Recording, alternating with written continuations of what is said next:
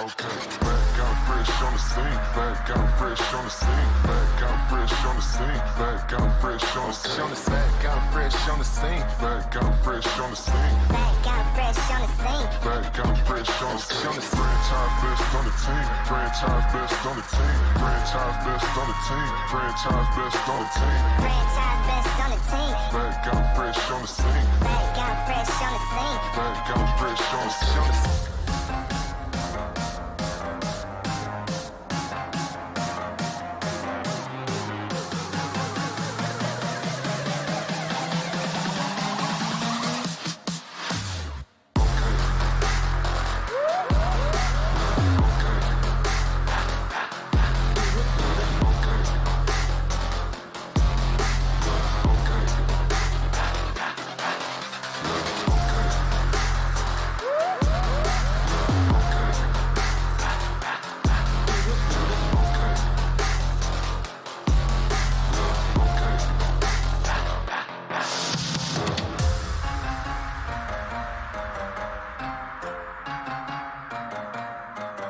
Okay.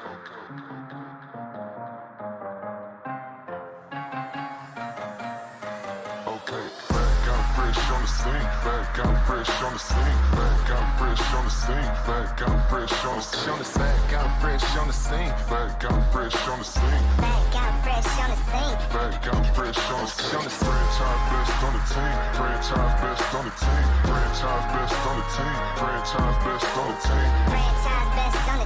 back out fresh on the scene, Back out fresh on the scene. back out fresh on the scene.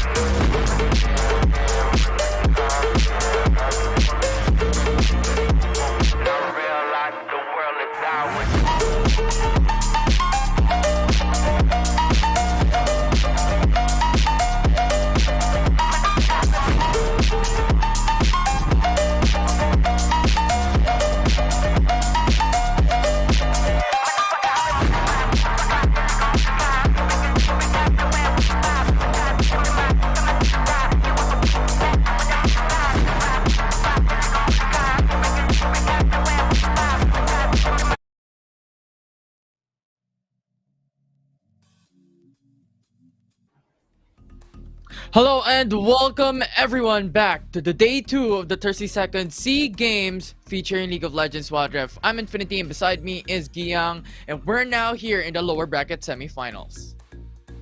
Another day for another set of exciting games. This time, it's going to be a battle for redemption here as Cambodia and Singapore actually struggled against their counterparts or their matchups. Recently, Philippines and Vietnam both secured a 3-0 dominating series against them. So right now, as we kind of prepare for our upcoming match against Singapore and Cambodia, it's going to take a lot actually here for Cambodia since they actually struggled a little bit more during their match against Vietnam. 36 minutes and 29 seconds is the total in-game time, and we even saw Vietnam pull out an ADC composition at the very end. Meanwhile, Singapore actually were fighting back.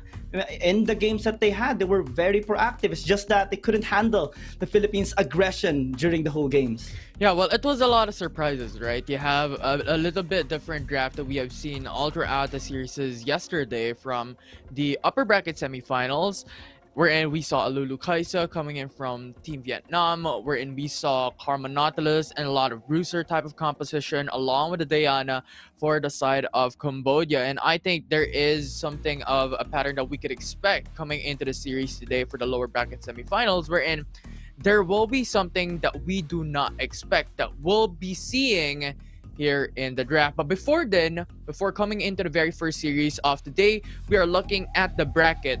All throughout, it's a best of 5 wherein we have finished the upper bracket semifinals and the finals. Philippines now waiting on the grand finals and has secured the silver medal. Here in the lower bracket, we have Singapore and Cambodia for the very first matchup that we have for the day. The next is the winner for that lower bracket semifinals proceeding to battle out Vietnam for the bronze medal to then go for the grand finals on the winner for that matchup. We had such a beautiful upper bracket finals between the Philippines and Vietnam. Vietnam starting off with a 2-0 victory, match point already in the series. But then Philippines came back, and then we saw them really collecting themselves and landing the beautiful reverse sweep against Vietnam. Now, Vietnam is going to be waiting for whoever's going to be winning against Singapore and Cambodia, in which we have talked about a little bit a while ago. But I'm very excited on how Cambodia is going to be trying to adapt right now as they face off Singapore, because again, they did struggle a lot against Vietnam. Singapore just struggled as well against the Philippines, but we're having a better standing chance. They were more proactive. They were setting up more plays than Cambodia is. And we also saw a lot of interesting, I would say, picks coming in from Cambodia that I hope they would be able to fully utilize even more heading towards the series against Singapore.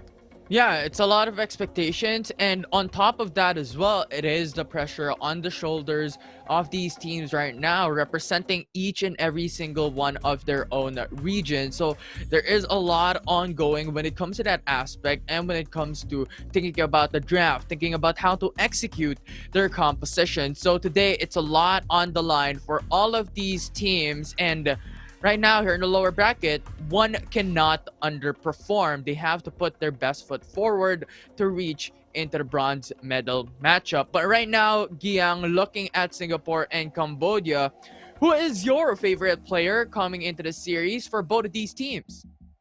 I think on the side of Singapore, I would be looking a lot at SSK. During the match against the Philippines, he was actually performing quite well. Ani Sakali picked up a couple of kills, 5 kills in their second game, or 7 kills rather, despite losing against the Philippines during that particular match. And I think on the side of Cambodia, we have to really look at like all of their players actually, but I'm really concerned about fake AD here into the jungle. When he tried out the Diana, it was built in full AP, but I think there was something still lacking on his extra punch, and the follow-ups weren't really there on the side of Cambodia. So I think they really have to recollect themselves, have a better foundation, have a better strategy facing off against Singapore, so that they will have a much better fighting chance. Oh, well, yeah, I think that's a definitive look and perspective when it comes to the draft, and I think that's a huge dependency coming into this game as well, because yesterday it's all a Bruiser type of composition that we've seen in all 3 of the games that Cambodia has played up against Vietnam, and with Karma being seen as one of the priority supports or in the bottom lane. So I think that could be also an expectation here today, and I think Fake AD also has a lot on his shoulders as well, because going in Oh, yeah. for all the bruiser type of composition and champions going into their games, they're lacking when it comes to the offensive category and offensive output into their composition, into their draft. And I think that's also one of the reasons why Fake AD's Diana was forced to build onto a Luden's Echo, to the Rabadon set cap, pretty much pure AP without any sustainability into his item kit. So I think that could be something that we could expect differ into today's matchup if there is something that could change in the draft. But I do agree when it comes to Singapore, right? When it comes to their draft, when it comes to their player lineup, I think SSK holds so much experience and holds so much knowledge in the game, coming from like the Baron lane into the jungle and now playing as a mid laner as well for Team Singapore. I think there is a lot of flexibility, there is a lot of champions that is in his disposal. I think that is also something that is really exciting. It's overall just exhilarating to think about what are the picks, what are the bans, what will be the prio for these teams. Yeah, I'm actually anticipating that maybe SSK will try to pull up the Akali or the Lucian as well in the mid lane. He was relatively aggressive. There were times that he was falling off, but at least the aggression is maintained on his side. I think that can be the takeaway here of Singapore, trying to catch the mistakes of Cambodia, because we do see a lot more proactivity at the side of Singapore. We saw in game number 1, they were setting up a lot of plays into the top lane, trying to bully out Nazarea and trying to just catch the Philippines off guard, given the composition that they had. And also, interestingly, so they tried out the Fiora into the jungle. Even in the WRLA, it was tried out only a couple of times, but was relatively strong as well. Since you do have a proper wave clear, you can be a pseudo side lane pusher as well. But I think in the matchups here on the Cambodia has to be really careful with that. Because Fake AD, he tried out the Diana, he tried out the Yone and the Lee Sin as well. But in terms of aggressiveness, in terms of having that innate pressure towards the solo laners, it wasn't really there. Yeah, well, I don't know exactly about the wave clear of a Fiora, if that's really up there, but I do agree with your statement on having that potential to split push. I think the power of Fiora as well lies on the hands of that dueling capability, so maybe that's the potential that a Fiora jungle could have. And even then, before, it was in the meta in years past, in the very first year, second year of League of Legends Wild Rift professional scene, wherein you have a lot of mana regeneration coming into the jungle with a lot of changes from the prior patches. But right now, we will see the head-to-head this time around between Cambodia and Singapore. It's Ken up against Raven. Okay, Ken versus Raven right here. We do see a lot more, of course, on the side of Singapore in general, based on their past performance against the Philippines. And interestingly, so we don't really have that much strengths that we do see as of yet for Cambodia. So hopefully they will be able to pick up the slack. During their series against Vietnam, they only had a total of 8 kills in all of the series, in all of the games, and the total goal lead of Vietnam at that time reached almost 60,000 in all of the games combined. So right now they have to be more efficient, they have to be more careful, especially at Singapore. They like setting up early into the game. Yeah, especially with stakes on the line, right? We have talked about even prior to the team introduction and prior to introducing the very first series that this matchup, this series will define who will go into the bronze medal matchup, which is a really high stakes when it comes to both these teams, with Singapore up against Cambodia. But you talking about efficiency and you talking about that improvement, what is your perspective as we jump in to the draft for the very first game? It will be very important to take on the target picks here, especially that Cambodia is on blue side, so naturally Singapore has to ban away some of the champions like Aatrox and Camille. Maybe try to take away the Senna here for Cambodia if they don't want them to have a really slow and stable scaling lineup, because Cambodia, since they play slow, they might opt to go into those kinds of champion, maybe the Senna, maybe the Ziggs, so at least they can just work around, have more stability in clearing the waves and maybe sustaining the other members here on their team. Stability, something that is really important when it comes to a composition. We will see, because right now we are closing in the band. Zoe, Lee Sin, Gragas, Fiora, Aatrox, and Camille removed from the champion pool. What will be the first pick here? Given, well, the Jace is open, but I don't think Cambodia will be picking it up unless they want to spice this game up. I mean, in APAC teams and also even the WRL teams, we do see a lot of Jace first picks depending on what they actually want to go in. But since the Senna is available and since we talk about stability and sustain, Cambodia just wants to have this really good dragon laner at the very least, have a good sustain into the team. Also, global pressure with the Dawning Shadow can work here for all the lanes. Yeah, and right now you have the Jace to follow through for Team Singapore. There is still Galio that will be open for Cambodia to pick up, especially since they have already Senna in their lineup right now. For Team Singapore though, when it comes to the support, they lock in onto Nautilus. Really good single target CC. And we saw a lot of really good plays coming in as well from WJ. Actually was enabling Singapore during their early game against the Philippines. So maybe he's trying to channel the same energy here facing off Cambodia. But now as Cambodia picks up the Galio and the Yone, now we see a team fighting based composition. Now we see a lot of synergy with their champions. We can see just Rin going in, also maybe fake AD with the Yone can pop off much better as he wants to now serve as a frontline, and you have the hero's entrance just for the follow-up. Yeah, and this is our expectations. I think that is a really stable foundation in the bottom lane. Overall, Senna and Galio gives huge utility set for the whole team with Senna's sustainability, the damage overall towards the late game. You have Galio having taunt AoE CCs from the ultimate from the hero's entrance. So I think that's a really good start there for Cambodia's draft. Right now though, when it comes to the second phase bans, Jax, Garen, Ziggs removed from the champion pool. We still have Akali, Corki, Wukong, Riven. These are some of the options for both these teams to pick up. The Renekton being picked up.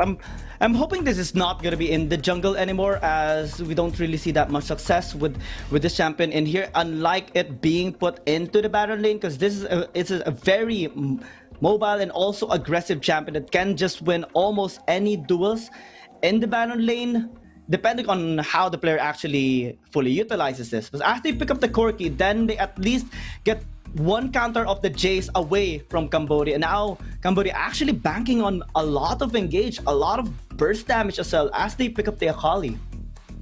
Yeah, definitely. This is one of the expectations, right? Akali was open, Corki was open. It was picked up by both these teams.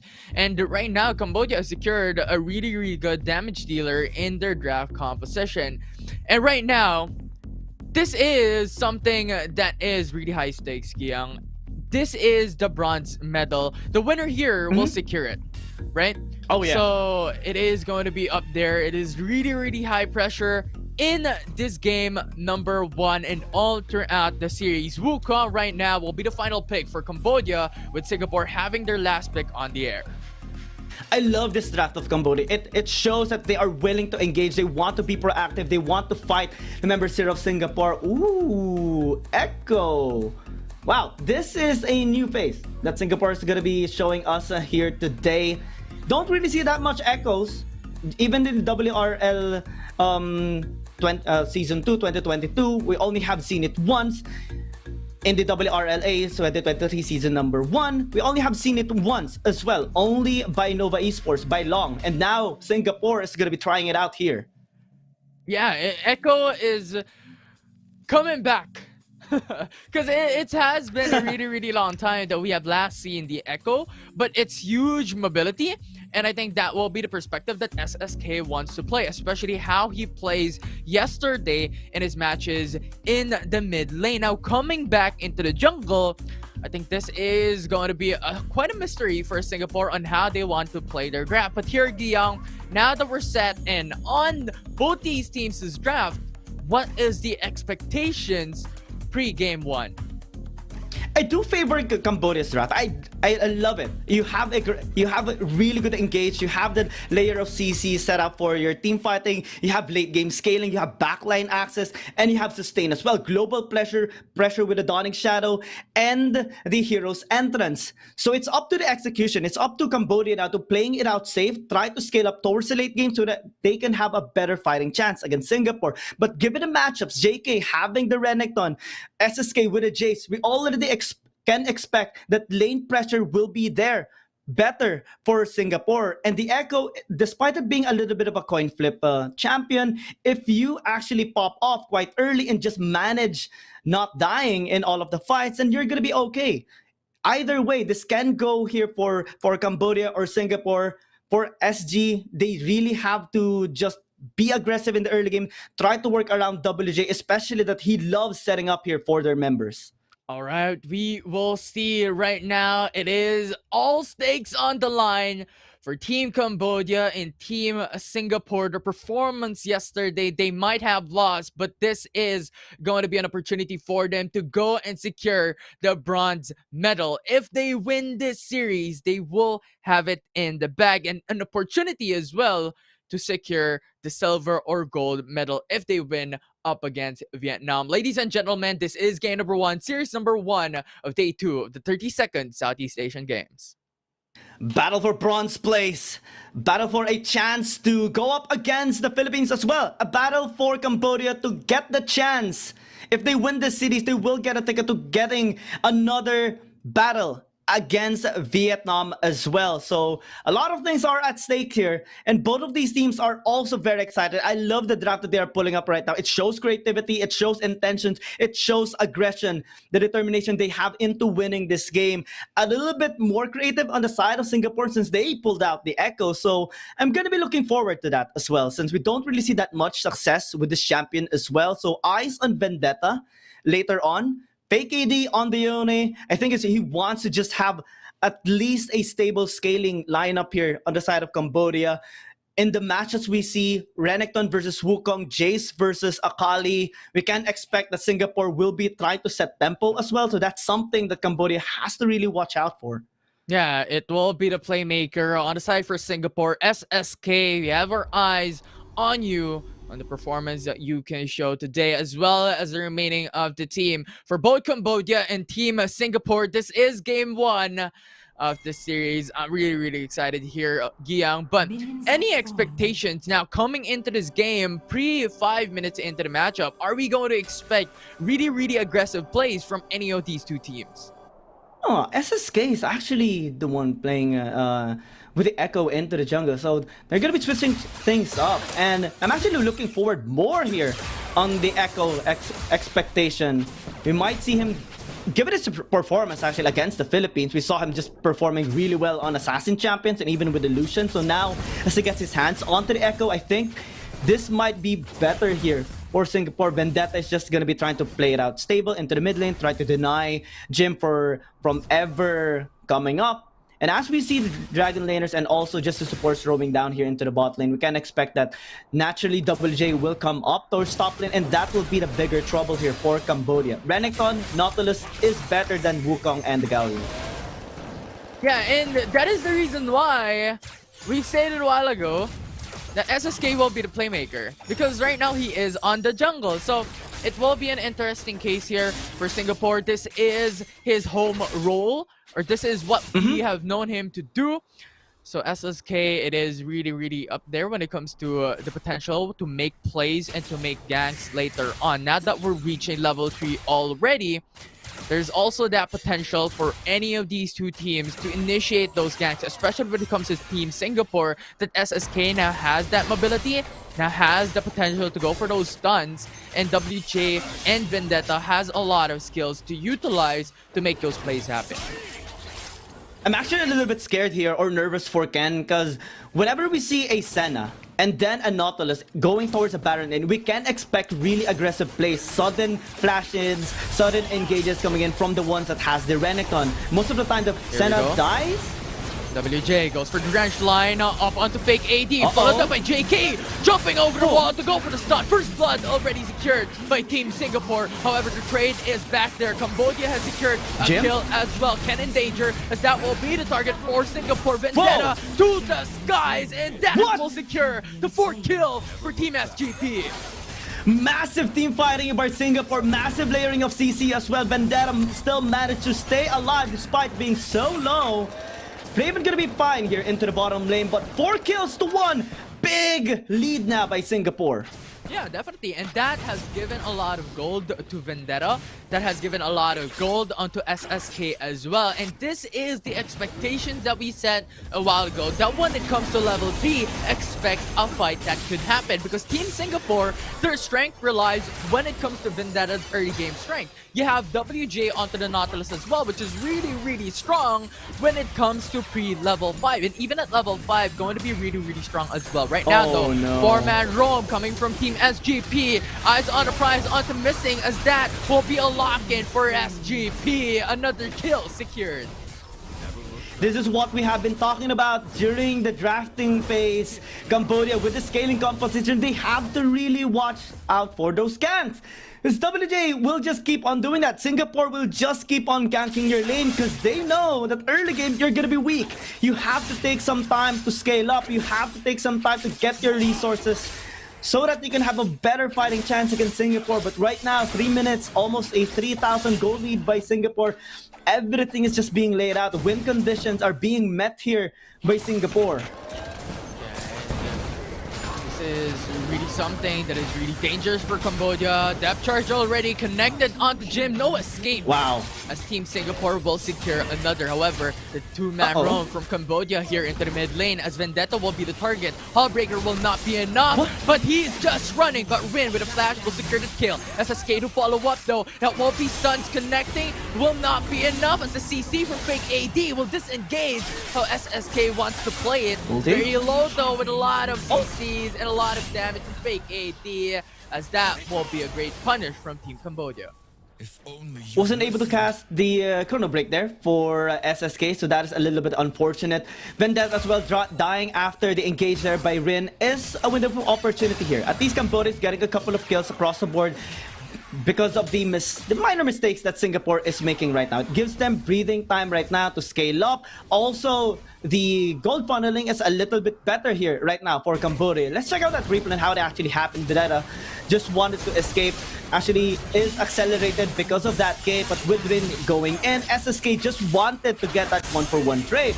But because of the Dawning Shadow, because of the CC that fake AD was stealing onto him, he was forced to go a little bit back, thinking that maybe he can pop in the ult. But since he was late, 2 kills picked up by Cambodia. Yeah, right now though, Team Singapore still has the lead. 2-a gold lead coming in to the 5 minutes of this game. Singapore now initiating the start on the Rift Herald. Msing here in the front lines, forefront for the team as well to lead the charge. However, no contest from Team Cambodia, as Team SGP will secure the Rift Herald. Yeah, we expect this already. Singapore, given that they are winning the early game, they have the early game champions as well. They should get the RH, use it into the mid lane, and maybe try to work around in the bottom side river to prevent Cambodia from getting those scaling objectives. It's going to be a challenge for them. They have no angle in this. Unless they find some isolated member on the side of Singapore, maybe catch Raven off guard without WJ being there to protect him. That can be their ticket, that can be their chance, but so far, it's not being allowed here by Singapore. They're just playing it out so clean. WJ is always there to back their members up. Raven able to escape all the time. Ooh, WJ just waiting around the corner. Immediately when the soul connects back into the body for Yone, branch line is there. And now with the damage advantage or HP advantage for Team Singapore, they will take the Ocean Drake and initiate this objective. Really, really good play coming from Team Singapore. And this is something that we were concerned about. Cambodia, even during their match against Vietnam, they weren't really able to get the objectives taken for themselves simply because of the early game performance that they have. After the fights, after the team fight losses, they were forced to give out all the objectives. Msing in danger.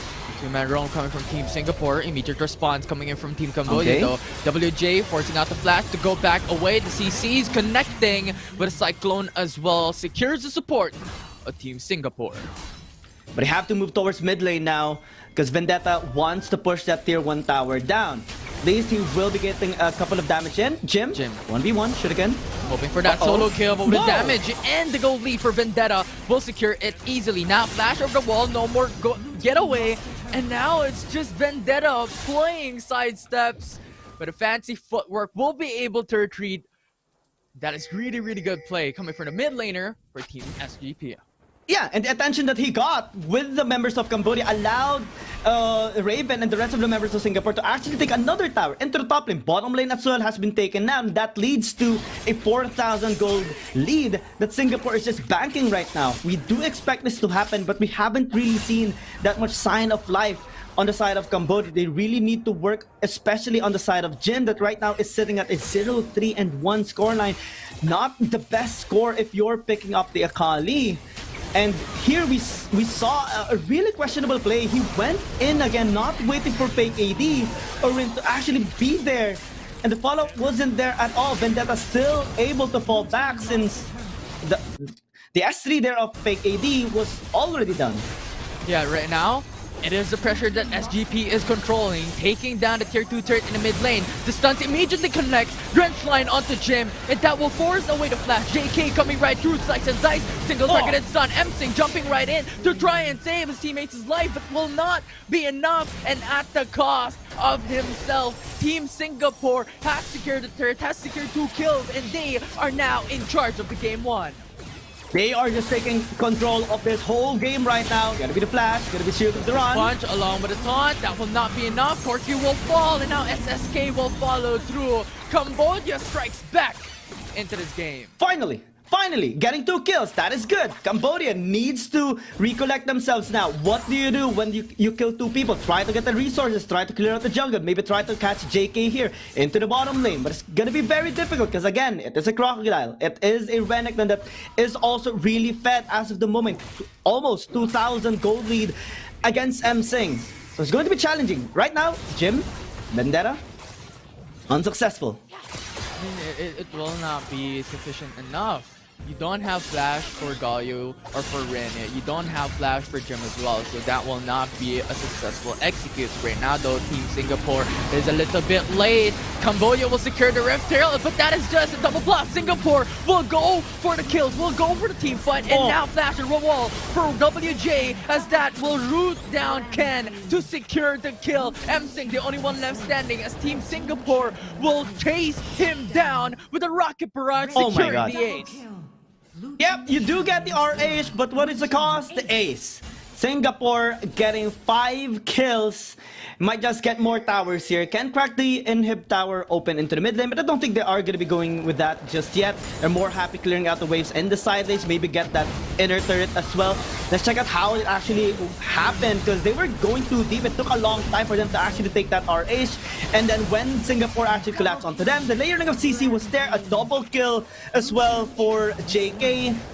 It's nothing. We don't really see that much angle or team fighting capability. Just it's simply not the time for Cambodia to fight right now.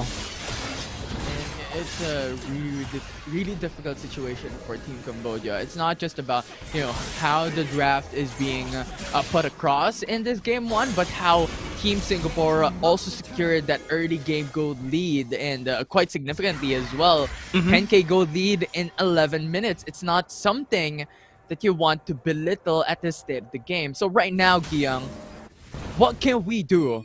Or what can Team Cambodia do to be able to equalize this game number 1? Naturally, Cambodia wants to slow the pace of this game down, right? They want to avoid some team fights. They want to avoid giving more kills towards Singapore, but they also want to defend their turrets.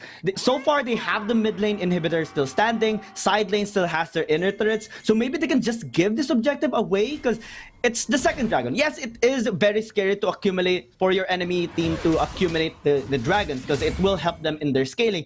But is it really worth it to force a fight just for a chance to contest it? I don't think so right now.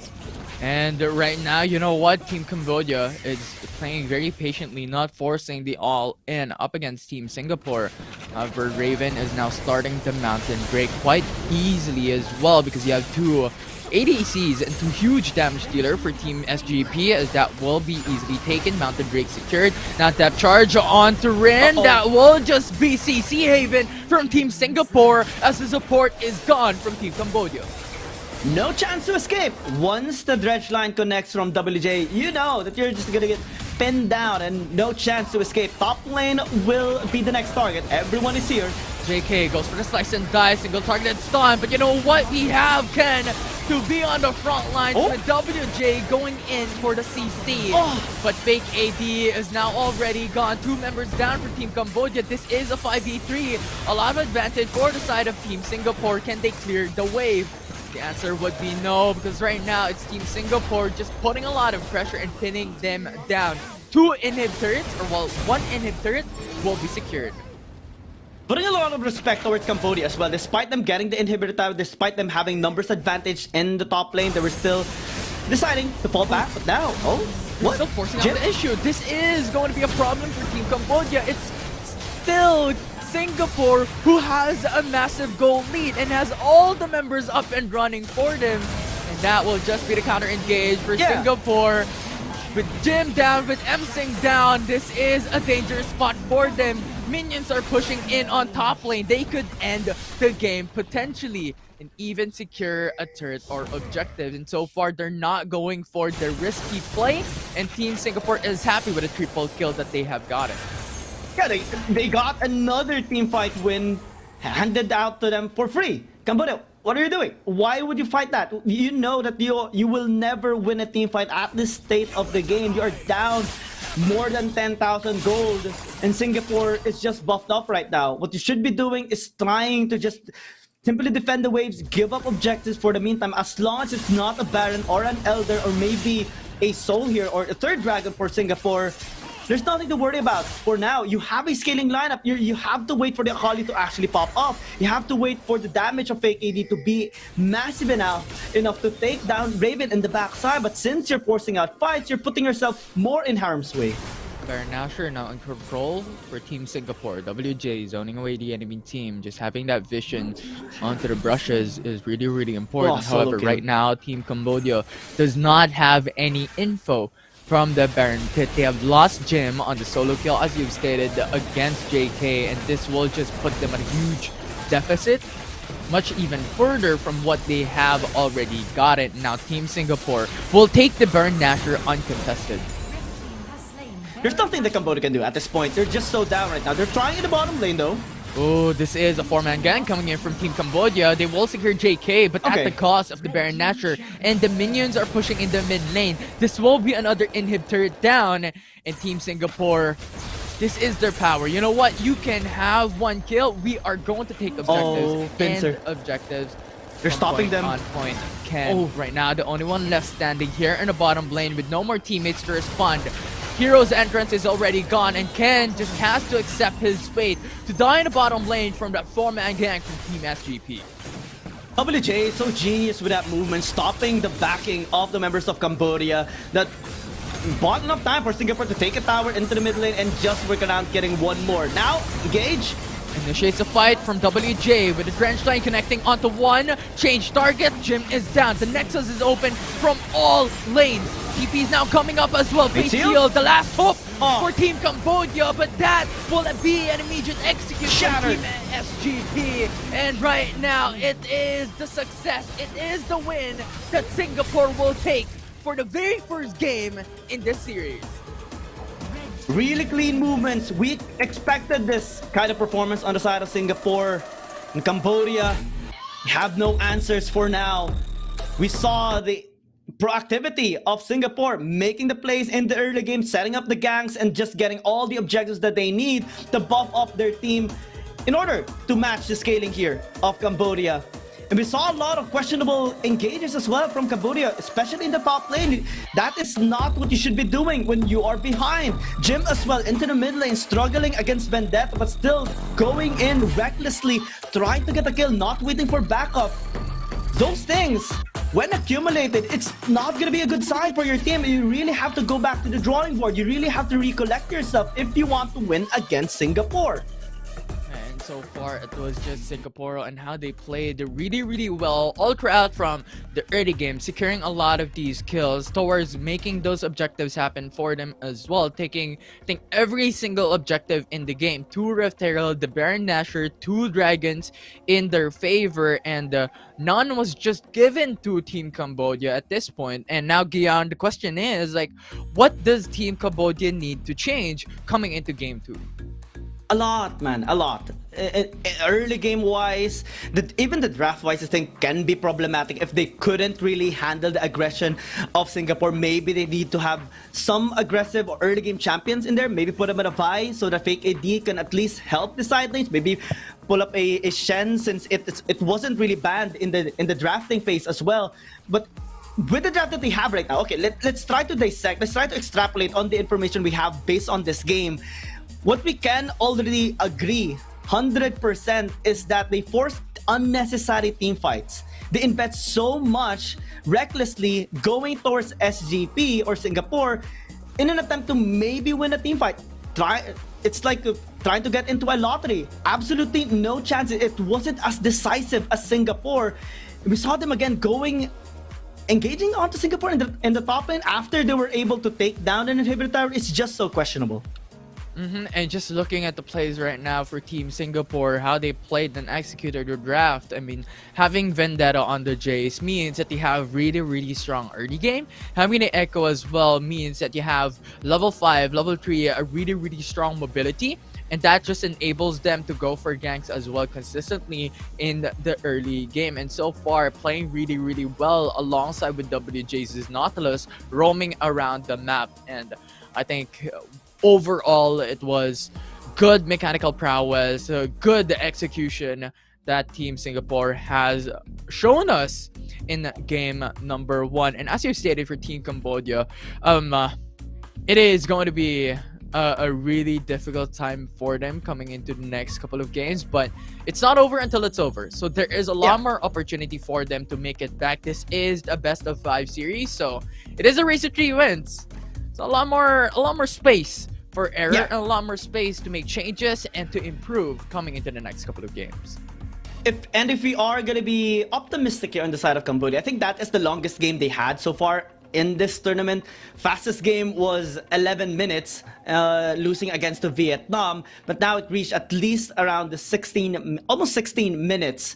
And it wasn't really, I mean, it was a one-sided beatdown, right? We see Singapore just winning all of the fights, winning all of the objectives, and taking all the towers down. But Cambodia still had some instances where they were trying to at least capitalize on isolated members, trying to collapse onto JK at times, trying to get a kill onto Vendetta. Though onto Raven, he didn't really feel any pressure. He wasn't really targeted at all. But Cambodia, I think if they put in the work, if they put in the champions that are really better in the early game contest of aggression of Singapore, maybe they can have a standing chance. I think they should invest in early game instead of late game. Maybe pull up a Renekton instead. Maybe take the Jace for themselves. Maybe pick up the Nautilus, take it away from WJ. That may be a winning factor here towards game number 2. Yeah, and it's really, well, to be fair, it is a difficult situation when it comes to the draft, because yesterday they have picked up Renekton already. They picked up sort of the type of composition that could excel when it comes to getting those ganks happening in the early stage of the matchups, but still was having a difficult time when it comes to battling these type of draft. And I don't know what could be that space and improvements for them, if it's a problem when it comes to the draft or if it's a problem when it comes to execution. But looking at the statistics though, right now fake AD exponential damage for Team Cambodia and for Team SGP. I mean, we've seen the plays that Vendetta has done, and definitely something that we could tip our hats on when it comes to the damage output. But however, coming into game number 1, the playmaker, the engager for the team, it's WJ with a Nautilus. I just love his performance in here. Even during their match against the Philippines, he was the main playmaker as well. He was trying all the time to catch the members of the Philippines off guard. Wasn't enough that time, but in here, we just see so much shining moments for this player. Also, the way he prevented the recalls and the backing away of Cambodia during after they picked up the Baron and also were transitioning into the mid lane was genius. All those micro movements, all those small actions that they're taking against Cambodia is what matters here, and it's accumulating one step at a time. Now they're one step away from getting this bronze. Well, 2 steps if we take in onto the games, but I like what you're saying there. It is really a step forward for Team Singapore onto securing the bronze medal, because once again, for the viewers watching at home, the winner of this specific series will secure the bronze medal at the very least. And that will be an opportunity as well for them if they win up against Vietnam to secure the silver medal and to fight up against Philippines for the gold medal matchup. Overall, I'm really excited for the matches, for the games all throughout the day. But that is game number 1 of the very first series of today's 30-second Southeast Asian Games. I'm Infinity and this is Giyang. We're going to take a short break, but don't go away, because when we come back, it's game 2 of the series.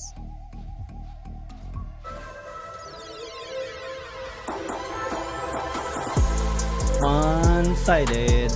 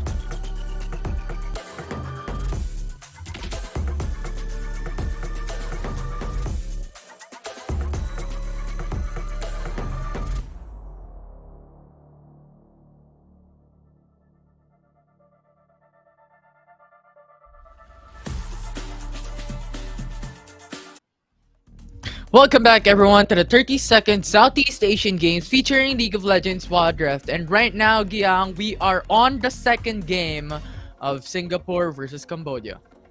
Yeah, Singapore having the better momentum right now against Cambodia after that really one-sided beatdown that they gave onto Cambodia. So right now, after going back to the drawing board, hopefully that Cambodia has a better plan right now laid out for this second game, because a while ago we saw the intention of them wanting to scale out towards a late game. But the problem is with their draft, it's really hard to survive in the early game. The Yone, the Akali, even the Wukong into the top lane is really vulnerable towards the matchups that they had. Renekton and also just the Jace able to really pop off there, and also WJ setting up the plays. I think maybe they have to deny that champion. The Nautilus is just too good here for WJ. Well, that could be the perspective, maybe on the second phase bans if ever Cambodia wants to do it. But it is going to be quite hard if ever when it comes to the first phase bans. But overall, I think I'm looking at your perspective there. WJ's playstyle when it comes to that Nautilus and in the support role has been really well executed. For Team Singapore, their playstyle is exponential. And as for Team Cambodia, I think from what we've seen in game number 1, and yes, they have lost in the very first game in the series, but they have performed well in one of the team fights. They made it back, strike back up against Team Singapore, and if they play in that specific level and in that specific type of playstyle, I think they can execute well in this matchup and go into game 4, game 5, maybe up against Team Singapore and take a couple of wins there. But right now, Giang, once again, coming before this very next game, is there something that we can expect from any of these two teams? Given if the okay, I want to know as well if Singapore is gonna be on the blue side this time, because if they are, then Cambodia is gonna be forced a little bit to ban the Aatrox, the Camille, possibly the Sen as well against Singapore, and that will kind of negate them having a chance to ban some of the champions of Singapore. Hopefully that's not the case, but if that's so, they really need to be prepared for it. Maybe try to deny some of the picks of Singapore at the time. Maybe try to ban the Jace as well, because Vendetta was really strong in that, able to pick up a double kill in one of the fights into the topside river with help of WJ as well into the Nautilus. I think if they force WJ into the Gragas instead, or maybe into the Gala, that might be a better standing for them. But we can't really be sure. We can't really be sure right now, because Singapore is gaining momentum right now. They're gaining the confidence to just work around in these fights. SSK with the Echo is just really brilliant there as well. Yeah, and speaking of SSK, for the viewers watching at home and for the Wild Rift fans out there here in not just Southeast Asia but in the world, SSK has announced actually that today will be the final day of his Wild Rift competitive career. So really salute towards one of the kings and one of the huge players of League of Legends Wild Rift all throughout the 2.5 years that it has been released when it comes to competitive play. And really, this will be an amazing type of series to watch out for. How will SSK perform in his very last game? How will the rest of his team perform as well? And even Cambodia coming into the series. I'm actually excited for SSK here as he goes back into the jungle. His performance onto the Echo was magnificent. And it's the first time we do see it as well here in this tournament. So maybe a couple more champions can be picked here by SSK to surprise us. Maybe a Shen in this game as well, since during game number 1, it wasn't really banned away. And we have seen a really, really good sustained lineup before in some of the tournaments in the WRLA. People tried out, or teams tried out the Shen, Galio, and even the Yumi picked up with proper front lines. It's almost unbeatable. It's really broken. And maybe SG or Singapore can try it out. Yeah, we'll see, because right now we're jumping into the draft for game number 2. Lee Sin immediately removed from the champ pool of Team Cambodia, and Camille to follow through. And I like what you're stating about SSK's potential, right? Because as we stated pre-game number 1, that SSK has pretty much tackled on the role of being a Baron laner, has tackled the role of being a mid laner just yesterday, and you also have the potential of huge experience as a jungler as well. So a lot of champions in his disposal in this specific series. But right now, we're swiftly going through the bans. Zoe, Gragas, Aatrox already removed.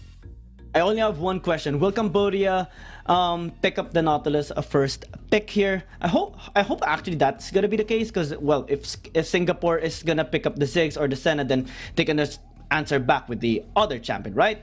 Cambodia is gonna be picking up the Jace. Interestingly, so denying it away from Vendetta is, I guess, okay as well, but I think they still have to put respect towards WJ's Nautilus. Now Vendetta will have his hands on the Akali. And the Nautilus, of course, the MVP performance of WJ, again with this champion. Yeah, and it's really expected that Jace will be the first pick because it gives you a lot of flexibility. But right now, with Shen following through, it is expected that Jace will now go into the mid lane, and Shen and Gaio will be locked in by Team Cambodia. Senna will be the expected ban here later on by Team Singapore.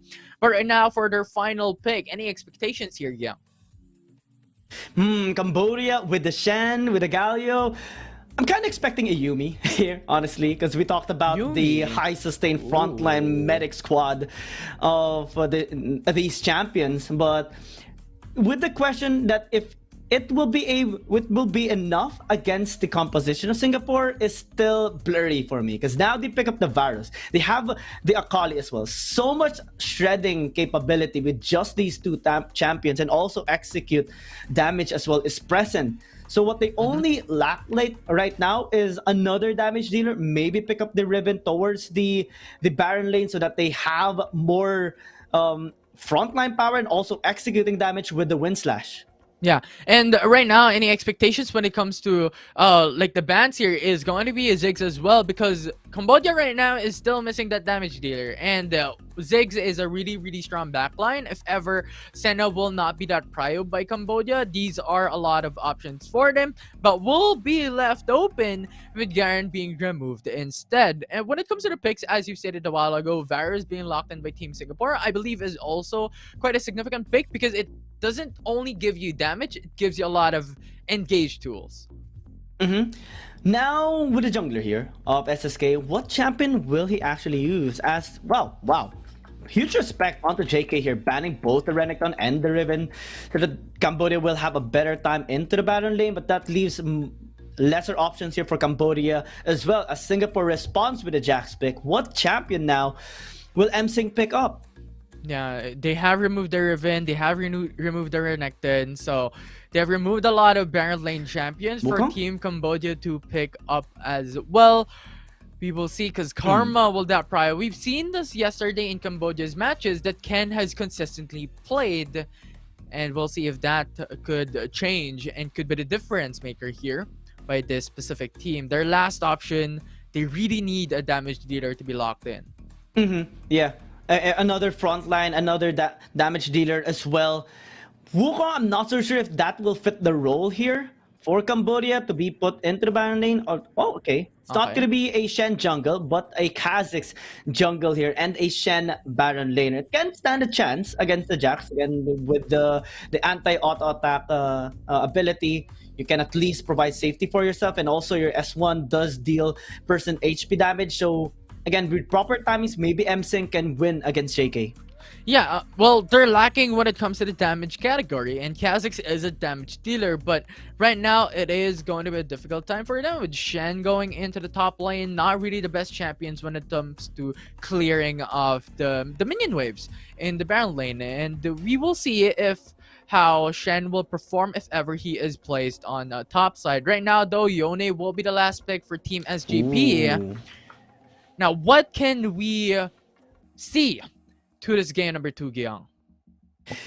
Definitely a scaling lineup has been built up by Singapore. 1, 2, 3 champions are actually scaling. Even the Varus can be considered scaling at times if they would want to play this out a little slowly, depending on how Raven is going to be performing. But for Cambodia, they have really good early game.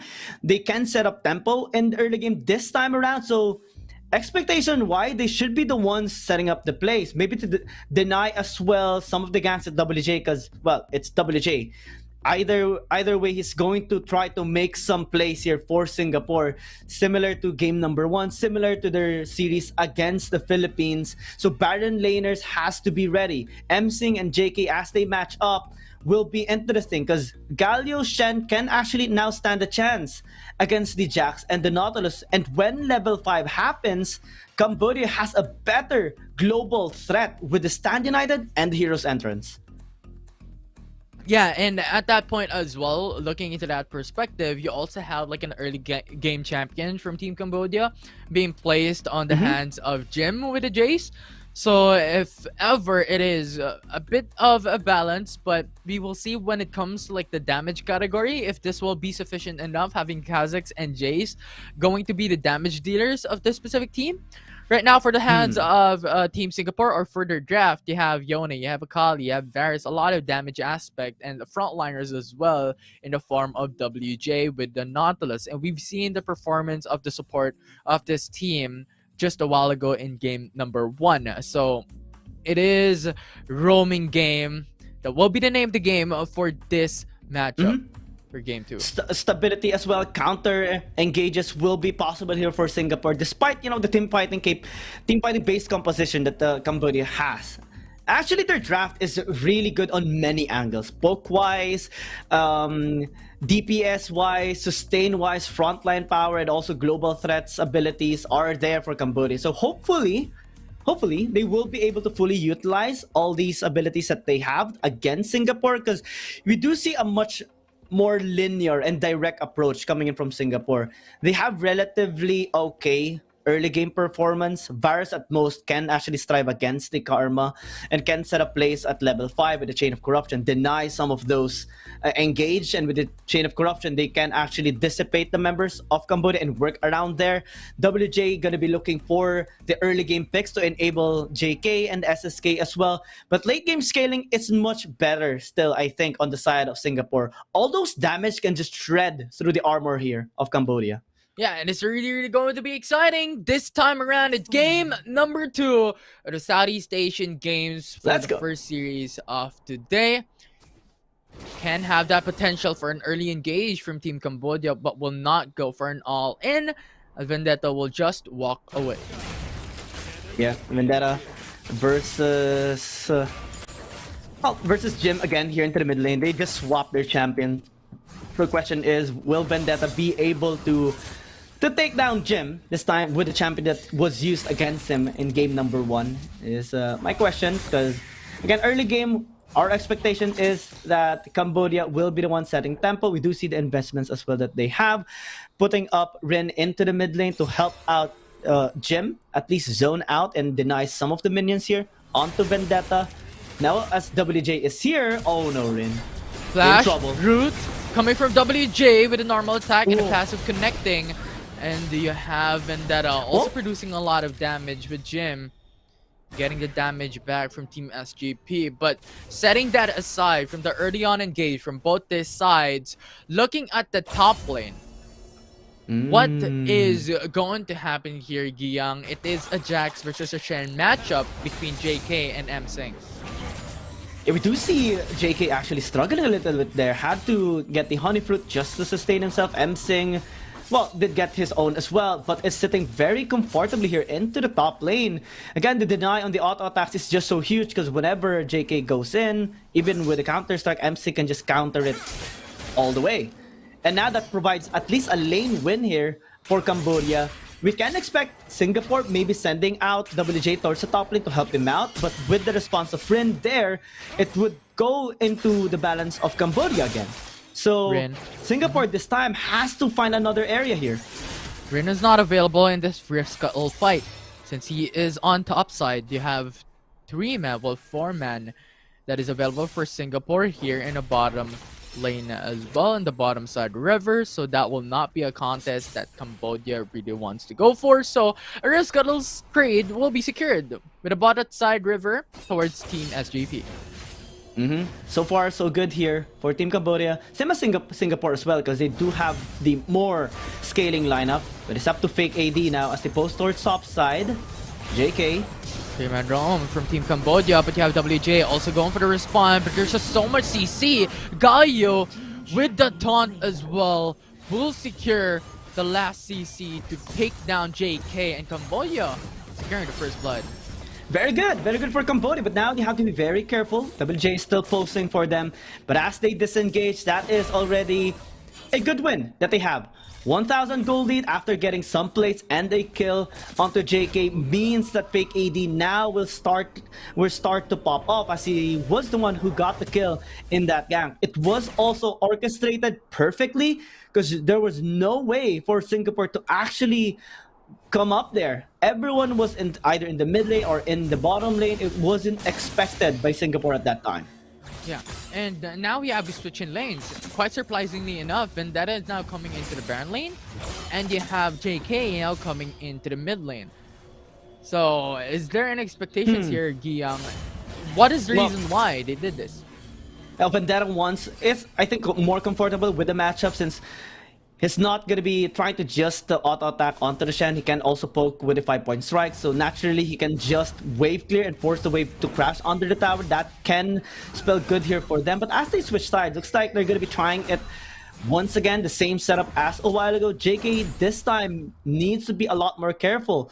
WJ might be forced to work around topside as well, or maybe SSK to just guard him. Also try to keep track of Fake AD and Rin, because when they go in, there's no hesitation. Ooh. Okay. So unbound by SSK, but Ken's just too far ahead. Will go under the turret safely and securely. Will not be on the reach for Team SGP. Now it's at least a depth charge on cooldown. That means Singapore won't be able to set up that much plays, at least while waiting for its cooldown. But in the bottom lane, wow, it's Cambodia going in. Stand United as well. This will be the perspective that they want to take top first blood in the bottom lane. And it's just not enough time for Team Singapore to respond. And that will be a lot of gold plays in a favor for Team Cambodia, even if it's not enough to take the turret down. But looking here in the bottom lane, I think it's a little bit more of an overextension by Vendetta from that fight. And with that, you have Fake AD just securing the kill, going into the bottom lane for the 3-man from secure. Yeah, they dove onto him as well, so we kind of expect that to happen, given the numbers advantage, given it Stand United as well. Now, Vendetta is so low again. Dragon fight might actually favor Cambodia now. Chain of Corruption followed up in the Drench line. That is CC Chain. That will be flawless, but Rin Ignite will not take him down. Looking into the backlines as well. It is Fake AD who will secure the kill. And now JK to follow up. It's just too much coming from Team Cambodia. They're turning things around here in this game number 2. Vendetta looking for the backlines on Rin, but there's too much tankiness. SSK forced to go for the Fate Seal to go back over the hills and retreat. And no more contest for the Infernal Drain. Triple kill for Fake AD. That is the best possible win condition right now for Cambodia. They will get the dragon as well. SSK too late.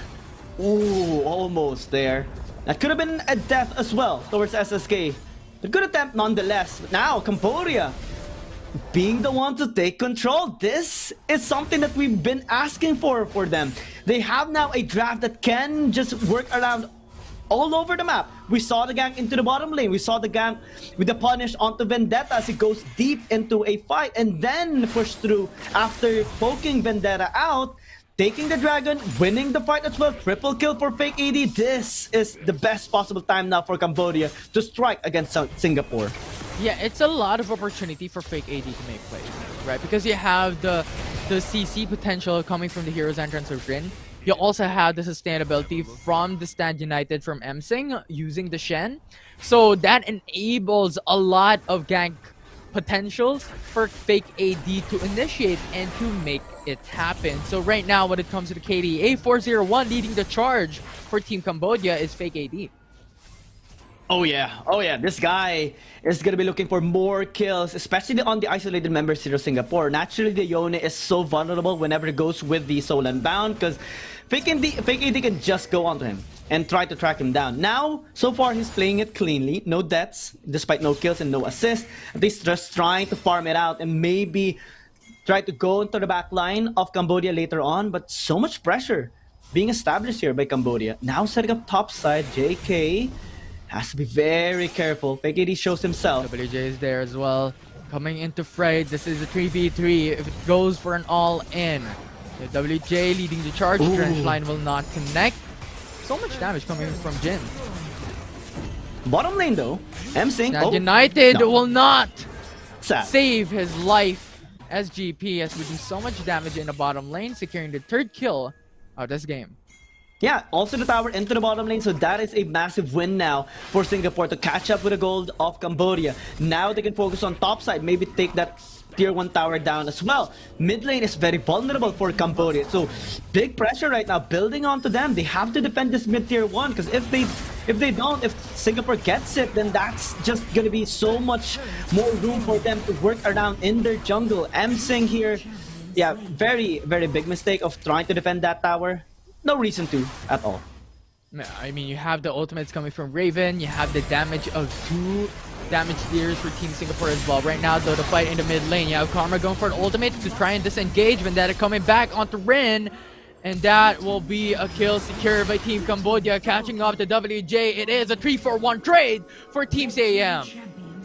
It was huge as well that Singapore wasn't able to take down that tower. Raven tried to auto-attack him, but because of the pressure, because of the engage of Fake AD, they weren't able to do it. Now it's another batch of 2 kills for Fake AD. Now the kill pressure is more high. Uh-oh. SSK going for the Soul Unbound, attempting to go for the knockup as well to save himself, but will not connect. And that will be a statement of death by Team Cambodia, getting the kill towards the jungler for Team Singapore. Now they get the tower into the mid lane. Singapore right now is on the back end. Can they actually do that? Splash in? Counter strike with a flash, double man stun onto him, but the counter engage from Team Cambodia is flawless. They were able to execute the jungler, or well, the Baron laner for Team Singapore, and with that done, you have so much potential to follow through for Team Cambodia. Wow. But a trade back will not suffice. It will be a 3-for-3 trade. Yeah, Cambodia still got the RH though, so that is a massive win for them. SSK wasn't really there after dying in the fight earlier, and now that can be the way for Cambodia to open up the map even more. Bottom lane hasn't been destroyed just yet in terms of towers, so maybe they can work around that, spawn it there, or maybe put the RH into the mid lane or top lane to gain leverage into that bottom side river once again. Because they picked up the first dragon already. They can work their way towards securing the second Drake. Then Fake AD not dying all this time into the game is just so huge. Now he's sitting at like 10 kills into the game, 2 assists as well, and a massive goal lead by Cambodia funneled onto the Kazakhs. Yeah, and that is the statement that we have mentioned a while ago. You have Shen, you have Galio, gives a lot more capability for Fake AD to make risky plays. And along with that, on top of that, you also have Karma that gives you extra movement speed, that gives you a lot of shields as well. So sustainability haven for Team Cambodia this time around in their draft composition.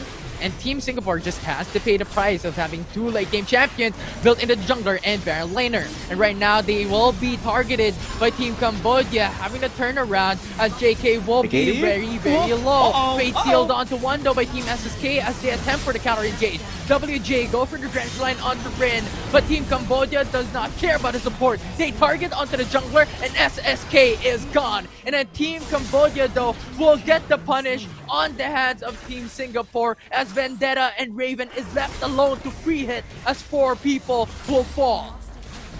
Cambodia getting greedy there, fake AD getting too overzealous, trying to attack on the backside, flanking onto Raven. What he did not expect is a point-blank chain of corruption and an immediate follow-up by the rest of the members of Singapore. Now with a shutdown onto the Kazakhs that allowed them to win the team fight, since most of the gold is funneled onto fake AD, not onto the other members of Cambodia. He's the main damage dealer, and with him dying pretty early in that fight, that allowed Singapore to collect themselves and win that fight. Now they're having a better stand. They catched up in terms of gold.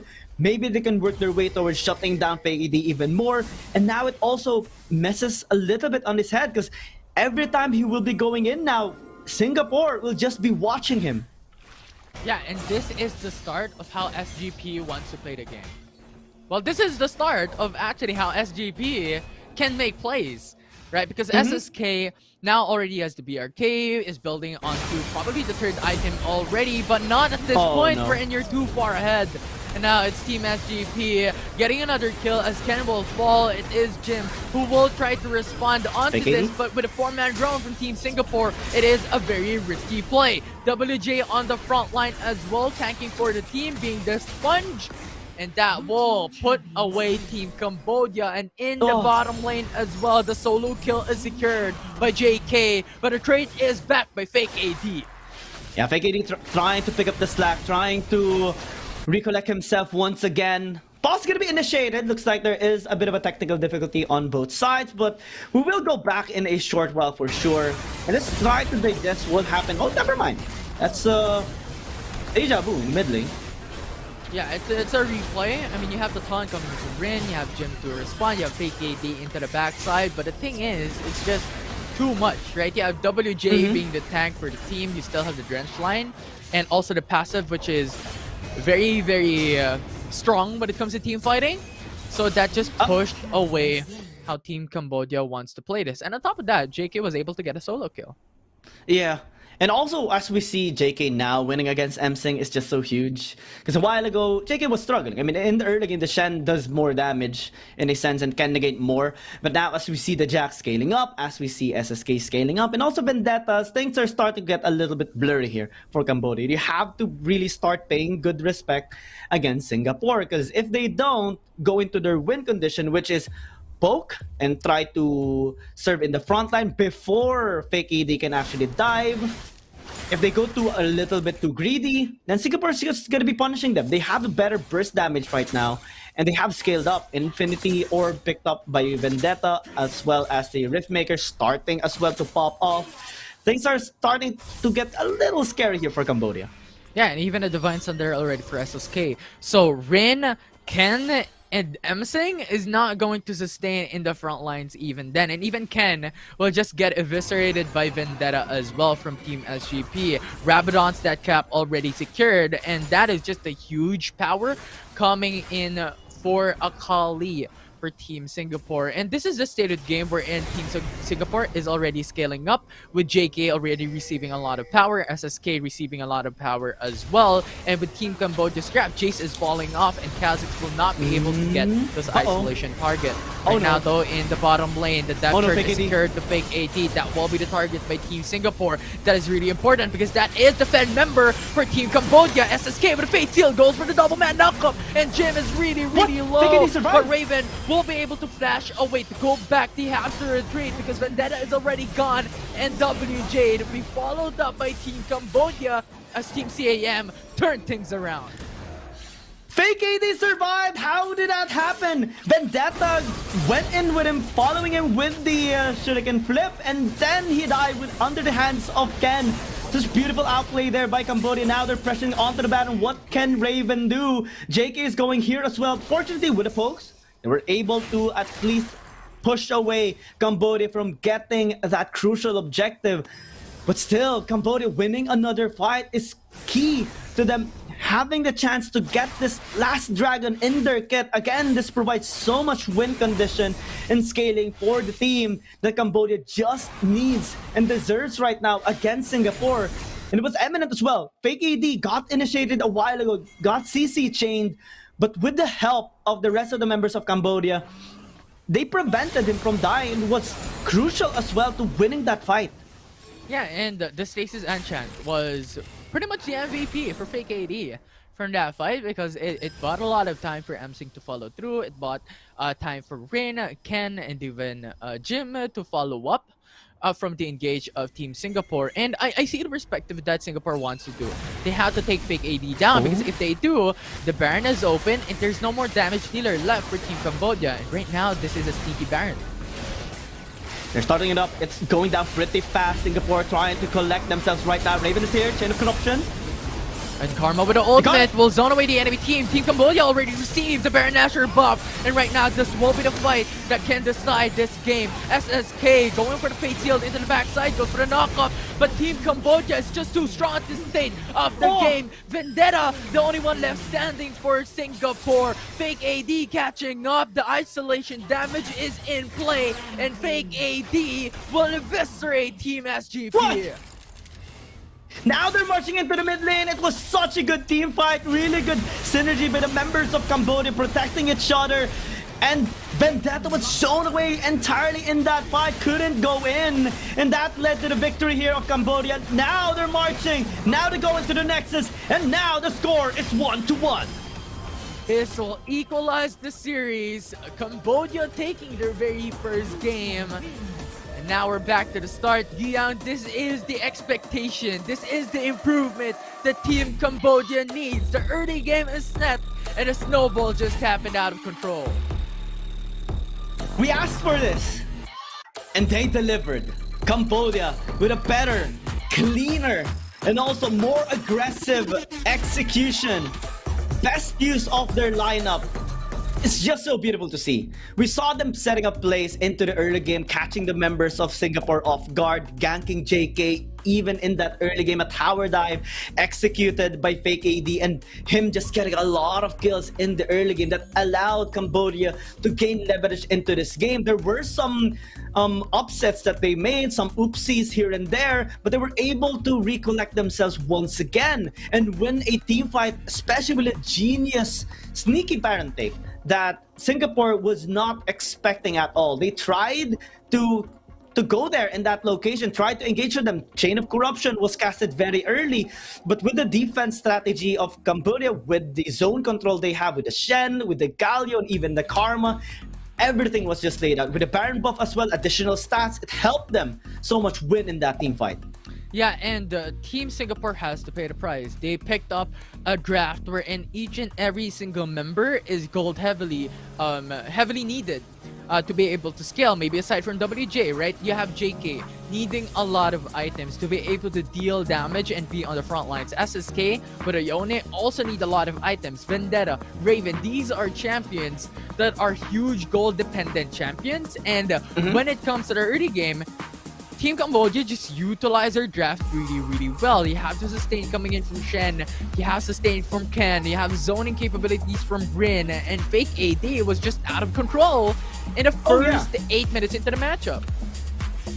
He only screwed up once, and it was during the bottom side river, tried to engage pretty early onto 3 members of Singapore, got caught with a Chain of Corruption, got layered into the CC, but after that, he managed to bounce back. In this last fight that we saw, everything was just so beautiful coming in from the side of Cambodia. Vendetta was completely zoned away, couldn't go back into the fight simply because of the amount of CC that was present on Cambodia, and Fake AD was just on fire. He was rampaging all of that fight. For sure, and right now, if this will continue, Team Cambodia will definitely have the opportunity to go and battle Vietnam in a bronze medal matchup. And I'm really excited for this series because it's looking like a game or 5 games best of 5 series here on Natia. Oh yeah.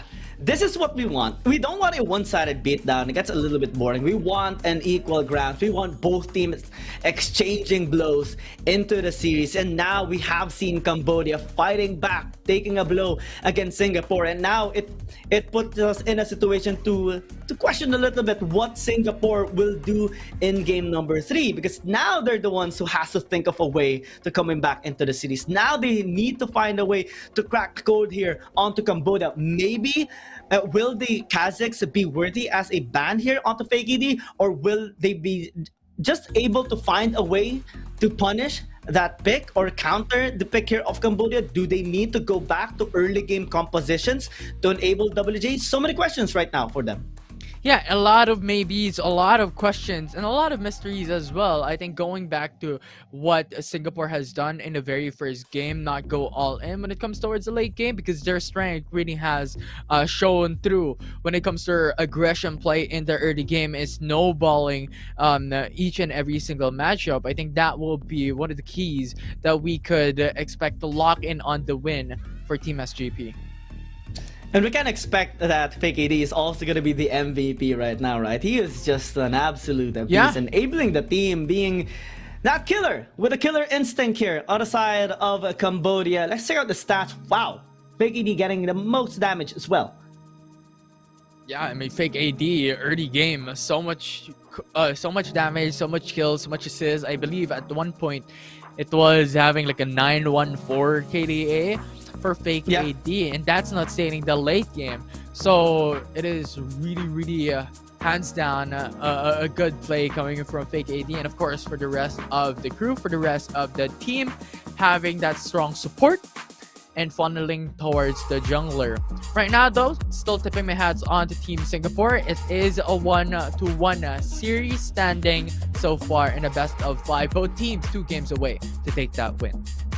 Yes, 2 games away.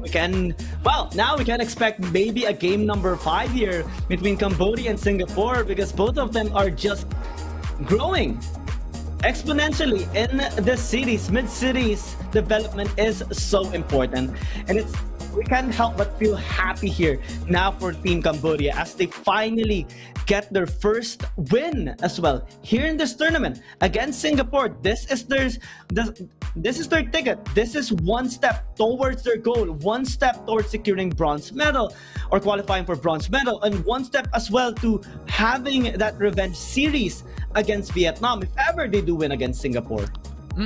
Yeah, it is an option. Even then, still a possible win for any of these 2 teams right now. MVP as expected, Fake AD, but the Kazakhs has performed exceptionally well with 90% kill participation in that game number 2.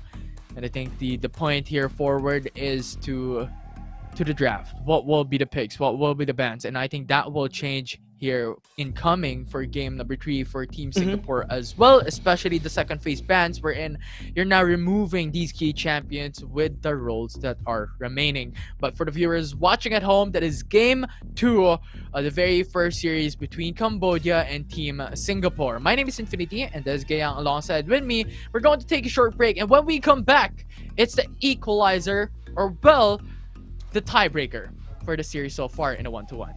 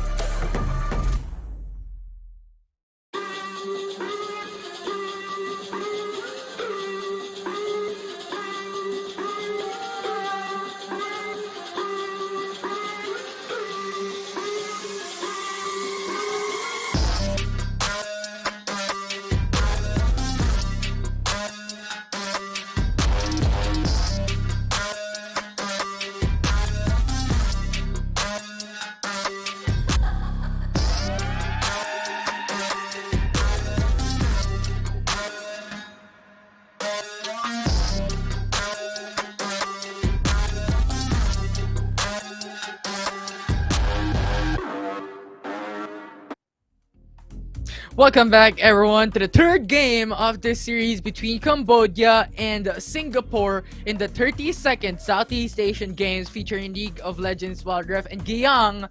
Game 1 and Game 2 is hell of a matchup so far that we have seen. One win for Cambodia, one win for Singapore. Things are getting spicy here in this series as Cambodia strikes back at Singapore, especially with that absolutely good performance coming in from Fake AD.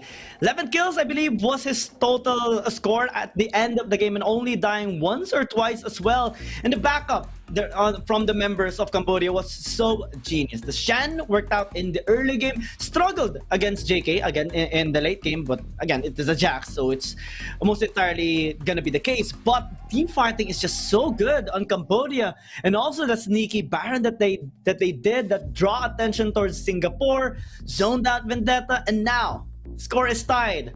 I think one of our safe expectations will be that both teams will be investing on early game now, because that has been the case in game number 1 for Singapore and has been the case for Cambodia in game number 2. Yeah, the problem is though that there is just so much early game champions that you can have in the draft. Lee Sin is constantly being banned by Cambodia. Jay's being picked up by Cambodia as well in game number 2. Right? These are early game power champions that you can pick up. Lucian as well. But the question is this going to be a complementary champion onto your current draft picks? Right now, the head-to-head for the lower bracket semifinals towards that game number 2 was SSK and Fake AD. Oh yeah, SSK in game number 1 did beautifully with the Echo against Cambodia, but in game number 2 we saw more on Fake AD, just shining, jumping on and on against Singapore. Died once in a crucial manner in the bottom side river fight, but after that he played it more safely. He's also securing a lot of angles in fights, always going with his slows against the enemy teams and then just wait for the perfect angle. Has full trust in his allies to poke them down to low health so that he can just go on with the repeat and just auto attack all the way and just reset with the Kazakhs jumping in and out and then in again to land on the kills onto Singapore. And I think that will be again intended here for Fake AD if they didn't respect the Kazakhs. Yeah, I think that will be now the target for Team Singapore. You know what? If ever Kazakhs is not picked up in the first phase picks, it's ban it away. Or something similar, right? We have mentioned a while ago in the second game after that matchup that it is going to be really crucial for both these teams to have that bans coming through for the second phase, right? Who will be the two bans that both these teams will look out for, which will more or less mold the draft of Singapore and mold the draft of Cambodia as well. Yeah, because Cambodia had 2 games both in blue side, right? And Singapore had their games on red side. So if they switch sides this time, we can continue our thoughts from game number 2 or prior to game number 2 that if Cambodia is going to be on the red side, then they're going to be the ones to be pressured in banning out the Camille and Aatrox, and that will be the chance for Singapore to maybe ban out the Kazakhs here for Fake AD. Could be that opening, as we are moments away from the draft, and as soon as we've mentioned it, Singapore and Cambodia's game number 3 draft is now on the screen. This is the moment that we've been waiting for, as Singapore is now on blue side. Yeah, Cambodia gonna be the ones to ban maybe, well, of course, the Camille and the Aatrox, but possibly the... I'm thinking if they should be banning away the Zoe, since they have been banning it away in game number 1 and 2, despite them being on blue side. So it can be the takeaway here in game number 3 as well. And Singapore surprisingly taking away the Nautilus here. Despite WJ's supreme performance with this, looks like they're gonna go with a different route here in game number 3. Could potentially be. If Jace is left open, Singapore could pick it up, and on top of that, Zoe could be their option as well now that they are on the prio side selection, or well on the blue side selection in this game number 3. Cambodia now has to think who will be the ban, and Jace being the third ban is a significant ban from Cambodia in this specific game. Okay. The J is gonna be taken away. That leaves Senna open, or maybe the Ziggs here for Raven. And we've known him to be really stable on this champion as well, so maybe that can be the route here. Or maybe Varus again. At least Varus can be picked up in here and try to work around a team fighting based composition for Singapore, since it kind of worked for him. In game number 2, they lost, but we saw a lot of sign of light on the side of Raven. Since they picked up the Gragas here, I think they're going for at least a solid front line here in the support role. Yeah, I really do like the Gragas pick by Singapore. And I believe this specific pick or this specific champion has just so much tools to utilize in the game. You have the body slam for engages. You have the explosive cast for both engage and disengage. So that will play quite crucial in this game. Ooh. And as expected, from what we have mentioned a while ago, with Nautilus being the ban of Team SGP, it's a signal to go for Zoe. And finally, Zoe gonna be coming our way this time around. Singapore taking it up. They also are investing a lot on burst damage right now. We can't expect that to happen. Natural lane priorities, the Renekton as well coming their way. They want an early game advantage against Cambodia. This is good. I love this. Yeah, and for Team Cambodia, they have locked in onto Riven. They have the Senna already. The Galio is open for them as well, which is an expectation for them to pick up, if else, because this will be the ban of Team SGP, if not. So right now, that will be the lock-in for Team Cambodia. Now, the missing piece for Team Singapore will be the junglers, which is an expectation for a ban for Team SAM. Junglers, mid lane as well. What will be the take here on both sides? We have seen the Jace Akali matchup by Vendetta and Gem for many times now, but we have seen more success actually on the Jace, in which has been gonna be banned away this time around. Lee Sin gonna be taken away. A respect towards fake ADs Kha'Zix is to be expected, and maybe that will kind of shift Cambodia into picking up a different champion, maybe the Wukong into the jungle, maybe a Vi as well to enable their early game to help out Msing. I'm just theorizing right now because Singapore has better lane pressure right now. With the Zoe, with the Renekton, maybe they can pick up a champion that can scale out in the late game as well, possibly an Akali, since it's so far not being banned away. That could be an option for Team Cambodia, actually. Having the Akali in a Senna Galio type of composition could have that potential to assassinate backlines, especially towards Zoe, playing behind Gragas, playing behind Renekton so far. Right now, we have finished the second phase ban. Sin, Yone, Olaf, and Kha'Zix removed from the trample, which I believe is really, really good from both sides. Good thing that the Shen was banned away, because Cambodia's lineup would have been very scary, if ever. Now they're banking on more frontline. Again, this high sustain lineup is pretty scary.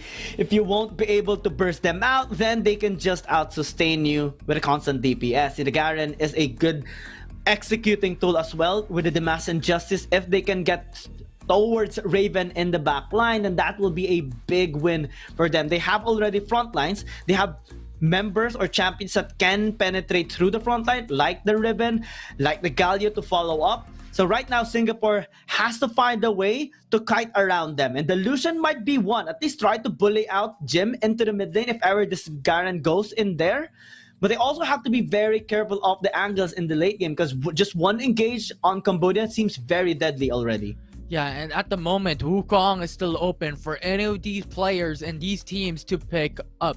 A really good jungler to have a lot of potential in team fighting. However, the Vi will be the last champion for Team SGP to pick off whatever squishy champion Cambodia will put out in this game 3. We talked about this Vi pick, particularly more on Cambodia's side, if they want to bank on early game and help their scaling champions to have more space to scale up. But now as Singapore gets it, it solidifies their laning phase. Now SSK can help Jim, or can help JK, can help Vendetta, and maybe help out their bottom lane as well. Natural response would be the Wukong to add more crowd control and set up for Cambodia. Again, team fighting wise, it is going to be scary here for Cambodia. But similar to game number 1, Singapore has a chance to bully them out and put them in a big goal deficit so that it can just neutralize the whole intention here of Cambodia. Yeah, and this is a lot of the expectations that we have set just a while ago. Like Wukong is a really good jungler for any of these two teams to pick up, and Cambodia picking it up is really amazing. Why? They have Senna, they have Galio. When it comes to an all-in type of matchup, you want those bruisers type of champions to go through, and Cambodia with Wukong locking in is the final piece of the puzzle for Cambodia. And for Team Singapore, they have Lucian, they have Gragas, they have Vi.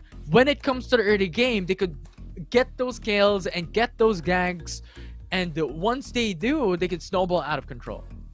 Naturally, right now, given the pickoffs that they have, we are going to be comparing three champions here, right? The Baron laner, the support, and also the jungler. If ever they have a big fight into the top lane, because most of the time we do see it happening in this series.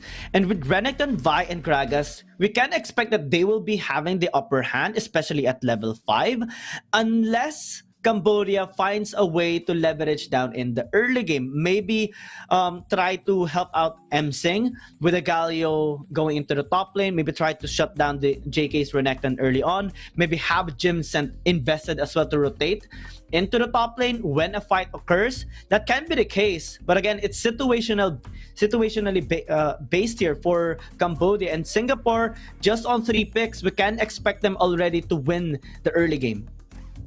Yeah, and it's now up to the execution for both these teams. They have quite a different winning condition this time around. Team Singapore is more towards that pick-off potential, especially having the Renekton, having the Vi, having the Zoe, the Gragas. These champions are really strong when it comes to that ganking potential. And for the opposite side, for the opposing team, it's all about that team fighting. Who do you favor in terms of lineup? Because I do love the composition, the late game scaling. I always am a fan of a late game scaling composition. But with the draft of Singapore, it actually favors me more towards them. Especially that they do have, the lane priors here, especially with the Vi pick. The thing is, once again, from what I've mentioned, is that these two teams have quite a different winning condition, right? Pickoffs versus team fighting. So when it comes to like getting those pickoffs happening, you really want to go out of control and just go berserk in the early game, because later on in mid game, late game, the opportunities for making those ganks happening is just on the side lanes, wherein you have the split push happening, wherein most of the time you have team fighting going throughout, right? And that is where Cambodia will come through, especially with the Senna pick as well, that will scale really well in the late game. And I also just love the contrast here of both teams. Early game versus late game. Senna is going to be the one to go towards top lane, giving at least a range advantage to help out Msing later on when they rotate there. And that should give a bit of a leverage here towards Cambodia, but still, they have to be very careful because okay, it's the Wukong that will be into the top lane, not the Ribbon. So that can be a little passive here towards Cambodia. Fake AD this time really wants to have those aggressive champions. And I think it's going to be better for him to have the Ribbon as well, given his performance with the Kazakhs a while ago.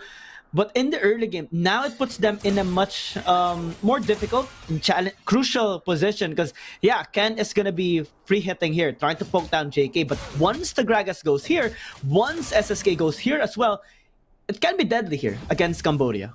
Yeah, you're right. I mean, that is a 2v1 initially, so coming for one more member means it's a 2v2, so a little bit more space to be able to get those CS and get those damage coming through and coming across up against Cambodia. And talking about the jungler and the Baron laner from what you have mentioned a while ago with Msing playing on the Wukong, fake AD going on the Riven, I think is also an exceptional position or exceptional role placements by Cambodia, because the thing is, Wukong is going to be the playmaker, going to be the engage setter for the whole team. And from the performance of fake AD in game number 2, expectedly that will be the case here, that Riven, they want Riven to be able to deal the most amount of damage, that fake AD will be able to be the ones who will follow up Msing's engage, and how Rin will be able to play all throughout this lower bracket semifinals game 3. Rin taken very low here into the bottom lane. Raven actually doing a really good job. Now the fight will occur. This is what we've mentioned when it comes to the early game. The ganking potential of the draft of Team Singapore will be exceptional. However, with a fast response and with quick movements from Team Cambodia, we'll be able to retreat unscathed. Every time Cambodia will be able to disengage and not get killed by any gangs of Singapore, that is a major win already. I can consider that a win for Cambodia since they are just banking on late game. And I hope that Ken will be able to be safe because right now, things are looking dark. Going for the stun, followed up with Gragas with a flash body slam. You have the ignite, taking Ken down, but will not suffice to take that kill. And Ken getting that Honey Fruit will have that extra sustain. A flash burn by WJ. But Ken survives. That is a good thing here for Cambodia.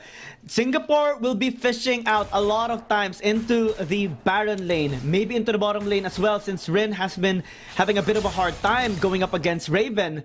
But every time the Senna survives, because we do see this a lot, whenever there's a Senna into the top lane and when there is a Renekton, most of the time, First Blood happens with the Senna dying. But in this case, Cambodia, Ken is able to flash out and live despite the investment there of Singapore. It's a good sign here for Cambodia. They just have to keep it up, manage to stay alive most of the time, keep on scaling, avoid fights in the meantime. They're just gonna be okay here. Yeah, I'm glad that you mentioned about avoiding fights. Because with no kills here in the early game for Team SGP, that will be really bad. But now the First Blood, as soon as we mentioned playing patiently, Raven just went nuts in the bottom lane, taking the First Blood for the team and getting that gold in the bag. Definite disrespect there on the Jim. He thought that he would be tanky enough to, well, sustain the damage coming in from the Zoe since it's still just the early game, right? Tried to wave clear first, but what he did not expect is the consistent DPS that was coming from Raven. After that, it was game over. First blood already. Raven was also confused there. For sure, and getting that First Blood is a good signal for Team Singapore. However, it will not be sufficient enough for them to have that clear win of the game as of yet because of the team fight potential of this team. But right now, SSK going over the wall, assist and desist onto one. Fake AD is very low. The ignite will take him down. Will not be enough though to secure the kill. But SGP is still pushing through. It's a 1-for-1 trade already, but a Baron laner traded for the support. Every even fight should be a win here by Cambodia. Despite Singapore getting a little bit of a goldie, it's primarily because of the kill onto Jim into the bottom lane that led to a couple of plates there that Raven got. But in the 1-for-1 trade into the top lane with Fake AD managing to stay alive, I think that is a good win here for Cambodia. Standing strong, sustaining themselves, and trying just not to get killed more by the members of Singapore. Now they're pushing down into the bottom side river. WJ spotting them out though, and that gives SSK some time to actually get this RH. Yeah, Rift Herald started by Singapore. You have MSing here getting the steal! Tackling the eye of the Herald, and that just is enough damage for them to take it down. Now SSK is very low. Just an assist onto Rin as well, but with Ken there in the back end, getting the kill onto SSK. That is quite dangerous for Team Singapore. The team fighting potential of Cambodia is showing across in that fight alone. 3-for-1 trade. Now Raven will be next. The smite is there to slow him down. The 4th kill by Cam from that fight is secured now, but the Rift Herald spawns in the mid lane, a push that they want. Suddenly, it's everything now that Cambodia is getting. And Singapore, they want to engage in another fight, but they're already too late. It started with one S1 kill of MSing onto the RH. A sneaky still onto SSK's Rift Herald. And then Singapore got mad. They tried to punish him. They tried to collapse onto him, maybe getting that kill, but no. Cambodia got the better trade, 4-1, plus the RH used into the mid lane, into the tier 1 tower taken out.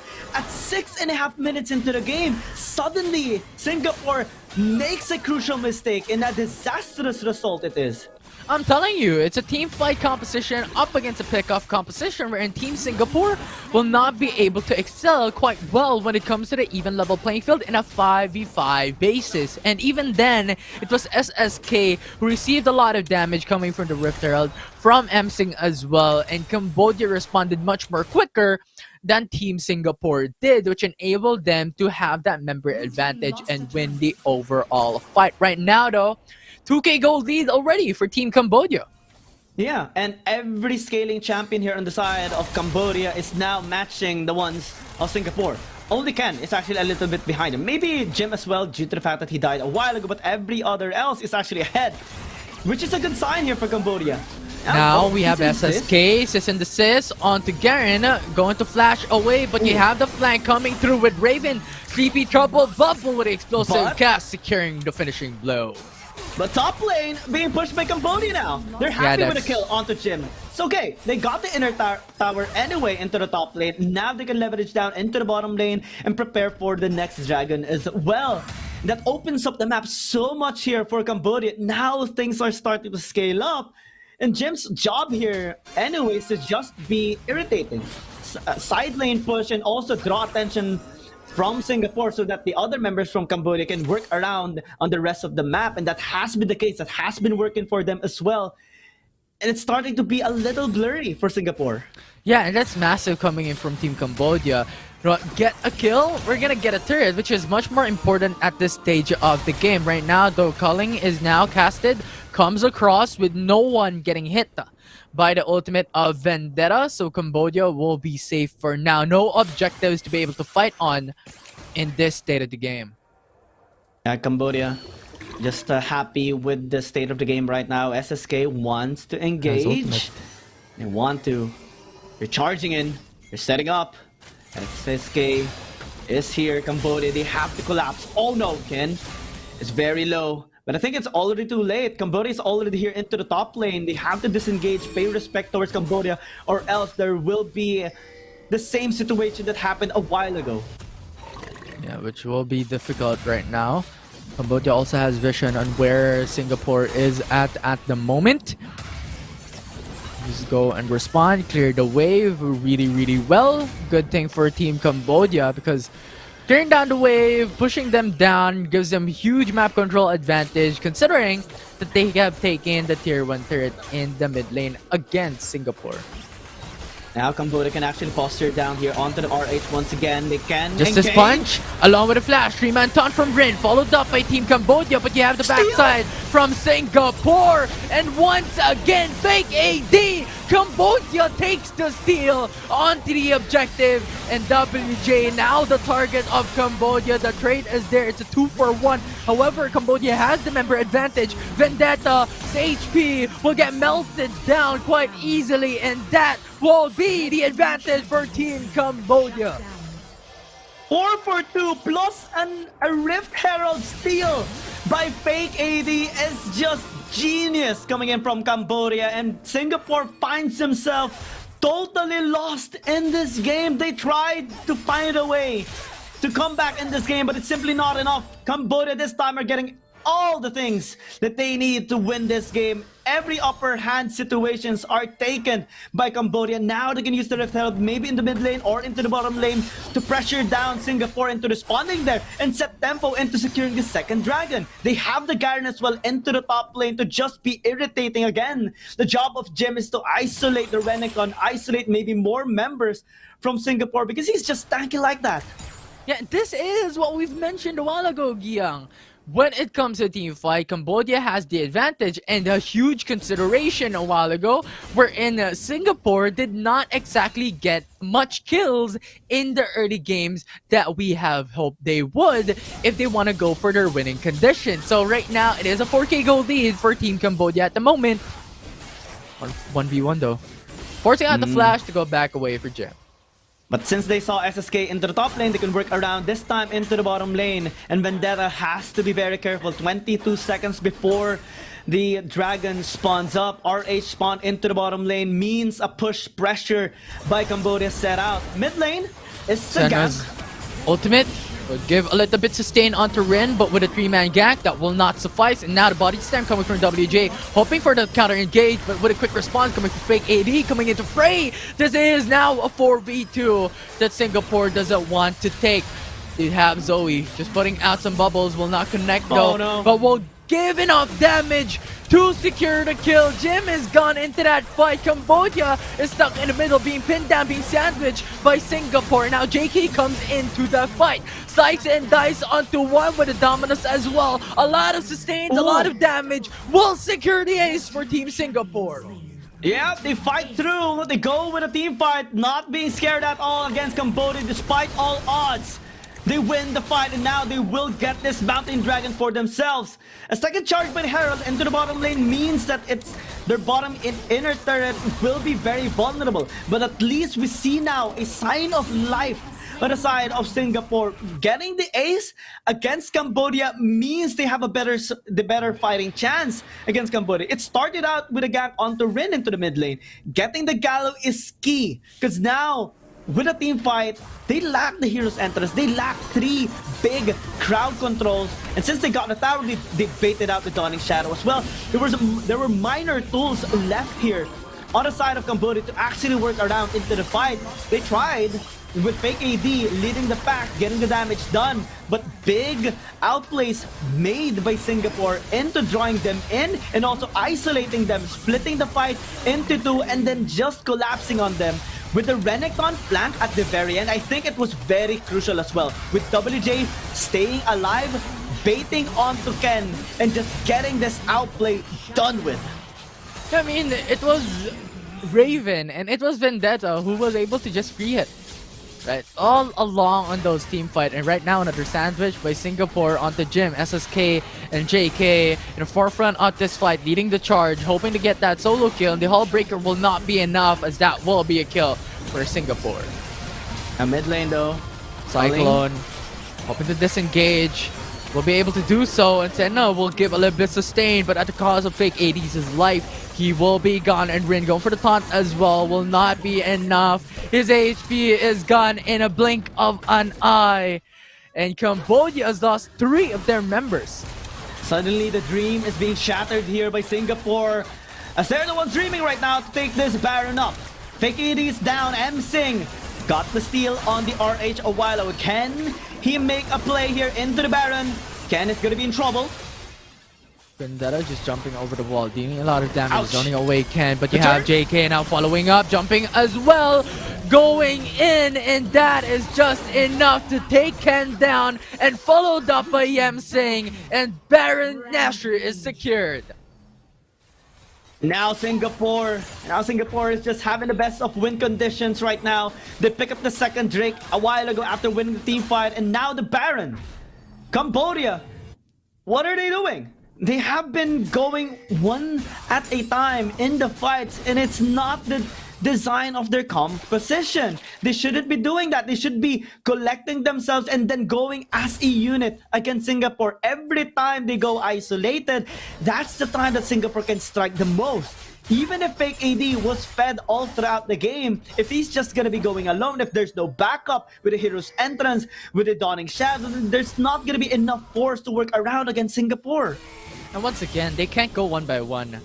Their draft's winning condition is to play together and to play as a unit. And playing one by one is not exactly the case for them to be able to win in this game. Singapore, once again, we have to reiterate that their strength is going for pick-offs, is going for one by one, and it's just giving a lot of opportunity for Singapore to meet those conditions. Now they're ahead, 6,000 gold, pushing all the lanes with a Baron buff, making sure that Cambodia feels the pressure, feels the regret they're having right now after a big oopsie. Jim is very low, might actually get taken down. Explosive cast. Zones away the enemy team. Inhibitor is secured in the bottom lane. Waves pushing in. You have top lane also secured by Team Singapore.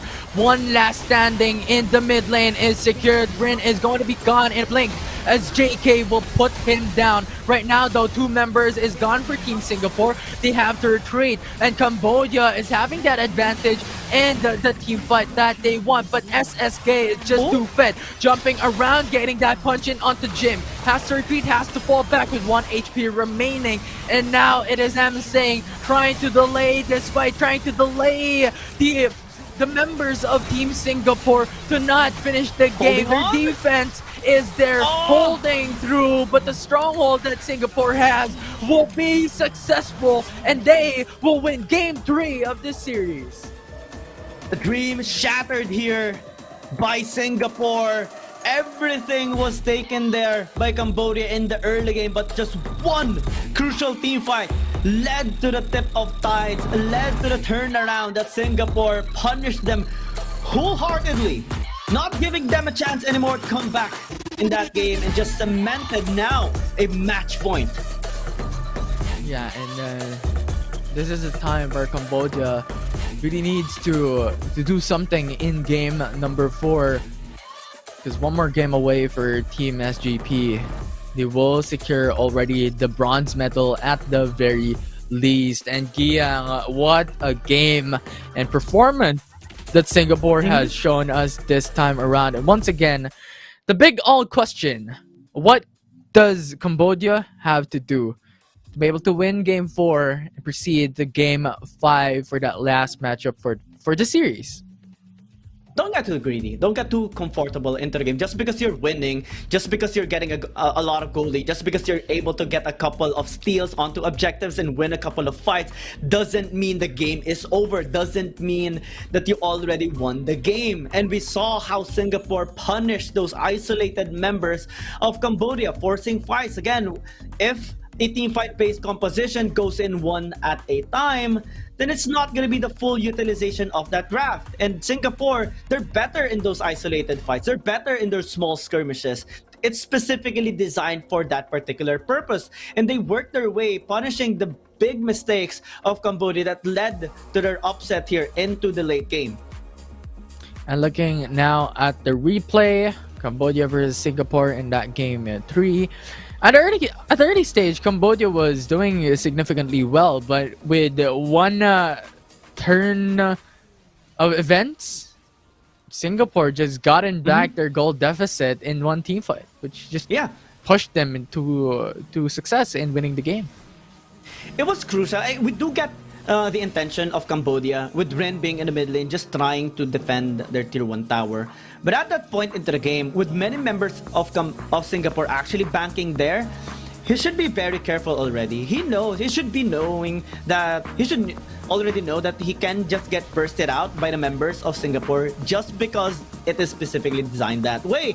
And losing the Galio early into a fight just means losing the fight entirely. You lose so much sustain, zone control, and crowd control for your lineup. Also defenses as well, since the Dawning Shadow has been invested in that fight. I think if Cambodia just let Singapore get that small win and recollect themselves, again, work as a unit, I think they could have mitigated that disaster.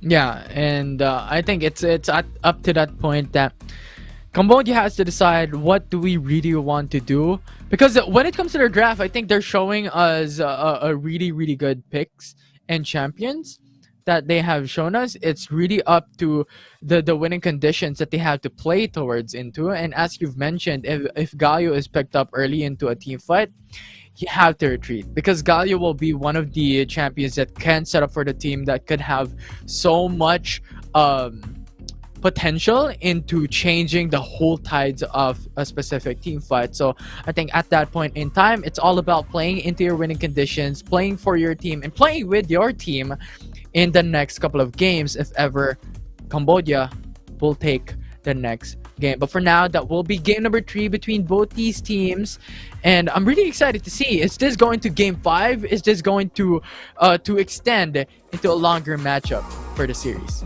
Yeah, because this has been a really close game, really close series as well. Cambodia growing, and this is something that we asked them to do in this or prior to this series, and they're showing really good signs of life now against Singapore. It's just that, well, after winning, teams can get a little bit overzealous at times, and now I think it's going to be a big learning lesson for them. Hopefully that doesn't happen again, And hopefully, they do find another chance against Singapore. Because again, Singapore is very disciplined. Despite losing in game number 2, despite losing in game number 3, they managed to pull through at the very end, finding a crack in a solid wall that Cambodia built in that game. Was the key to the victory of Singapore, and now they are match point. Yeah, and just looking at the damage, right? Vendetta. You should not give Vendetta the space to free hit. Because time and time again, and on top of having that specific team fight wherein Gaio was executed early on, it was Vendetta who was just able to free hit on the back end with his teammates being the sponge for him, not receiving any damage at all. So Vendetta overall, if you're looking at a damage per minute, 1,967 is insane. I believe he only died once as well. 3, 1, and 7, I believe was the score. And I'm not so sure at the very end, but he was just performing very cleanly. So I think he is going to be looking to really carry out the team. He tried the Lucian as well during their match against Philippines. And we have, or at least Singapore tried out the Lucian into the mid lane during their match against the Philippines. And I think that can be the case now for Singapore, again, as they are match point. Yeah, and you know what? Match point it is for Singapore this time around, but that is game number 3. I'm Infinity and that is Gayang. We are going to take a short break, but don't go away. It's going to be an exciting match later on.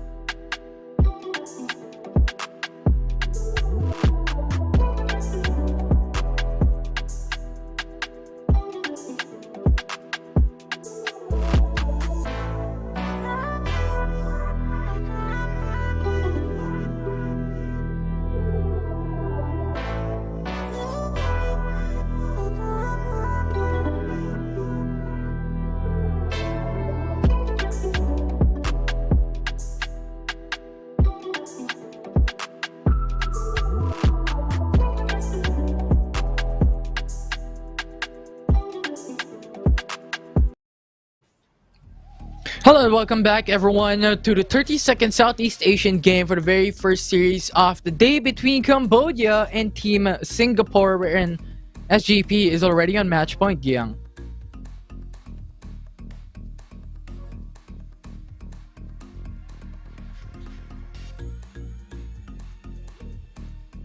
And now, yeah, Singapore, after winning against Cambodia, after punishing the one crucial mistake of Rin being in the mid lane, getting that single target pickoff, leading to a disastrous result of Cambodia in that game, are now leading the series 2-1, and now one game away from getting a ticket to the bronze medal. Yeah, and the winner here, once again, for the viewers watching at home, the winner in this series will already have a secure on the bronze medal with a potential to secure even a silver medal or gold medal if they go to the grand final. So huge stakes on the line for this specific series between both of these teams. Now, Giang, looking back from games 1 to game number 3, is there any game changer that you have seen a player play a champion from the prior games that we have watched and observed? I think we have seen a big development of Cambodia either way. Big development on Singapore, but it is kind of expected already on their stability. They are going to be looking for ways to come back into the game no matter what. They will find a window of opportunity no matter how down they get. They were doing that even against the Philippines despite the one-sided beatdown that they were taking in that series. And now Cambodia has to be more ready, has to have the discipline that the other teams also possess. And in that game number 3, we didn't really see that amount of discipline or respect handed over towards Singapore. Just one crucial mistake, disastrous result already. And I think that has to be a big learning lesson for them. Now, after going back into the drawing board, hopefully they still will be able to have that confidence to work around a similar composition as they had in game number 3 and game number 2.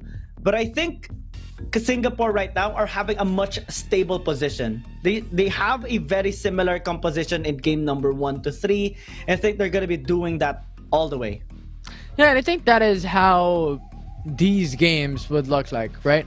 One mistake could change the tide of the game, and even one team fight could change the whole flow of the game, from having an advantage into having a deficit, especially towards the late game, wherein one team fight could really be the deciding factor on who will win a specific game. Right now, though, for the head-to-head from that game number 3 that we have just watched is between MSing and JK. Yeah, MSing and JK here being matchup. We have seen JK pop off at the very end in that last fight, right? When they punished the overextension, when they punished the isolation there of Rin, he popped off, getting the kill even onto Ken at the last time with the help of WJ that managed to stay alive the entire fight despite being ganked by most of the members there of Cambodia. So I think it's going to be interesting how they are going to be working again against each other. The Renekton into the Wukong is huge. The Shen versus Jax was interesting as well. Maybe JK will go into aggressive champions this time, no longer going with scaling champions. I think early game champions suits better for him and might be even more utilized with the help of SSK. Yeah, and that is really the expectation this time around for game number 4. Once again, one game away for Team Singapore to be able to take the win of this series. And looking back at our champions as well, how Cambodia has drafted today has been improving, right, from what we have seen yesterday. And I think that is a really important note to put on for this specific team, because right now, coming into game number 4, maybe there's something different that we could expect. Maybe there's something different that they will bring out. Hopefully so. I mean, a positive change is something that we want to have here on the side of Singapore and also Cambodia, of course. But Singapore, I think they will be banking on what's working right now as of the moment. You don't really have to fix something that is not broken. And so far, the Lucian for Vendetta is working so much for Singapore. And I think they might be going on it once again.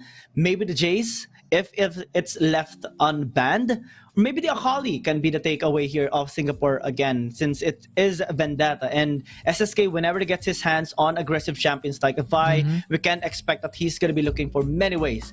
We're not even considering the Nautilus pick just yet here for WJ. And the only reason they banned it in game number 3 is because of that Zoe pick for Raven. But if they go on a different route, if they go on investing for WJ's Nautilus again, it's going to be a scary game for Cambodia. For sure. I mean, WJ's on the Nautilus has been performing really well, constantly going for the roams, constantly rotating into the mid lane, and also on the side lanes as well to support his teammates. So if ever it is left open, that could be the option for both these teams to actually pick up.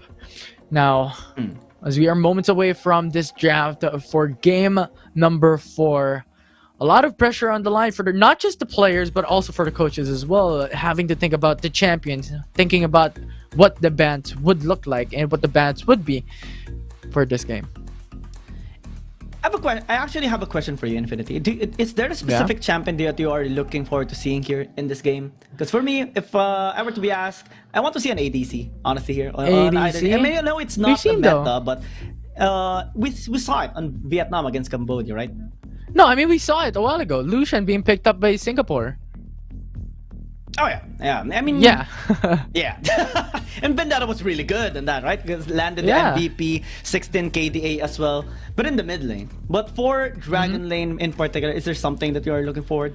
Dragon Lane, I mean, we haven't seen Ziggs yet. That could be the option for any of these two teams, but it really depends on what type of composition these teams want, right? So at the end of the day, it still depends on the coaches, depends on the players, and depends on the goal of a composition. So far, we have been swiftly going through the bans. Zoe, Gragas, Senna, Fiora, Aatrox, and Camille being removed opens up the Jace for the first pick for Cambodia.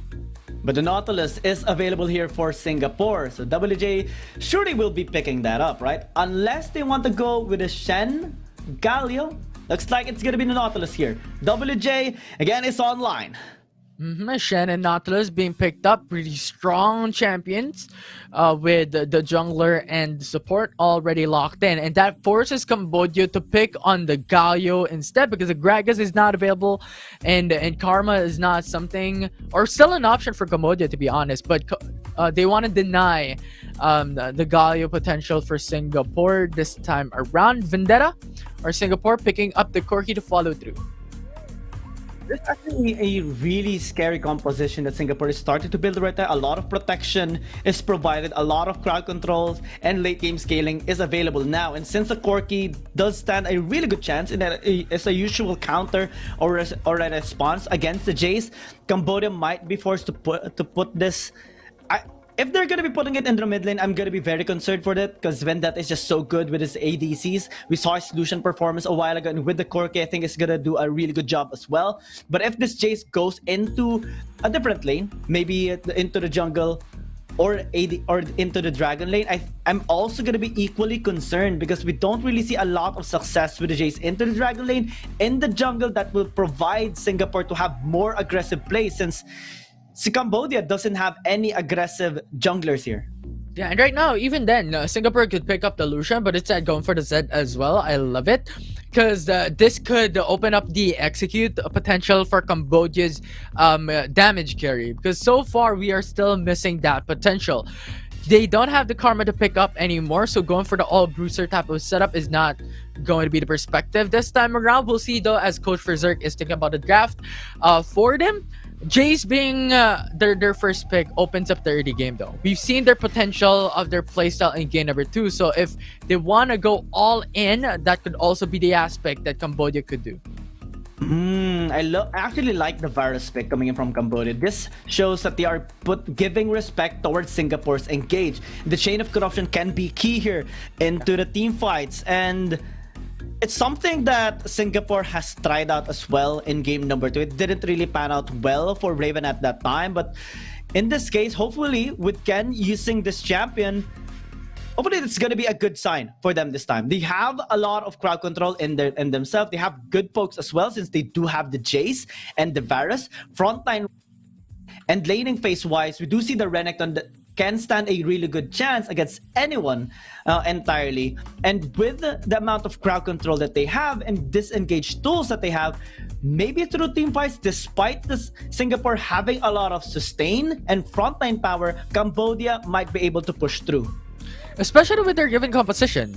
A lot of engaged tools. Wukong with the Cyclone, the Varus with the Chain of Corruption. You also have the Galio having a Hero's Entrance as well, with utilizations as the follow-up for the crowd controls. So I'm looking at this and thinking about, once again, the team fight potential is up there. But the question is, can they execute once again? They've done this once. They've done this a while ago in game number 3, wherein they went all in when it comes to team fighting, but was punished by Team Singapore. As for Team SJP, they have the Shen, they have the Garen. So a lot of tanking is already built into the front lines, along with WJ with the Nautilus. So their ADCs or their carries, which is Corki, would have so much space to just roam around, deal damage, and Zed to look for that opening to execute the Jace and the Varus. Vendetta with the Akali a while ago was struggling a little bit due to the fact that Cambodia had a lot of crowd controls. But let's see if this time he can shine with Zed, as there's gonna be SSK with the Shen, this time in the jungle, as JK will pick up the Garen into the top lane against the Renekton. I think that will neutralize the lane, at least here for Singapore, given that the Renekton does like to be extra aggressive. And since WJ has the Nautilus, we can expect many fights, many pickoffs in small skirmishes that Singapore is going to be looking against Cambodia, particularly in the mid lane. Since Vendetta really likes to be aggressive, Jim naturally will be pushing the lane a little bit with the Jace as he tries to poke down the Zed. And with the Wukong in the jungle here of Cambodia, it doesn't really seem to be an aggressive early approach here for Cambodia. And now talk me through, Giang, with what you have stated, what will be the winning conditions for both sides? Cambodia actually will be looking into scaling into this game and just playing it out safe, because they do have really good early game and late game performance. The key to them winning in team fight relies solely onto the pokes from Jim and Ken, since they do have the Jace and the Varus, and I think they're going to be timing their engage when the members of Singapore are very low. But on Singapore's side, they have really good all-in dives, and I think they're going to be trying to close the distance as fast as possible into Cambodia, denying the poke capability. I think in contrast, that works for both sides. It's going to be interesting how they're going to be doing that. All in versus putting down the HP bars of Team Singapore. We'll see, because right now this is game number 4. Everybody, match point for Team SGP, 1 game away for taking the series and securing, at the very least, the bronze medal. It's going to be very exciting. I am fond of Jace and Varus being used. Honestly, I do love the plays that we do see with the Chain of Corruption, with the pokes, with the snipes coming in from the Varus.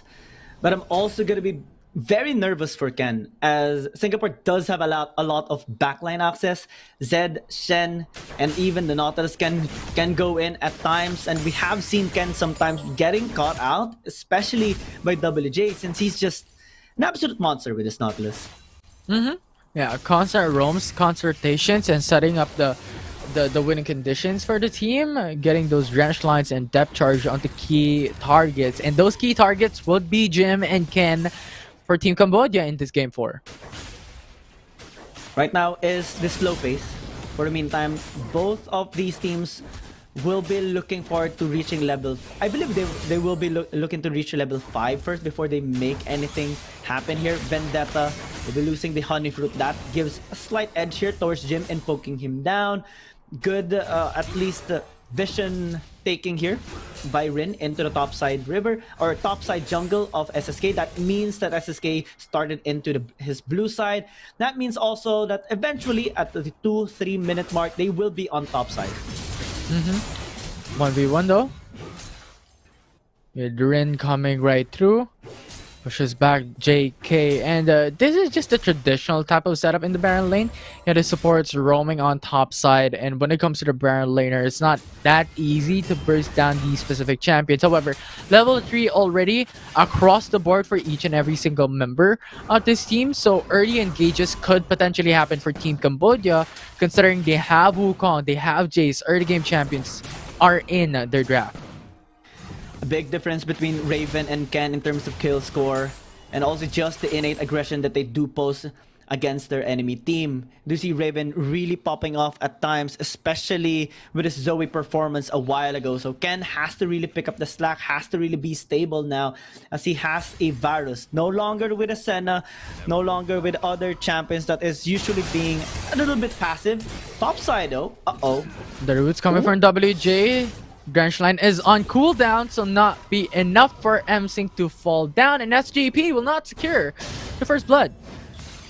Fortunately, yeah, M-Sync surviving is key there, and Singapore not getting first blood is a little bit bad for themselves. But again, it's not really the most important thing right now for both teams.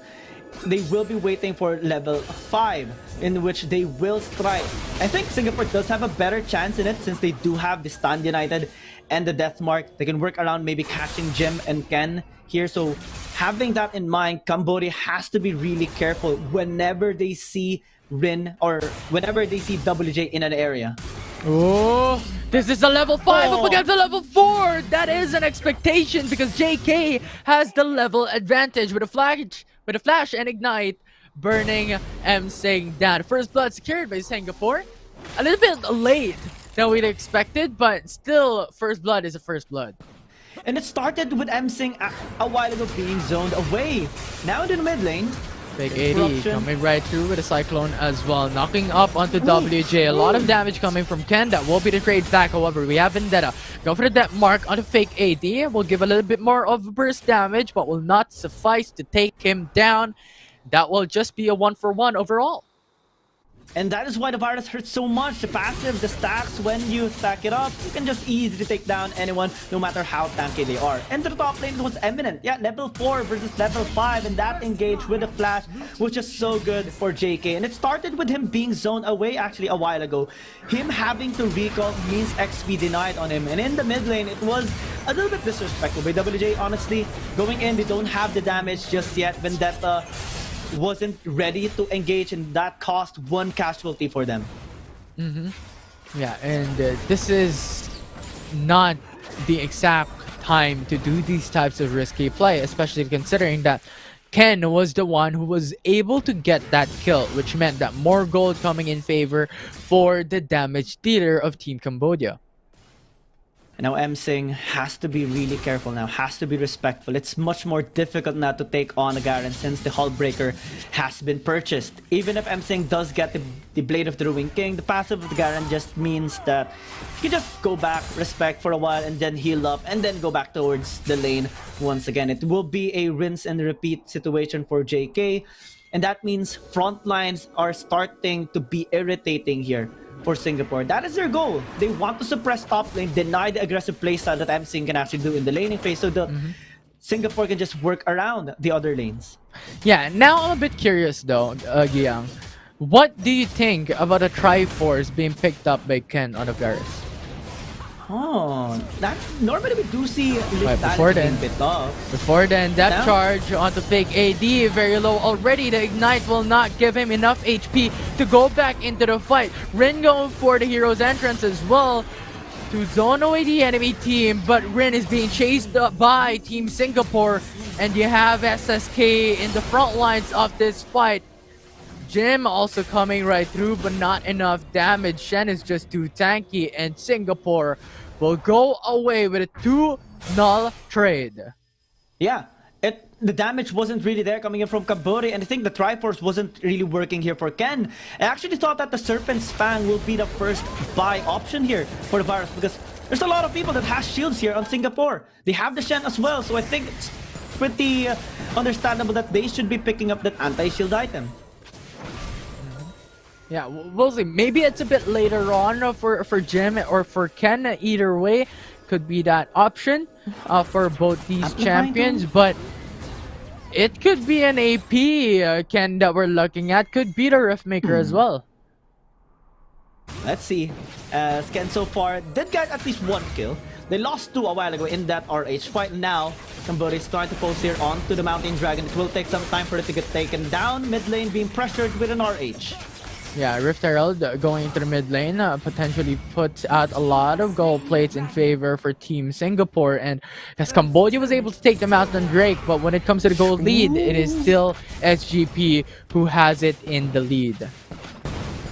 Singapore playing this out safe with their win condition, slowly pushing the towers. They got the top lane a while ago. They got a charge into the mid lane. So one step into unlocking the jungle here of Cambodia. Vendetta just rocking with the side lanes now, answering Jim's push into the side lane. No hold breaker for this Jace means that his side lane pushes are not gonna be that much effective. And we do see more of a pressure being laid out by JK now, getting the Black Cleaver, also the Bramble Vest. It's so hard for M-Sing to deal damage to him now. However, we have a pause for now for this game number 4. But at this state of the game, Giyang, with how Singapore has secured so much advantage in 7 minutes and 30 seconds, what can Cambodia do here? Is this an expectation since they want to play towards mid-game, late game, or is that something else? The result right now that we're seeing with Singapore winning the fights is expected given their lack of respect towards the shield. Having to have a lot of shields here onto Singapore is just so much helping them into sustaining the fights. And now, if they do get the Serpent's Fang, I think if they do get some anti-healing as well, it would be better here for Cambodia. But right now, that's not really the case. No one can actually burst down JK as of the moment. SSK as well. Vendetta will be very, very comfortable going into the backside, trying to kill Ken with a death mark, since he does have the Stand United ready and available. Yeah, I think it's really difficult for them to burst these champions. SSK with the Shen, Garen from JK, it is an expectation that no champion could burst them down except if they're really, really fed. And at that point, it's going to take a while for Cambodia to reach. But right now, I think that the target would be on the eyes on Corky. For Team SGP, they have to remove the specific champion, and removing this would actually also remove simultaneously the huge damage aspect that Team Singapore's draft has. They will be able to remove two things: the main AP damage dealer on the side of Singapore, and also the highest consistent damage dealer on the side of Singapore. That can be the takeaway. I mean, they do have the tools to work around. Chain of Corruption was attempted by Ken a while ago to catch Raven. It didn't connect, but at least that was a good try. Maybe later on, if Raven goes in a little bit too deep, trying to free hit, then Cambodia can try to catch him off guard. They have a lot of tools to work around with anyway. Yeah. So now that we're back on track for this game, let's see if the expectations can be met. So far, we have, I think this is a Rift Maker. Rift Maker, okay. Going for the burst with a passive. Again, higher percent HP to be procced with the passive means that no matter how tanky Singapore gets, whenever it gets a 3 stacks into an ability to proc that up, it's going to hurt so much. And I think that's going to be a good takeaway at the very least, since, well, Cambodia does lack magic damage. Yeah, and it's not the worst, right? It's on top of the AP damage that you have coming from the Rift Maker that Ken is potentially building. It's also Omnivamp. So you have the sustain coming from Triforce with a lot of HP being built into it. You also have Lifesteal. So overall, I don't think it's a bad idea. So I think it's not bad. It will take some time for it to work so well though, and I think that's leverage now for Singapore to accelerate this game towards their favor, unlocking the mid lane tier 1 tower now. Bottom lane and top lane has been secured as well with all outer turrets destroyed. Now they have jungle access. Now they can set up into both top side and bottom side river, and that will prevent Cambodia from having better angle towards contesting these objectives. Yeah, and the next objective will be on the referral. Will be 20 seconds coming right up, and I think that will be in favor of Cambodia if they could pick it up, because when we're looking at a map, right, tier 1 turret already secured by Singapore in the mid lane. If they take the referral and get the opposing side's turret as well, this will equalize the map control, because so far Singapore has so much advantage in both objectives. that could show up. Oh. However, right now, WJ, Drench line onto Rin, roots him down. Oh, no. Ken is gone. A huge chunk of damage removed from Team Cambodia. And that means they have to escape here. They don't have any reason to stay anymore, Jim. Manach will get caught, but Rin helps them be able to back away. But that means RH taken by Singapore just because of one pickoff. Yeah, I mean, Ken was a crucial member for Team Cambodia into dealing damage and also the CC coming from the chain of corruption. And even on top of that, you have the Executioner's Calling coming from the Rain of Arrows, or the Grievous Runes rather, not Executioner's Calling. So I think it is such a loss for Cambodia to have Ken die from the initial start of that fight. And it was unfortunate. They have to retreat because 4v5 is not an option for them. Oh, Jim will not be in trouble. At the very least, able to dodge a couple of damage there from Vendetta. But the pressure is on.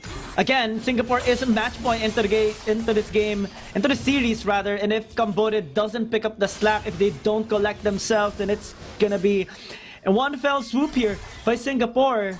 They have the virus. Yes, it can work into shredding down the HP bars of the tanky members of Singapore. But if Ken is not gonna be that careful, if Rin won't be able to protect him at all times, then it's just gonna be bad here for Cambodia.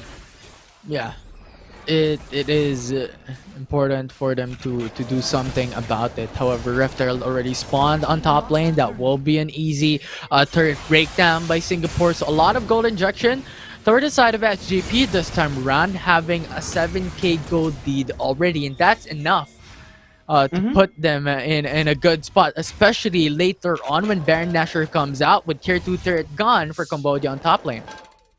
And now they can just reset and then go towards this dragon that is about to spawn in the next few seconds. Cambodia being proactive, at least setting up vision now into that area and clearing out the wave means they might have some advantage or some way into getting this. Again, Fake AD has a really good chance into getting these objectives. He has been very consistent with the dragon takedowns, able to get the mountain dragon a while ago. And with this position, maybe they can catch WJ. Oh, the depth rush is being set it up, but it's just too tanky. Your target should be the squishy ones. And Cambodia targeting onto WJ is the wrong target. Now Fake AD has got no jungler left for Cambodia to pull through. And now Msing is forced to flash away to go back with his teammates remaining in that fight. SGB takes 2 kills. And they can take this dragon as well. Nothing that Cambodia can do right now. Fake AD is dead. Ken was zoned completely out of the fight. And Raven even used the Valkyrie forward. That's how confident he is. That's how confident Singapore is in that they can just win any fight right now. And with the 9,000 gold lead that they secure and the dragon for themselves, Infernal Drake as well, that will help them have additional damage. It's just a nightmare now for Cambodia. Msing has to be very careful here. Yeah, but opting to back away, just go for the retreat, I think would be a much better option for Team Singapore. I think going up onto a Renekton that has huge sustainability would not be the best option, considering their Baron Nashor is up. They can just posture for this. 13 minutes into the game, but we do see a 9,000 gold lead by Singapore. Cambodia has no angle into contesting. They tried a while ago to start up the dragon, but it led to them just being killed because they focused on WJ. The moment we saw the shield, it was already game over. The amount of resource they invested on it was so crucial as well, because if the Nautilus soaks up everything, then there's nothing to be thrown out onto the crucial members. Yeah, Gargoyle Enchant, that amount of shield scales when it comes to like people or the number of people also attacking the user, which at that point everyone was just focusing eyes onto WJ, which was not the option. Once again, what we have talked about during the pause is that Raven should be the target. Vendetta could be that option as well, but Vendetta could just shadow in, shadow out, which is a really, really hard target to focus on. So Raven is their best option.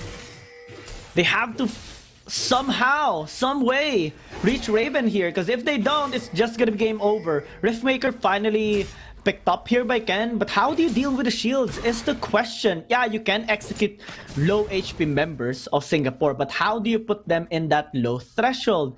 And I don't think they have any ways. The pokes aren't really there. Since this is an AP Varus, it's more on the executing side. Jim doesn't really have damage as of the moment because he's kind of like designed for side lane push to win the 1v1s and just try to pressure down a single lane. But with this, everything is just not in sync here for Cambodia. It's more sync on the side of Singapore. Everything is just being won here by them. Good call from Seng. If he stayed a bit longer from that fight, there were 3 people from Team Singapore who were looking to kill him. Right now, though, it is how JK wants to do the bottom lane, just split push and have someone defend. Because at that point, it will be a 4v4 and Singapore knows that they have huge gold lead in this game. They have the Shen as well to immediately come into a fight. So a lot of sustainability overall for Singapore to win a 4v4 if it happens. And if Garen just forcing out the issue and forcing out Seng to constantly defend the bottom lane. And they don't have that much wave clear here on the side of Cambodia. Oh, they gotta go in? Oh, the Mash Injustice will not be enough. The Ignite might take him down, will not be enough. JK will not take the kill, but the thing is, it's enough to take that turret. Push Seng away, take the turret, much more gold for JK. And they're starting the Baron as well now, while the rest of the members of Singapore are zoning them away. They realize they might be checking. WJ calls it out for the meantime. But they can just rely on JK right here. All the attention that he's getting means lesser numbers for top side. Yeah, and the thing is, if they focus onto JK, the rest of the crew for Team Singapore can start the Baron Nashor. And if ever Cambodia focus to deny the Baron Nashor, JK can push bot lane. So it's really a lose-lose situation of whatever they do. They have to focus on something and force Singapore to make a mistake. It has been just so clean on the side of Singapore, you know. 10,000 gold lead, they're not being too greedy as of the moment. They're being stable right now, focusing on what is working so far, working on what's their win condition. Side lane control, isolation play, and also try to bait out the lesser members of Cambodia. They can just wait for the dragon as well, because Baron is just so crucial right now. Cambodia can just turn onto them and maybe punish them with a chain of corruption and maybe with a lot of chain CCs as well. And Singapore recognizes that. They want to wait for a much worth it objective for the meantime. Lesser angles of punish from Cambodia. And I think that makes a lot of sense. They have the package right now. Maybe they can force a team fight. But look at the top lane. It is Garen looking for that play. Once again, Seng dashing away, slice and dice enough to save himself. Right now, the Ocean Drake is alive, which I believe would be the target for SGP. Oh yeah. JK is just doing so well right now. He's going to be attracting Seng again, maybe a lot more, as the dragon is going to be absolutely free for Singapore to be taken down.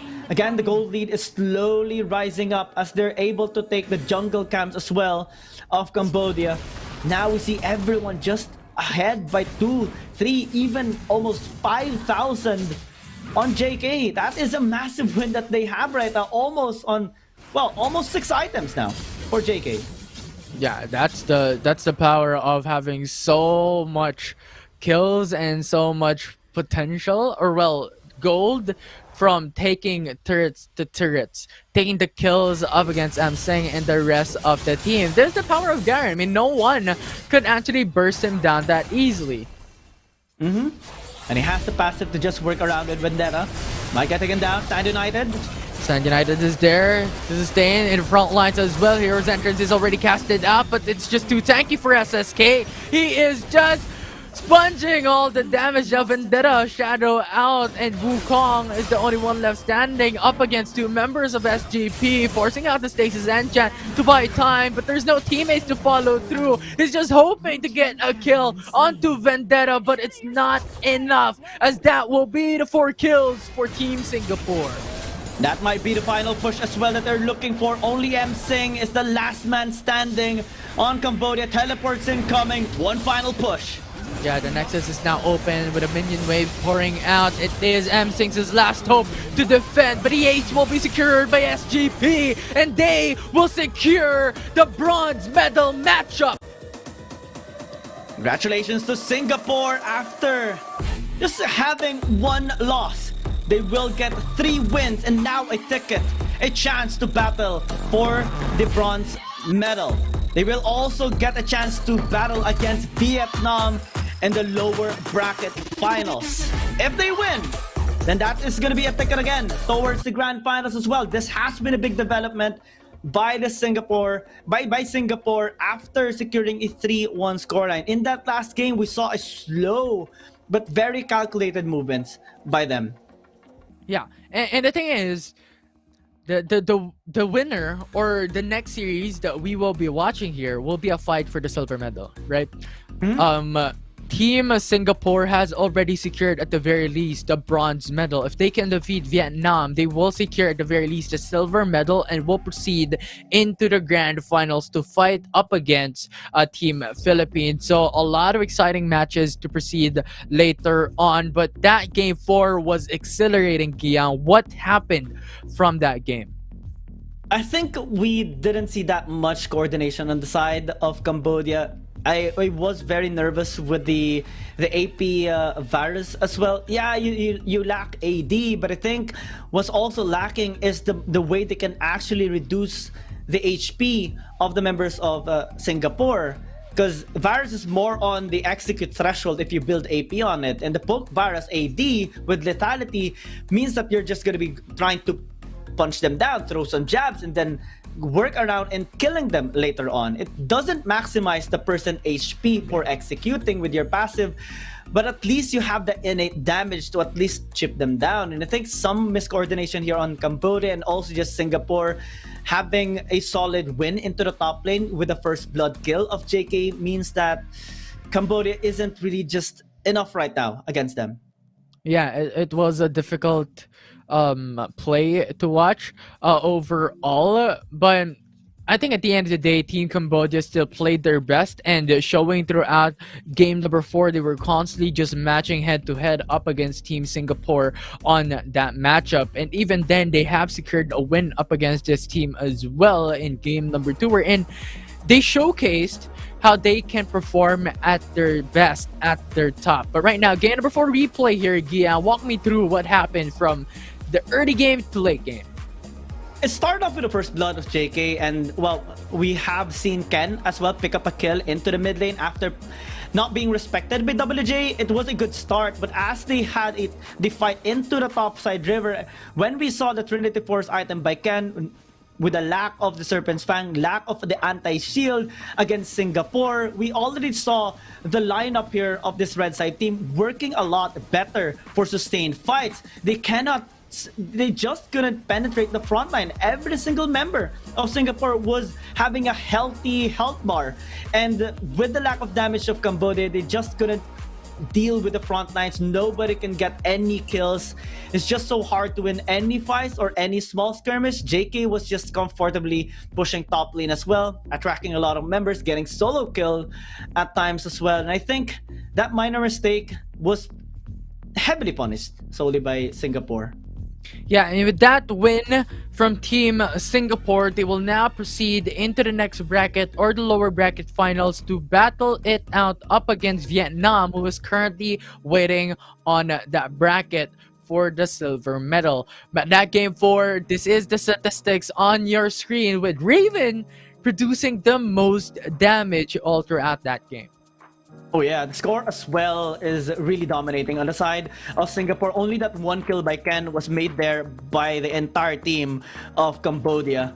And Singapore just having such a good leverage into that game as well. Really good backing up onto each other. Raven was free hitting all the time, able to be protected by SSK, JK, and even WJ in all of the fights. At one point, we saw him using the Valkyrie forward as well. That's just how confident Raven is, and the rest of Singapore, that they can just win any fights. The moment that all the utilities, all the crowd controls was already exhausted by Cambodia. And that shows discipline, that shows growth, and that shows potential here by Singapore. And I'm very excited to see them match against Vietnam.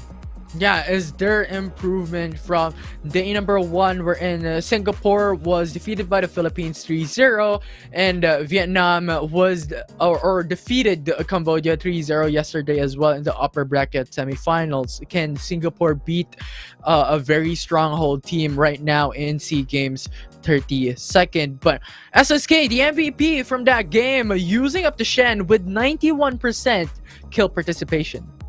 Oh yeah, he was always there protecting his allies. Very, very responsible in all of the fights. And interestingly so, it does really a good job with any champion, any type of champion that you give onto him. May it be the Echo, may it be the Yone, may it be a VIE that he used. He will make sure that he gives off a good performance and make sure that his teammates will get anything that they want. Yeah, for sure. And you know what? Let's look at how Team Singapore played it out by answering the interview up next. Thank you very much, everyone. My name is Infinity, and this is Gang.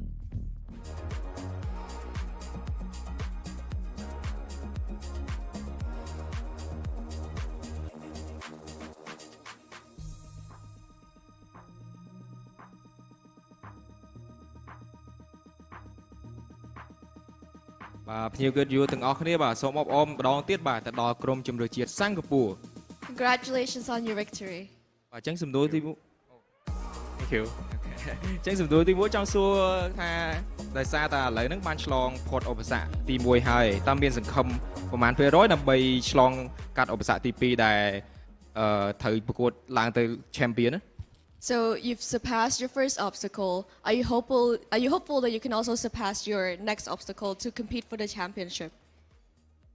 I guess we came in with like not much practice, so I think during our earlier games against Philippines, we weren't playing as expected. That's why I was playing mid.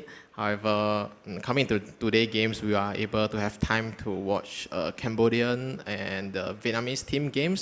So I think we have better chance compared to yesterday, and we are prepared. អូខេចឹងសំណួរទី 2 ដោយសារតែខ្ញុំឃើញគាត់ផុស status នៅក្នុង Facebook របស់គាត់អ្នកនរគ្នាគាត់ថាបន្ទាប់ពីប្រកួត VAR ឲ្យរយៈពេល 2 ឆ្នាំកន្លះមកថ្ងៃនេះដែរបន្ទាប់ពីចប់ SEA Games ហ្នឹងទៅគាត់នឹងផ្អាកប្រកួត VAR ចង់សួរគាត់ថាគាត់នឹងធ្វើអីបន្តទៀតធ្វើអំណងធ្វើអីឬក៏ប៉ុន្តែកុំលាក់ So he basically asked that we saw your Facebook post saying that you will be retiring from competing in Wild Rift. So maybe ask what's your plan moving forward? I'm more, compared to last time, I'm more of an adult now, and I'm growing older each year. So I think I do have some responsibilities that I need to take care of going into adulthood. That's why I have to retire. Yeah. គាត់និយាយថាគាត់មានទូនាទីផ្សេងទៀតដែលត្រូវចាត់ចែងអញ្ចឹងទៅគាត់ត្រូវការឈប់លេង game Wild Rift បន្តិចសិន បាទអញ្ចឹងខណៈពេលនេះយើងខ្ញុំសូមបកគោលទូនាទីបន្ទាប់ទៅកាន់ caster របស់យើង Thank you for your attention. Our match will resume shortly.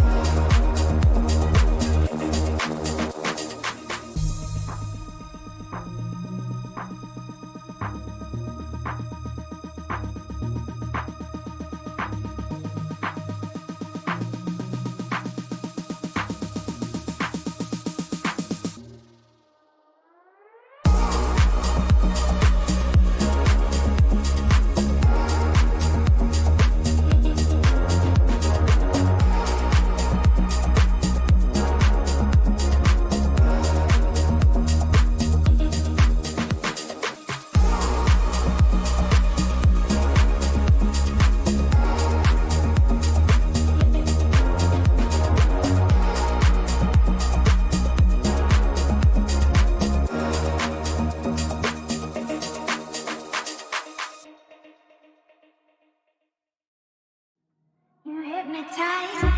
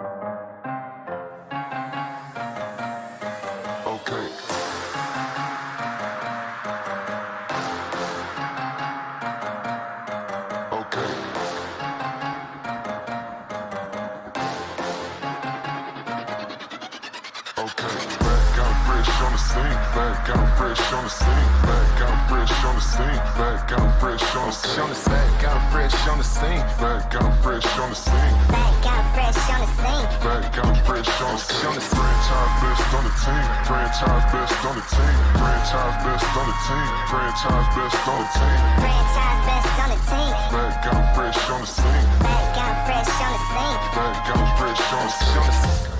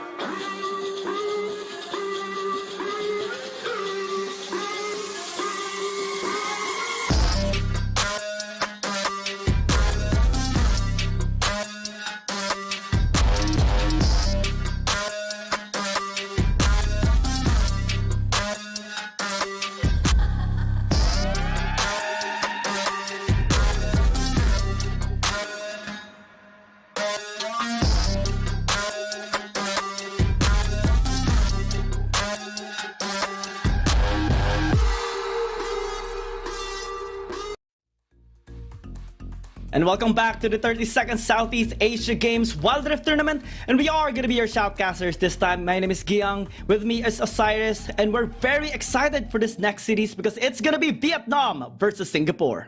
It's not just about two countries. This is the medal game for the bronze. And who will proceed to take a silver or a gold? This will be a second chance for any of them to get a shot onto their last slot for our grand final, while Philippines is sitting onto the throne with a sure silver medal or a gold. We're not sure yet, and we're going to witness all of those right here, right now. Once again, these two teams, we already saw what Singapore is capable of from yesterday up until now. Although Cambodia, our home court, they did snag one win to them, it's their time to shine once again to prove themselves to the Vietnam. Yes, we saw the discipline that Singapore has in that series against Cambodia. Cambodia won a single game against them, but they managed to pull through until the very end. And such a decisive team indeed is Singapore. And now they will have a second chance against Vietnam as well. The last time they have met was during the Southeast Asia Esports Championship, in which the Vietnam snagged 3 wins against them, and dominating 3-0. Will the story change? That is about to find out here in this series. Yes, and I would strongly agree on you in that one if this will be a 3-0, because they already saw each other's potential. It's just that Vietnam, they did show what they are capable of from yesterday with the 3-0 and up until the fight against or the battle against Philippines. They started things off with the 2 wins. And a reverse sweep from the Team Philippines really did change a lot. So it's a new day for them. It's a whole new mental reset. And Cerberus as the team that represents Vietnam is not a big of a question on their performance. So while Singapore, same with them, we also got their background and experience. It's just that Singapore as a whole region somehow is being challenged by different teams, and we're still waiting when they are going to rise above the rest of Southeast Asia. This day, the first 2 series is gonna be a story of redemption, right? We saw Singapore versus Cambodia, and Singapore managed to pull through at the very end in the 3-1 score, now having a ticket to challenge Vietnam once again. But Vietnam is also trying to redeem their performance from the reverse sweep they experienced from the Philippines. So now they're trying to be more stable, more collected, and more deadly this time as they face against Singapore once again. We saw Vietnam just dominating Cambodia yesterday, having the biggest goal lead, the biggest kill score deficit, and big kill score difference, and also just a one-sided beatdown. I think I tried adding up the time in all 3 games. It was 36 minutes and 29 seconds, all games combined. They even tried out an ADC composition against Cambodia. And I have a question. Will they try it out again? I hope they do. Well, yeah, it still depends onto the draft, as they can still explore a different side of the waters. It's just that onto our head-to-head, why won consistently the MVP from yesterday's matches, a 66% field participation. He is one of the cornerstones why Vietnam is working wonders, while SSK Shinsekai, this guy, we already know his past, his experiences. And he also announced that after SEA Games, that will be his retirement to Wild Rift. So I'm really looking forward what will be his future endeavors. But he is one of staple names that is well respected, and everyone from the side of Singapore really did a great job on moving forward up until this point. It's up to that last push, right? And Shinsekai will try to have a one really good push heading towards against Y1. The last dance. The last dance. I love that. Y1 danced beautifully in all of the wins that they had, securing 4 out of 5 MVPs in all of the 5 games that they won in yesterday's games. Genda snagged 1, but he was just an absolute monster with the guys. And with Y1, I think it's going to be a big challenge here for Singapore as they try to get a good read onto Y1, because He had an MVP onto the Yone, the Lee Sin, even the Kazakhs and the Xin Zhao, and just overall threatening anyone that doesn't respect his picks. Yeah, and Y1, he's well functioning. His comfort picks as one is a Yone, and somehow SSK can utilize that. Vietnam has been playing on a high tempo type of early game, where in 2 minutes, 3-man dive can commence. So Singapore, it's up to them to nullify that. It's up to them on how they're going to answer and capitalize on that. I'm really waiting for Genza says Zoe once again to be back on track. yeah. As yesterday, it was being banned 3 times for the last reverse sweep that has been done by the Philippines. And right now, no Shen. We know that when this Shen is being used onto the jungle, it creates a lot of space, more shields for the main carry, and of course the utilization of the tower dives. So third platings will be there, but luckily it's them, it's Vietnam, who's going to remove their own Zoe, and we might see a first pick Jace. Oh no. Okay, Or not today. maybe a Ziggs this time around. Genza is just so comfortable with that champion as well. And yeah, I am backing up on the Zoe pick Yone. for Genza because he's just an absolute beast here. What? Genza during the Southeast Asia Esports Championship, he dealt like 40,000, 50,000 damage in one of the games. Now they're picking up Nautilus, which is genius because not only do they have the single target suppression now, but they also deny it from WJ, in which a while ago against Cambodia was just an absolute beast with this champion. Well, Akeno is not of a stranger when using Nautilus. He is more of a playmaker as well, the same as he is using Trash. So I think that Nautilus pick is already well respected. It's just that no one wants to pick Yone at the early stages, which is a bit odd as Y1. That's one of his comfort picks. And SSK can definitely also utilize that early aggression. But they are banking on to that Senna and Gragas, wherein Gragas up here disengage a Senna, which is on scaling. But what I'm feared about is what you told me a while ago, the suppression coming in from the Nautilus. It would be easy for them to look for that Senna across the map. And you have also the early game Hextech missiles. That will be a huge problem for Singapore if they're not going to pull the trigger as early as they can. And you talked about the 2.5 minute mark that Vietnam unlocks the game already, right? And they're going to be trying that in this game. They should, since Singapore does have a scaling composition, relatively high sustain as well, with the Senna, Gragas, and even the Grand Challenge healing that can be provided when JK procs it up. And Vietnam, they don't want that. They want to disable Singapore as early as possible, and the Nautilus and the Ribbon can actually work. Now denying some of the champions that SSK can use into the jungle, Wukong and Lee Sin can be a possibility. We have seen a lot of bans towards these champions as well in the series prior, but now Singapore actually banking on the Renekton, so it looks like we're going to be seeing a switcheroo. I'm not sure if this will be a Fiora support, and with all the bans that we saw, Riven has been played onto the Baron lane, not mostly onto the jungle. That's why I'm a bit curious about Singapore's ban, that they removed the Olaf instead of the Yone. And we have been keeping tabs on this ever since the start of the draft with the Yone pick, with the performance from Y1 yesterday, even on the first game with the 3-0. Most of them are Yone picks. They missed out on banning it. And I'm not sure what will be the backup, if ever, that there will be an Olaf onto Vietnam. So I'm not really sure about that. But the BMM may be going back onto that Garen mid lane. And this is something good, as Singapore is going back to the Senna Nasus combo onto the Dragon lane. Interesting. They have a lot of frontline here on the side of Singapore. Lots of sustain as well. Lots of healing. That is relatively good for their kit. But what Vietnam has right now is a lot of burst damage and scaling damage as well to negate all of that sustain. And Singapore really has to be careful in the early game because, yeah, you do have the Gragas into the jungle. You have the Fiora into the mid lane that can really poke down the Garen, at least in the laning phase.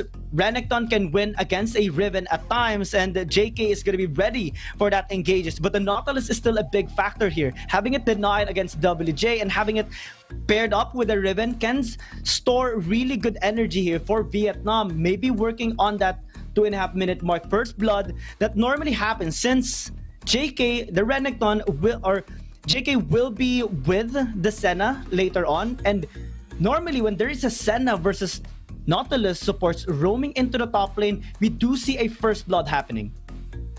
Yeah, as much as I want to strongly agree on to the part of Singapore, we already saw Vietnam's caliber, and Taco is on the Riven, one of the champions as well that affected the Philippines with a 2-0 early on, and I think it will be swaying more onto the side of Vietnam on how crisp they are on doing the tower dives instead of Singapore's early aggression, because yes, you have a Senna, but the CC, the layering of CC would be more in favor onto the Nautilus instead of the Senna roam. So I'm much more leaning towards that Akeno's Nautilus onto the early game, and making sure that Taco is getting all of the attention that they need, because what you mentioned, JK, they need to respect the Renekton, and we wanted to shut down early on. You want to do something about it. As someone that saw the yesterday matches, Agragas onto the support that is going to roam is much more. I can feel that it's much more aggressive compared to the Senna. So I'd rather bang onto this Nautilus when it comes to roaming. Oh yeah, since SSK will be picking up the Gragas into the jungle, well, the additional magic damage that it can provide, additional burst as well, can threaten Y1 or maybe Genza as well. We saw already some instances wherein the Gragas has been picked up in the jungle. It just deals a massive amount of damage, instantaneously deleting a single person or maybe multiple people at the same time. And that's going to be the plan here of Singapore. Definitely a good development of this team. It can be scary looking at their lineup, but if they make this work, it will be a message against Vietnam, because Taco on the Riven is just an obnoxiously strong, and even the Philippines had to either take away this champion or ban it as a respect.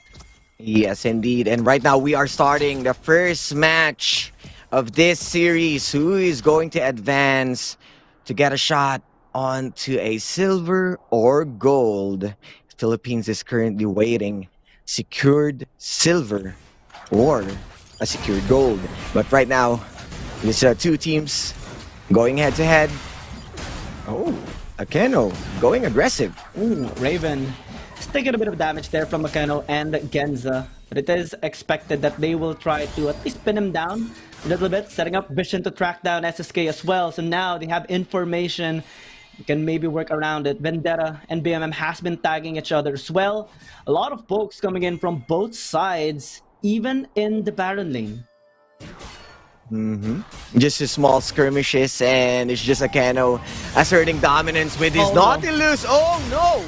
Vendetta, will he stay alive? Yes, he does. With Honey Fruit, he was able to sustain himself. Thanks to Raven as well, able to stop the onslaught. And that's why Akeno onto the early game, he was able to be more aggressive, putting a lot of damage to Raven and WJ. And Raven needs to go back for a reset. So he was behind in terms of the roaming. Akeno already delivering a good amount of damage onto the mid lane. That's 2 summoners burned up to Vendetta just to survive. And he will be needing to play it a little bit passive right now into the mid lane, pay a little bit more respect towards BMM as well, especially with Akeno just going on with those ganks. Now into the top lane, this is something that we have talked about as well. Taku and Akeno will be trying to get that kill onto Raven when they do get the angle. But the question is, will they get it? Because now Raven is just trying to poke down, trying as well to keep himself in between minions so that he can be a little bit more safer in the lane. Yes, and what I'm worried about is this top. Oh, wow! Really good first blood. Raven baited them out, and now here comes Y1 with a flash in. Gets that 1-for-1 trade, and Vietnam strikes back too. The play once again from Y1. SSK might be one step ahead, but Y1 in response even burned his own summoner spells just to secure with the 1-1 trade-off. So yeah, going back to the concern that I'm about to discuss is the Senna pick. As much as I want this scaling champion, you already have Genza on that Corki that will deliver a lot of damage early on, and a 4 melee to the side of Singapore is GP. will be challenging to reach. The backline access is what I'm concerned about. As much as we saw JK and SSK on that champion, you have the explosive cask, you have those setups. But with BMM on that Garen, how close you can be to catch Genza. Yeah. It's going to be very difficult. We can expect that already. And there's also one thing that I am a little bit nervous about here for Singapore. Now they're ganking onto the top lane. At least another 1-for-1 trade is a little good. Raven picked up the kill, but Taco as well got one. And now Vendetta is going to get chased down. Big Seal not going to be reaching him. That's so close. Should he be able to escape? Yeah, he will, but here comes SSK as well. Trying to get a couple of minions. It's going to be okay here. Okay, indeed. And a bit of a short onto that Fate Seal, but depth charge. They're not stepping on the brakes at all. Vendetta gonna get ganked again, and Y1 picks up his second kill. Yeah, and this is the reason why I'm telling you that Akeno's Nautilus is being prioritized. That first round pick, the first pick itself that we saw, not even batting an eye onto the Ione. Akeno making plays. He just likes ganking, does he? But now he might actually need to respect a little bit of that damage as JK picks up the kill. And Taku a little bit late on that follow-up.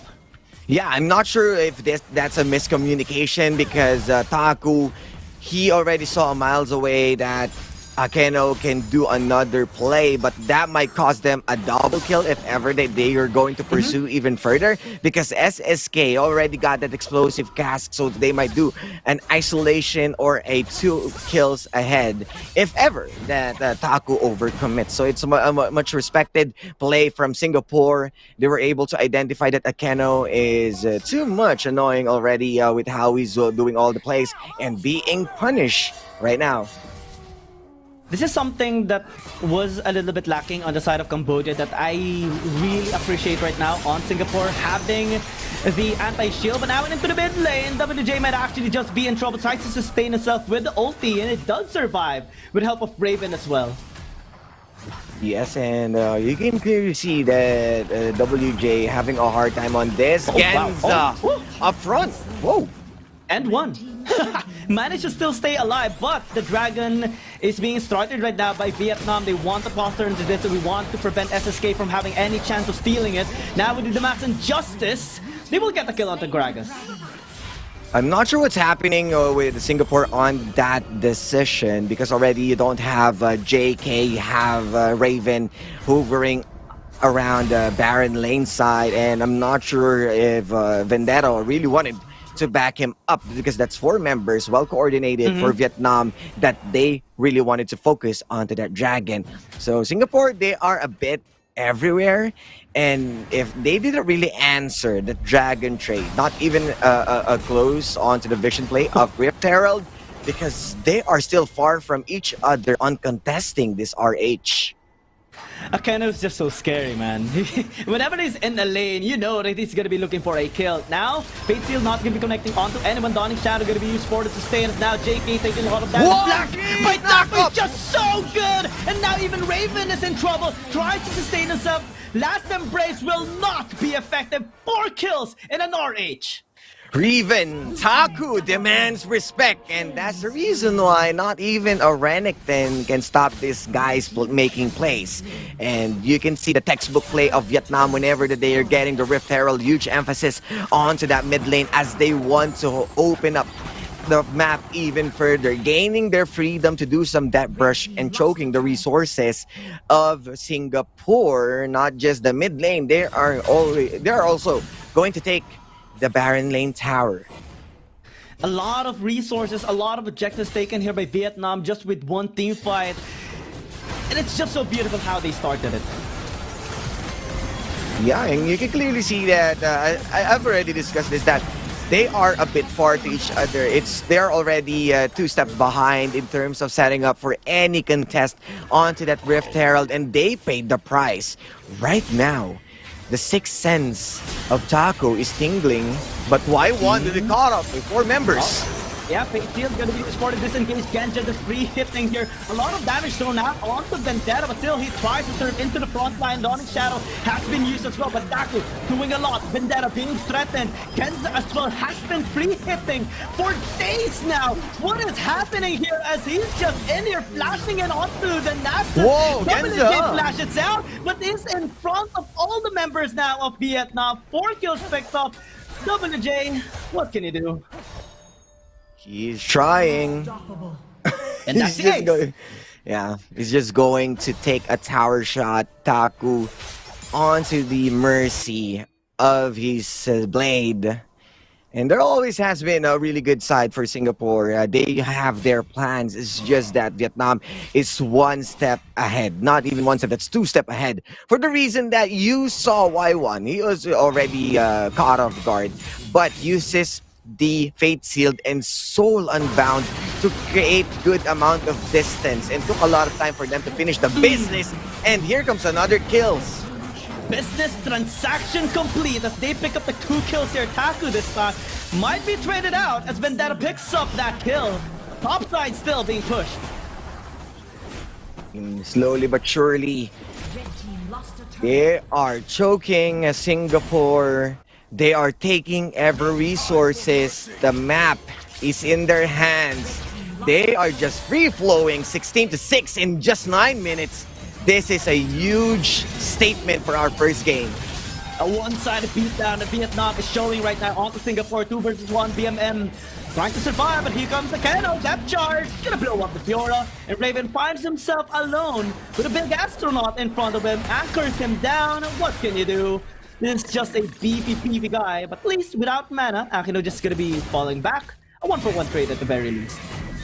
Yes, and somehow they're just still making it work, but not today. Nasus pick being punished again and again. This is not the scenario that you want to be if you are playing onto that scaling Senna. No window to breathe, and they are completely destroying anyone up to this point. Oh my god. That game is hard. WJ, this is not his day. With the lack of respect of Singapore, they're being forced to pay for their consequences, for their mistakes. And now Taku is in the bot lane, but they will lose Genza. That is a big kill here by Raven, at least shutting him down. But still, you know, 8,000 gold lead is still massive in this 10-minute game. Yes, massive as it is, this snowball and even the death ball coming in from Y1 on his Yone will be online anytime. And even the mid lane BMM, he is deathless. He is starting to be more beefy and will have a hard time to be shut down when the game prolongs. But they are eyeing onto the dragon. Good soul unbound, protecting themselves. He's gonna go in, has the Fate Shield. Will he cast it in a really good picture perfect line? He's just waiting for an angle. Akin serving into the front line. JK is here. Last embrace on to the Garen. He is very low. Dawning Shadow gonna be used. So here comes Genza now with the damage. Fate Shield as well onto 2. Gets the Nasus, gets the Gragas as well. And Vietnam just having the utmost confidence to pile onto them. What can Raven do? Vendetta as well, all alone after all his comrades died. That's the ace that Vietnam wanted.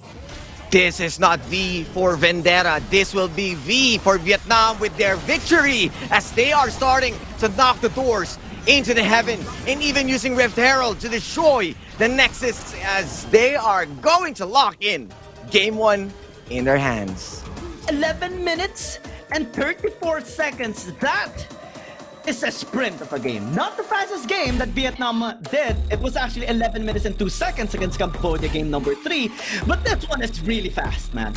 Just a sprint. They got what they need. They don't need to wait even further. They are hitting them one after another.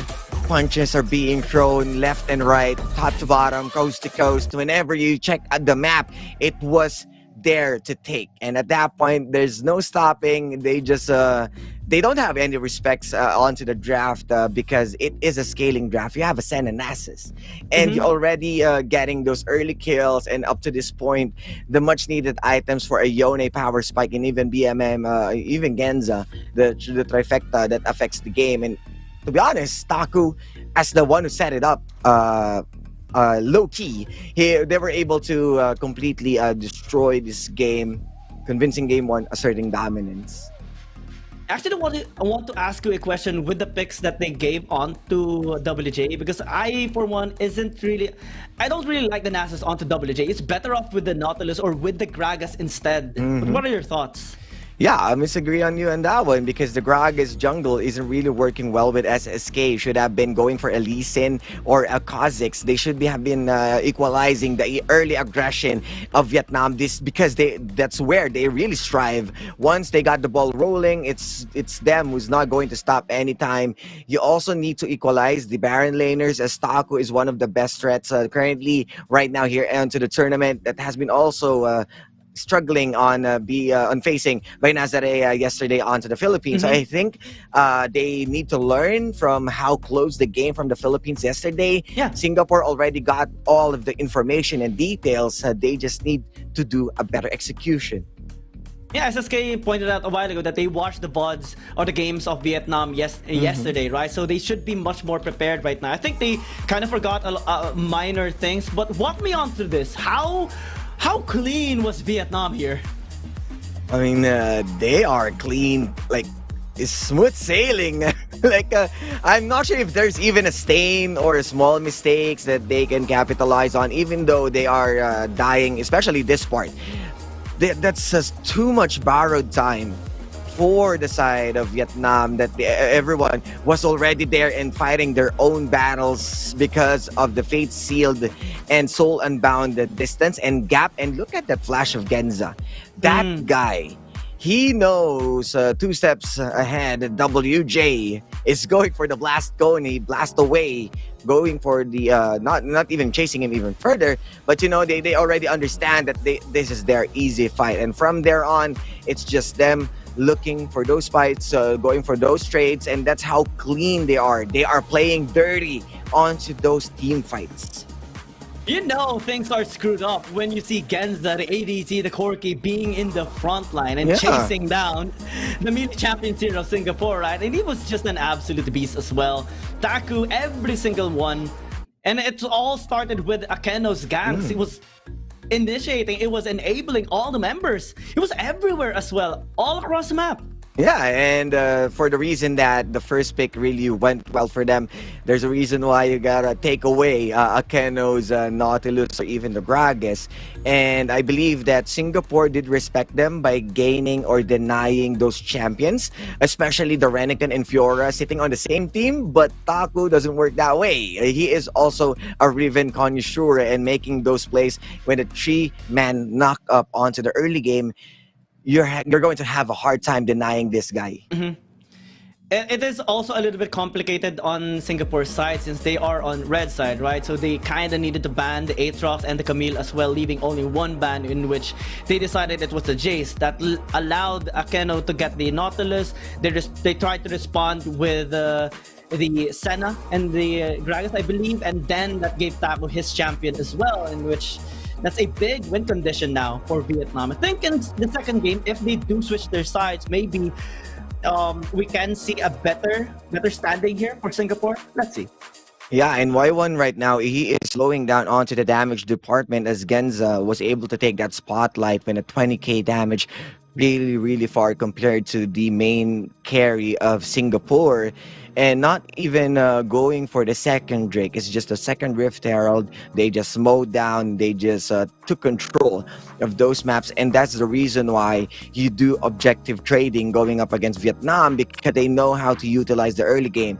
And they're going to shut down all of their resources. They're going to take every towers that they can. And then up to that point, it will be easy for them to clean up the whole game. Maybe a different champion, but Genza is just an absolute beast. We kind of expected this already, but also onto Taku and Y1. Everyone was performing brilliantly in this match. But Genza will secure the MVP, his second MVP for this 32nd Southeast Asia Games of Wild Rift. Definitely a sight to see with his Corki.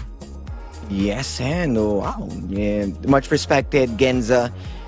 no need for the Zoe. They can just bang onto that Koriki, who's also firing different artilleries, and will be easy, slippery with the Valkyrie and even the utilization of the package, but aggressively to take down that Senna. So they need to go back onto the ring board, a rethink of the draft, because it's really hard for them right now to gain that 1 point against Vietnam. One of the things that worked for Singapore was having a really aggressive early game composition. Let's see if that's going to be their take in game number 2. We are stepping back for a short break, but when we come back, it's game number 2 between Vietnam and Singapore.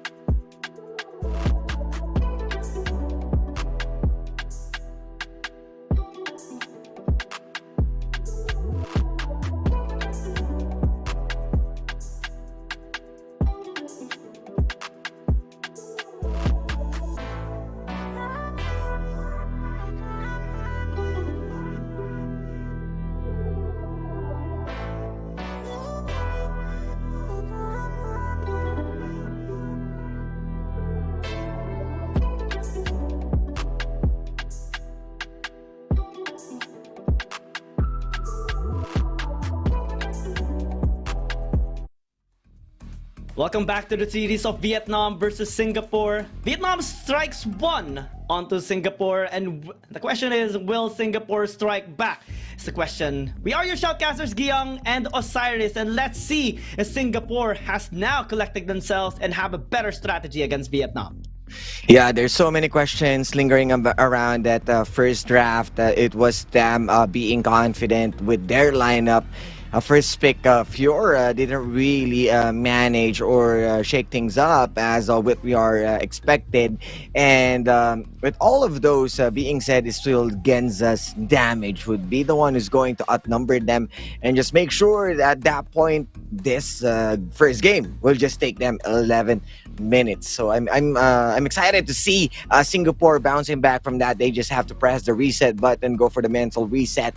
And it's a bit already exhausting going up against the home court, Cambodia. And this time they are being tested by one of the best teams, or let's say the gold medalists from last year. They are being tested with their maximum capacity. Yeah, maximum capacity, maximum skill set, and maximum endurance as well, because they're coming from their series against Cambodia as well that reached 4 games. So it's really tiring as well. I mean, these pro players, as strong as they can be, we can't help but feel as well the pressure that they feel whenever the series is just long and the event is just long. And now they're facing off such an incredible team, Vietnam, that had a really good performance as well. Genza getting the MVP a while ago was just an absolute piece, you know. Yeah, and you can consider right now that Vietnam is really in a so let's say they are eyeing mostly onto that final slot, onto the grand finals. A silver or a gold means a lot to this team because they are the previous gold medalists, and they want to secure that for this year as well. And Singapore is the team that's still fighting for their spot onto the upper echelon of the regions all across Asia. And right now, this is the time to prove themselves that they deserve the grand finals with Philippines. It's gonna take a lot for Singapore, but let's see if they can actually pull off a really good series here against Vietnam. So far, Vietnam already has taken 1 out of the 3 points they need to secure this victory and secure the ticket towards the second series that they will be having against the Philippines. Again, the reverse sweep was really interesting to see in yesterday's games, and now Vietnam is 1 step away from having the revenge series against the Philippines. And Singapore, we talked about their situation already with Vietnam just last Southeast Asia Esports Championship. March 25, I believe, was the date in which they battled for that semifinals. They lost 0-3 in that series as well. And they're just trying to pick up the slack, you know. It's a lot of information to be absorbed and utilized into the games. So I hope they're better now. They're ready for this second game, because things can still go in their way if they plan it out right and execute it perfectly.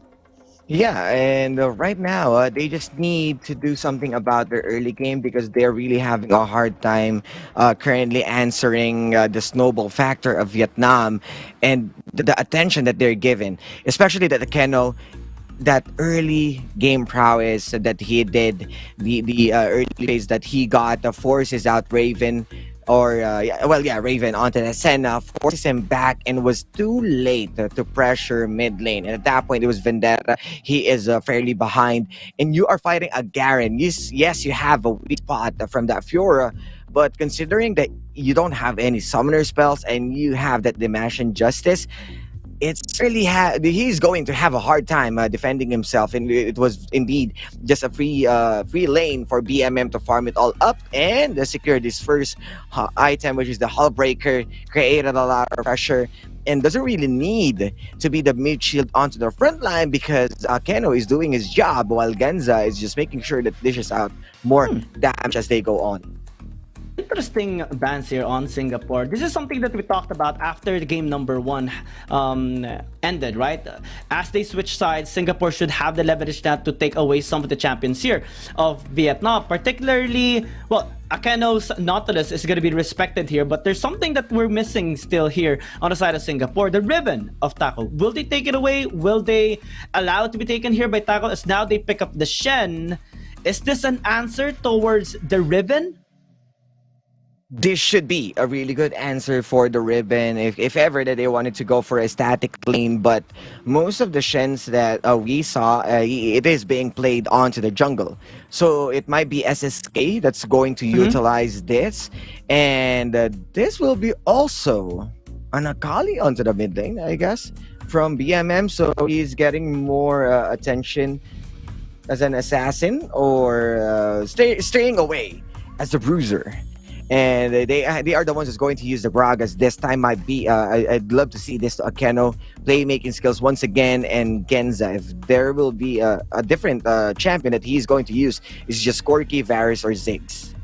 And we will be picking up the Virus. A lot of execute damage here on the side of Vietnam. The only thing they need now is that early game punch required to match the aggressive playstyle here of Singapore's. Now they have a lot of front lines. Shen, Wukong, even the Renekton, a lot of team fighting capability, even small skirmishes can be good here for Singapore. Maybe both of these teams will, or well, since Vietnam already picked up the Gragas, that leaves the Galio open here for Singapore, right? And that is another big team fighting tool that they can have here for objective taking.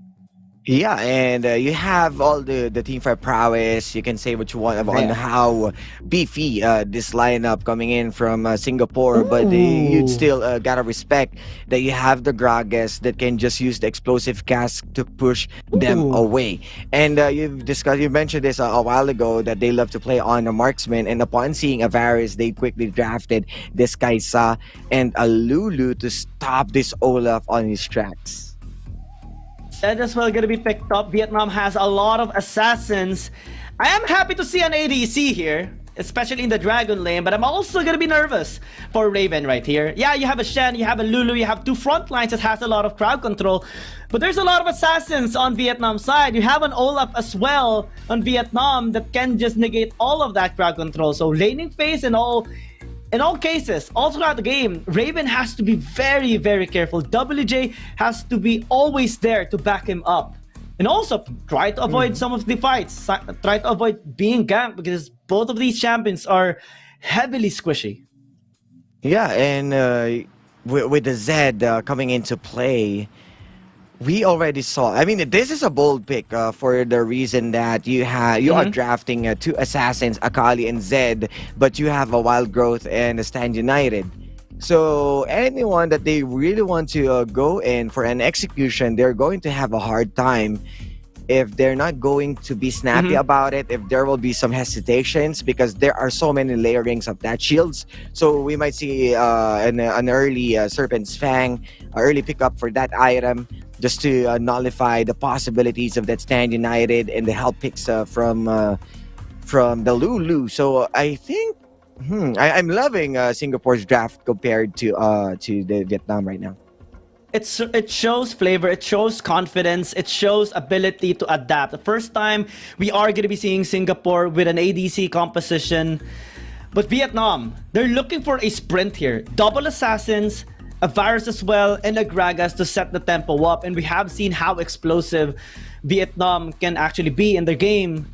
11 minutes has been the previous time a while ago in game number 1. They could go for a much faster if Singapore is not going to be careful. So hopefully they are. Again, it will take some time for the Kaisa to scale up.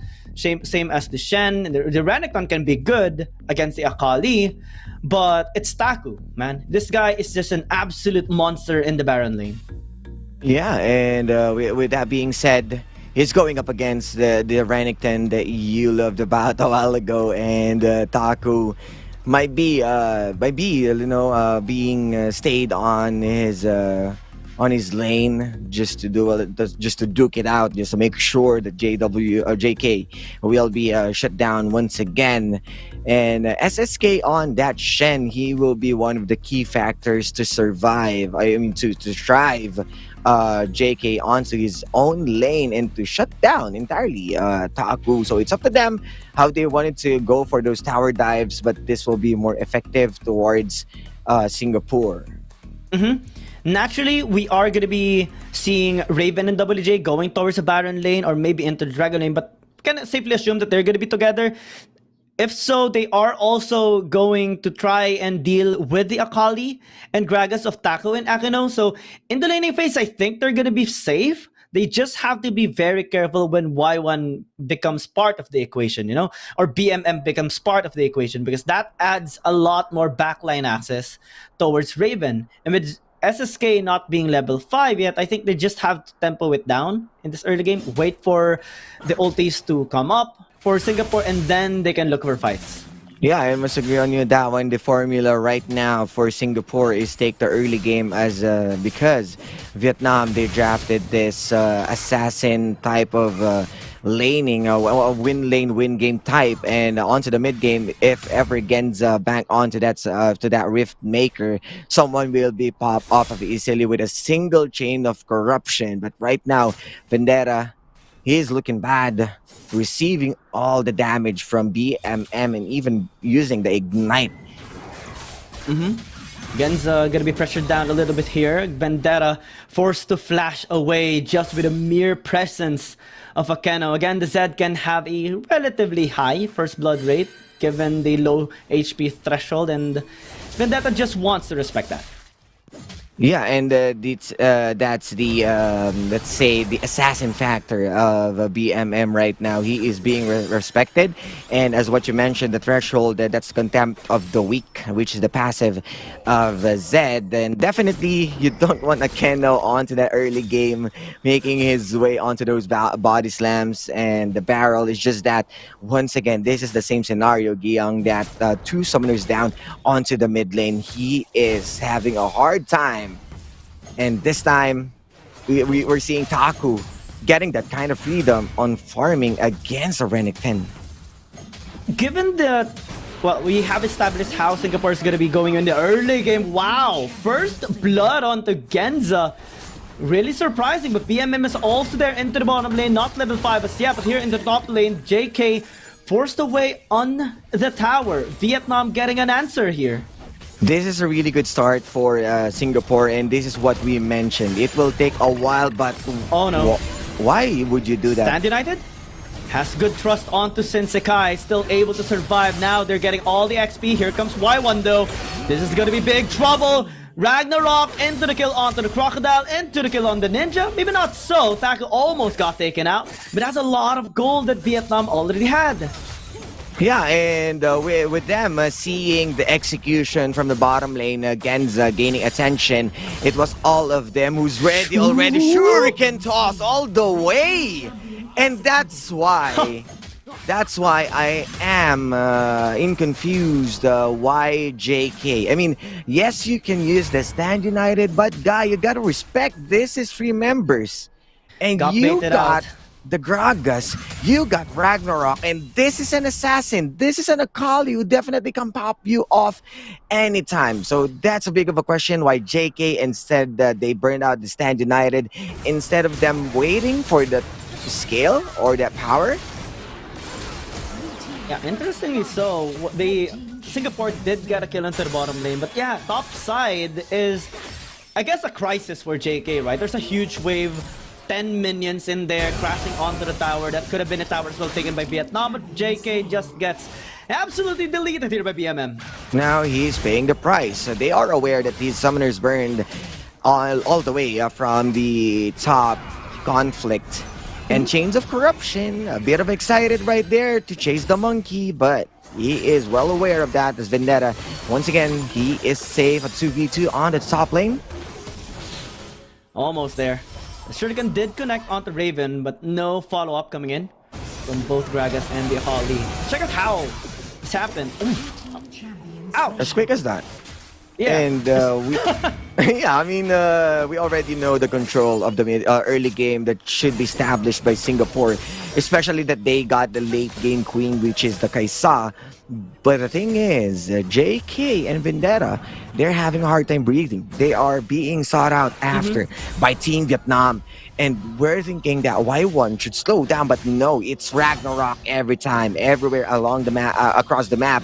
He is the one who's starting these fights, and BMM Taku, these two assassins already received 2 supports on those skills. So we are moving into a snowball factor of these assassins, and you can see the key player right now, 61% kill participation, and with these 3 champion, Kha'Zix, Lee Sin, and Yone, you can fairly see that he is striving. And JK, it feels like it's a big of a joke. He's not surviving right now. Offside, Stand United going to be invested there just for the additional safety of Raven. And yeah, I do get you, because JK is a key frontline here of Singapore, but with him being poked out, him being bullied a lot, is a -1 on the protectors of Raven, and that is going to be key here for Vietnam. Now they're posturing down towards this Rift Herald. SSK takes a bit of damage, but still okay here. Singapore, though, I don't think they should be trying to contest anymore. Raven is just too low. Yeah, I mean, this is really good for them to really poise up, because you know how good they are on using... Oh, wait, the fight on the mid lane. Vendetta. And a burst down. So clean on the Zed, right? BMM is just smooth like butter. All those assassinations always laid out perfectly. Smooth like butter. You can see also that was against he used that piercing arrow just to make sure that they're going to destroy everyone. But you can see right now, that was too much. Yeah, that was too much anger and shouting from the Olaf, and Y1 did pay his life as a price. And Raven picks up a kill here. Oof. Ouch. Arrows always hurts here from Genza. They have to really try dodging that. Yeah, and to be honest, it was really good for... another fight. Perfect execution. Wild Shot going to be used. Can they actually get the kill? Raven still survives for so long. He dies at the very end, but here comes BMM. Now SSK has to really respect the damage. Gets burnt out. JK is now here. They got 2 for 2. I think Singapore can just take it. Oh, with a really good play coming in from the Singapore squad. They were able to take down key members, but you already saw that he's fairly baited out onto this part as Genza tried to bait himself, jump in, BMM with a smooth like butter execution. But this time around, it is a good target selection that they wanted to focus on to Genza. So no time for that piercing arrow. And this is what I'm telling you. Took a lot of time for them to finish the person that has been used by Wild Growth, and that's Raven. He survived a bit, so they put a lot of those damages, but the backup coming in from Vietnam, the proactiveness wherein they can easily flank BMM with the target selection. He was able to take down SSK, means they don't have any smite to secure the dragon again into the hands of Vietnam. Left mark can actually go in. Wow, it goes in. The Killer Instinct, 1-for-1 trade, but Kano might be in trouble. Looks like it's gonna be fine, but this tower won't, as Vendetta is already on his way towards the bot side. Kano all alone. 1-for-2 trade is really good here for Singapore. And this is a really good ray of hope for Singapore to keep this going. Yes, they might lose on that objective place, but the tower and all of those kills that they were able to convert double ultimates has been burned, and right now they are going in and going hard. Yeah, JK won't survive. That's just a clean movement there. The moment we saw Y1 going with a Ragnarok, we know that this is going to be a dead crocodile. Yes, and with a dead crocodile comes with a down tower, but a dead Viking. Oh, yeah, Vendetta wants revenge. He wants to get the kill onto the Olaf. Goes on to BMM Another as well. one. Second Cyclone. Gonna be used, but no follow-up this time. Raven is wanting to tone down the pace of the game for the meantime. He is getting a lot of kills, but still net profit for Vietnam. A 3,000 gold lead by this red side team. Yeah, as close as they are right now, this is one of those games that we are waiting for Singapore to pop off. It's time for them to answer the wake-up call, because right now they are playing on par with Vietnam.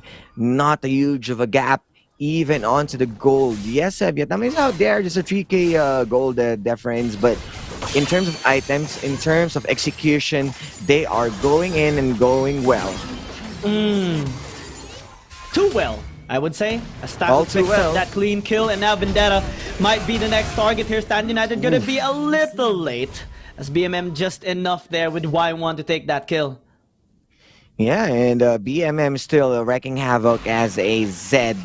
But right now, Y1, is there any chance that he can escape? But here comes Akano as the backup. Good flash from WJ.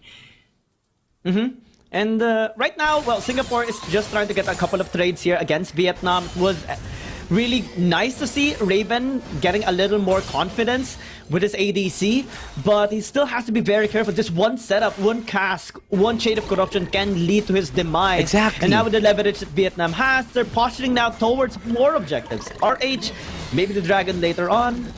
And it's starting to be a little challenging now for Singapore. Even if the Kai'Sa scales up, if Vietnam has to burst, then it won't matter.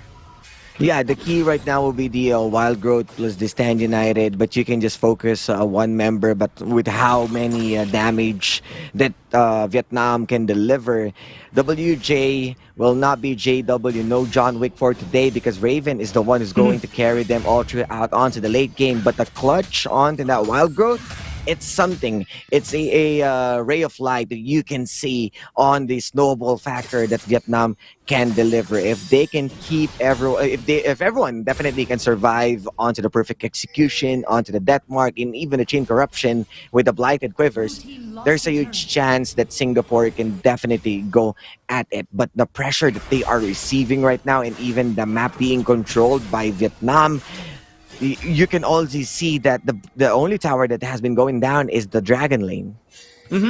We see a very efficient approach by Vietnam against Singapore. Every lane being controlled, every objective being taken as well. And that limits the amount of scaling that Singapore can have, especially if they want to bank on Raven. JK hasn't been getting the best time of his life. All throughout the game, 0-4 already, and it's just being zoned away. And they're not going to stop. You can clearly see that JK and right now Vietnam might be going in. Raven is in front. Actually goes far too forward. Killer Instinct gonna be used, but Akano might actually get taken. That big use of the chain of corruption to zone the back of Singapore. But what can they do? A second Cyclone now by Vendetta. Here comes the persecution. Gets a kill on the guy, but Taco also gets taken down. Now JK moves into the front, gets a kill onto the Genza, and that's gonna be the ace. Vietnam so clean now. Are wiping them out one after another. Yes, it was Raven who be the savior of Singapore, but he went overboard on that part, and with the nullification of JK, he isn't, I mean, he doesn't have any solid damage to be threatening, and you can clearly see that he is far way up there. Chains of corruption, what a good zoning factor that they received, but with a perfect execution and death mark. This is what I'm telling you, Giyang. They poured down every ultimates that can destroy after the Wild Growth. And there's no reaction from that. And why the fight didn't start? Because JK, Vietnam is the one who's beating KJ. They are the killjoy on how JK is having fun to his lane. He is farming. Let me have my game. Let me play. Let me play. Yeah, he just wanted to play. Come on, Vietnam. But right now, they acknowledge the threat of a Renican. And they are not going to give him any breather up until this point.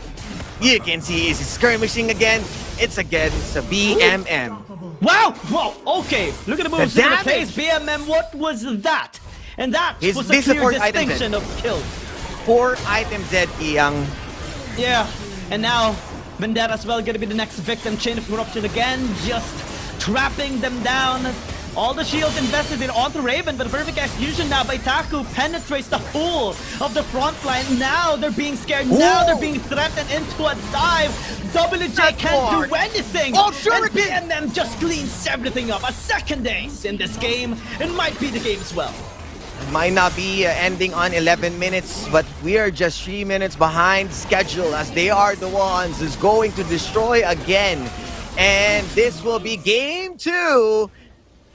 More assassins, more wins as Vietnam 2-0 leading this series.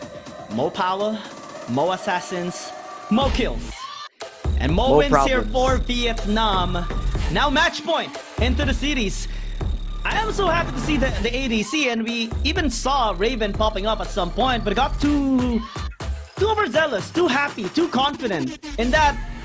Well, when we saw the second ace happening, prior to it, we saw Raven moving forward, killer instinct in, and that already led to their demise because the rest of the members of Singapore had to invest all their shields into protecting him, and then Vietnam just waited for those shields to go out of the way, to dissipate. Yeah. And when the chain of corruption was there, everyone collapsed.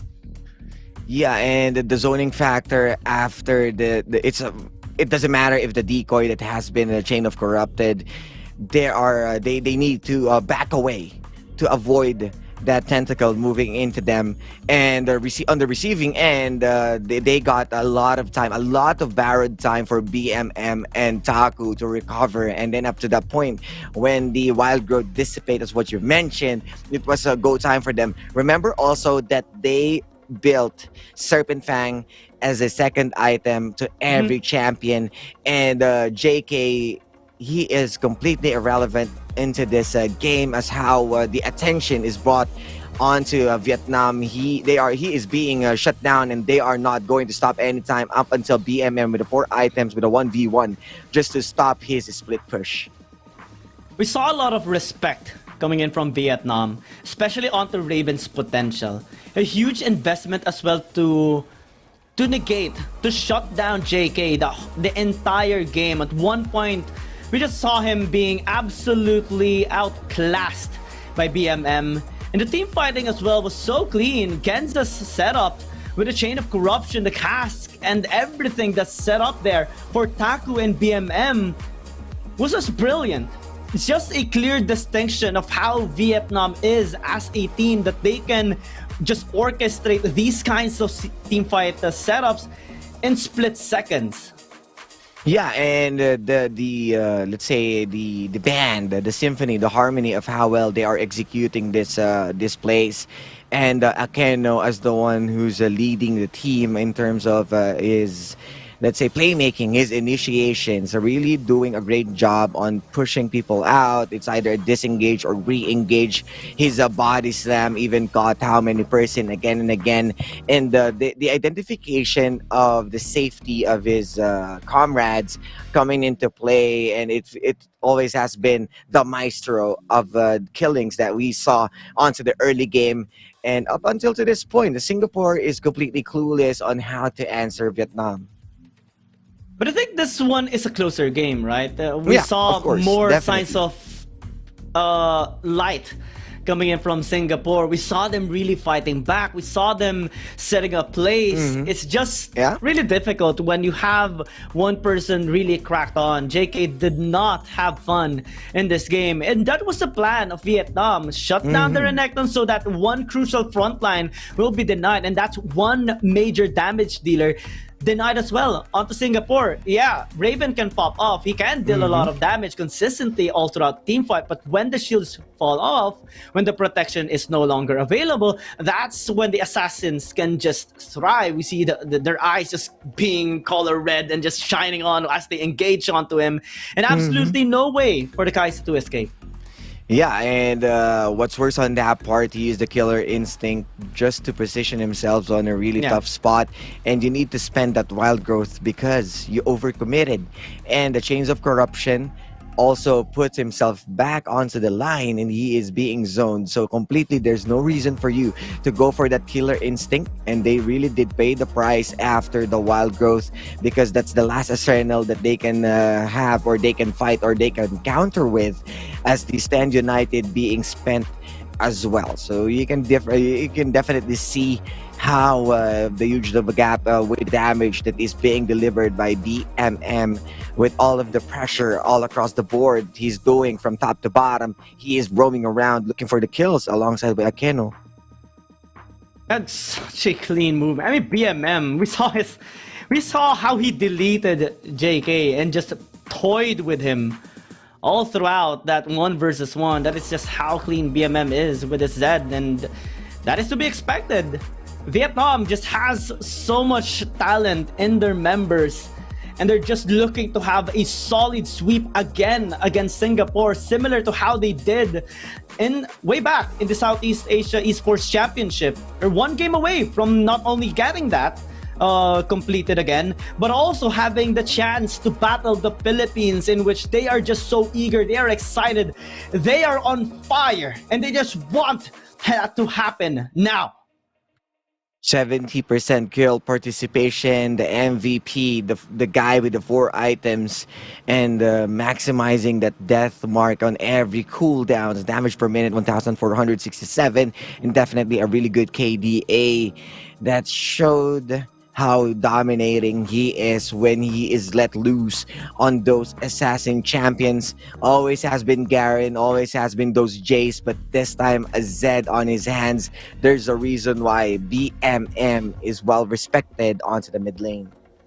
We can't help but feel happy here for Vietnam, right? They're just being so clean right now. They're on fire, they're motivated, they're striving, they're being creative as well, and showing enough discipline and respect towards their enemy as well. Singapore, it's really nice to see them now popping off a bit in this particular game, but they're still back again to the drawing board. Let's see if they can actually come back for game number 3. Can they force a game 5? Can they extend the series? We'll find out after this short break.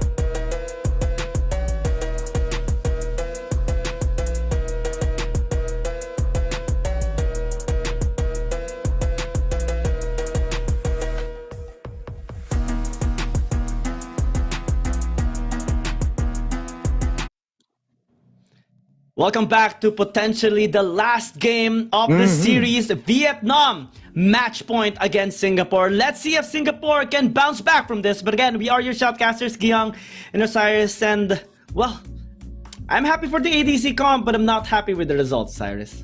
Yeah, I mean, the late game queen doesn't really translate into something great, as it took a lot of time for them. Although it was a proactive Singapore execution that we saw, but it wasn't really enough. They're still lacking on to how they are looking for those skills, and this double assassin went ham, especially BMM as our MVP. Really did a great job on making sure to take down key targets, especially JK, who's trying to go for a split push and looking for his own, let's say, farm and resources. And at that point, the disc rock isn't a problem to them.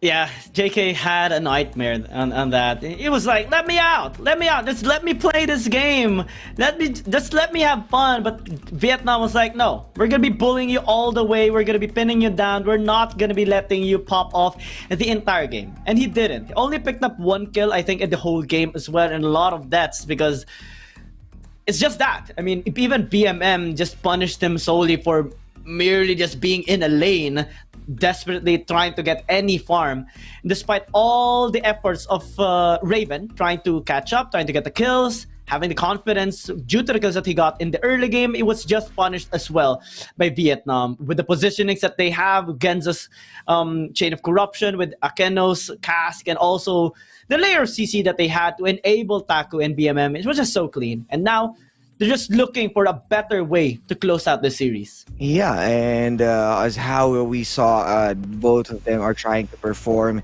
into their peak. It's just that Vietnam right now is 1 step ahead. They are onto the match point to have a rematch against the Philippines and gain a ticket going into taking a medal. A silver or a gold medal. But whoever wins right now, this is already, let's say, a recognition to their fellow country, as the bronze medal is on the line. And the teams right now, with the drafting that we saw from Game 1, Game 2, we already witnessed a different sides of the coin. I wonder if we're going back to those comfort picks, or we're still going to see the marksman era. Oh yeah, because they're back on blue side here. Are still going to be retaining on blue side. Vietnam going to be the ones to ban away the Camille and the Aatrox. Possibly depending on how Vietnam wants to post this, right? Because they're just so comfortable right now. They can pretty much do anything that they want. Maybe try out the ADC comp for themselves, since they did it against Cambodia yesterday. And now Singapore has to be the one to be very serious, very respectful, but also get the champions that they need, while also denying the champions away from Vietnam. A while ago, we have seen a respect ban to the Nautilus, but not a respect towards the Riven. But this time around, I think they have to really respect both. Yeah, and right now, they are the ones who's going to remove their Shen. I'm not sure if Vietnam already utilized this one. I believe yesterday there was a one game wherein Shen has been used by Y1. But the thing is, with the caliber right now, I'm not seeing any angles that Vietnam is going to open for a Shen, because usually they are going into those high tempo champions such as Lee Sin, Kha'Zix, and Ione. So first pick, blue side, Jace, didn't ban by Vietnam. They are the ones who removed the Nautilus. As what you mentioned a while ago, WJ did a great job on using that Nautilus, and they are not the ones looking to use it, but a Galio and a Senna. Heart there by one of the members of Vietnam as well. Down here with the camera. But yeah, the Jace gonna be picked up here for Singapore. Game number 2, they actually banned it away during the first banning phase. Vietnam now has access towards 2 global ultimates. Is very scary, to be honest. But Singapore banking on early game means that they will secure the Lin and the Renekton, which is good as well. Yeah, and they are the ones who's going to use this Corki. This might be going into BMM. So there will be a huge space for Vendetta. But still, I'm not sure if this is still a good idea, Giyang, as we're seeing still the same pick of the Baron lane, Renekton, Yeah, 3 times in a row. we have seen JK, struggle in that last game. Vietnam gonna be trying it out once more, but I think given that the Senna is the support here, or the one that will be assisting Taco in the top lane, maybe Singapore can draft an aggressive support for him. Rakan is still available. Maybe the Alistar can be picked up too, since both the Gragas and the Nautilus has been taken out. But Vietnam does have a lot of scaling champions. Senna and Corki are gonna be demonic in the late game. I mean, yes, they are, but I believe that the scaling coming in from this and a Corki onto the early game is already a threat. So late game might be late game insurance would be the Senna. But right now, what I'm curious about is taking Senna and a Corki, and then they remove the Varus and Zoe. So this would be a Ziggs or a traditional marksman, might be, but with the VIE. That is a lot of backline threat. And early game pressure as well that Vietnam now unlocks, since all three champions are kind of, the two champions they have are scaling. Singapore now responding with a Leon is interesting. We have seen it even in the WRLA, but not the best success. I mean, it is a bit of a one-dimensional champion, either engaged. The only ranged ability that this one has is the Solar Flare. But all the other abilities requires the Leone to actually go in and fully commit. And right now, at what we've seen, you have the Galio in the VIE on one team, and we already saw this way back season 1, I believe, or season 0. The combo, apart from Camille, is a hero entrance alongside with the Cease and Desist from VIE and the Mega Inferno Bomb. And since they are the ones who's using this, and they're already locked in the Sen and Corki, Raven is being left out with the Ziggs. Not unless you wanted to go with the Kaisa once again, but it is a not so good angle with how he played a while ago. But going back onto this whole draft, I love right now. They got their comfort picks and a high tempo, let's say a high octane type of jungler that can play on par with Y1, who's currently on a VIE. But I'm gonna be worried a little bit here on JK picking up the Renekton, and he's against a Garen. Just last series, we saw JK with a Garen beating Sing in his Renekton, and even having a 5,000, 6,000 gold lead at the very end. So that can be the intention here of Vietnam. This sustain composition is so scary in the late game, and they also have invested some bits in the early game with a VIE. So now they can posture down maybe onto the Baron lane, maybe try to work around BMM as well, as the Corki does win against the Jace. So big responsibility on WJ as he picks up this Leona first in this tournament. It's gonna be crucial. All his engages has to be on point. He needs to enable JK as well as protect him from getting bullied, because it will take a lot for Singapore to win this. Again, match point already for Vietnam. They're just ready. They just want it. They're really close to finally having their series again versus Philippines. Yeah, and to this point, this might not be the same as how fast we saw the game, as they have a Senna, not unless Singapore will be still the same, that they're going to lose some trades, or they're not going for the objective trading. So I think a good play for Singapore right now is to be more patient. They need to survive. JK, I am looking at you and staring at your lane. Wanted for him to really thrive and prove himself with this Renekton. Oh yeah, let's see if Singapore this time can strike back, can resist the forces of Vietnam. Again, scaling composition here by both sides, with relatively good early game pressure can be established here by Singapore, as they do have the Jace, the Lee Sin, and the Renekton. Let's see how WJ can be enabling the team again. This guy has been the one making the plays for Singapore when they were battling against Cambodia a while ago. And in this series, we haven't really seen him pop off as much.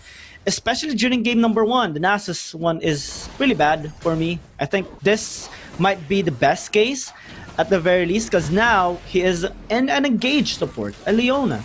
Not the best, like the Nautilus, but still better than the other two. Yes, and once again, guys, match point on to Vietnam. Who's going to take the ticket? Moving in to the final. So we just saw a glimmer of those damage from BMM as what you discussed a while ago. Giang and right now Genza, the first one to rotate, spotted by WJ. But you know, the range and the melee support right now is reflecting a lot that he is creating a lot of space that Leona, WJ, can seem to go for that mid lane pressure. Oh, top lane, mid lane, already feeling the pressure indeed, as JK has to fall back. SSK is here into the mid lane to help out Vendetta a little bit, but they're being poked away. Every bit of stacks is being taken by Genzes. Now, we do see Singapore trying to get some access on the red side jungle here of Y1. Can be a little scary. Taco is here. The rest of Vietnam are also here. So that's going to be a good engage by WJ, but not so entirely. They go too deep onto the tower. Taku gonna get taken down, but WJ trades his life for it. They are so deep, so that's 2-3 casualties. A big punish by Vietnam. Oh, slowly, once again, you can see Vietnam, and they are not going to stop anytime. The minion will be the hero. Not gonna be Y1. Survive with a sliver of health, a needle onto the haystack. You can't see that HP, but they know that someone is around.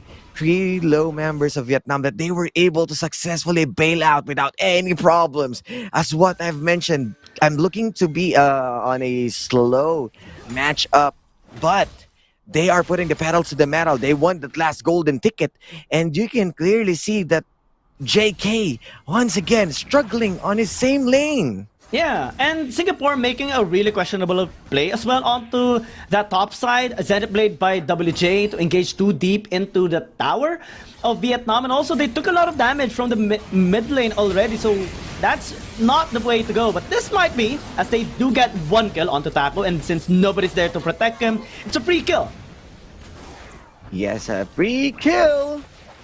What a good way to start. They just returned the favor of how aggressive right now Vietnam is. But whoa there! Oh, wow. They answer back heavily towards Raven this time. You think our Garen will take your Ziggs. And now top side is being fought by Singapore. Tackle is now here. BMM still survives. JK might actually be in trouble. Tries to close the distance, but will just get a sword in his head as Vietnam gets 2-3 for 1.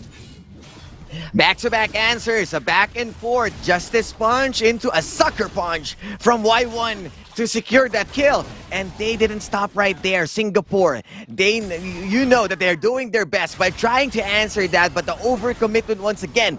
JK paid the price for another time, and for how many times is he going to pay that overcommitment? He is being punished and given a lot of window for Taku, but another fight erupts. They are not going to rest any time, but this is a trade of the junglers. Well, JK's credit is in its limits right now, with all the casualties that he is giving towards Vietnam. And hopefully he does recover. He's only 200 behind Taku, but this is a Renekton. It's incomparable. It shouldn't be on par with the gold onto the Garen, or else you're just shut down entirely. And now Vietnam getting more wins than Singapore in other lanes. This is the scaling composition. The only early game champion that they have is the VIE. So what is happening here to Singapore? Why are they making a lot of mistakes like this? Megan Pernobam gonna be invested here onto Akeno. Can they actually secure the kill? Might not be so, as now the season desist just sees us all engaged there, and now WJ might actually be in trouble. Tries to disengage, but the damage is gonna be there for Taco. Execution with the Dimash Injustice flash into the sky. Vendetta, but Genza still gonna be doing some damage before he gets taken down. Here comes suddenly, there's a Corki coming your way, burned to death as Raven falls down 4-1 again.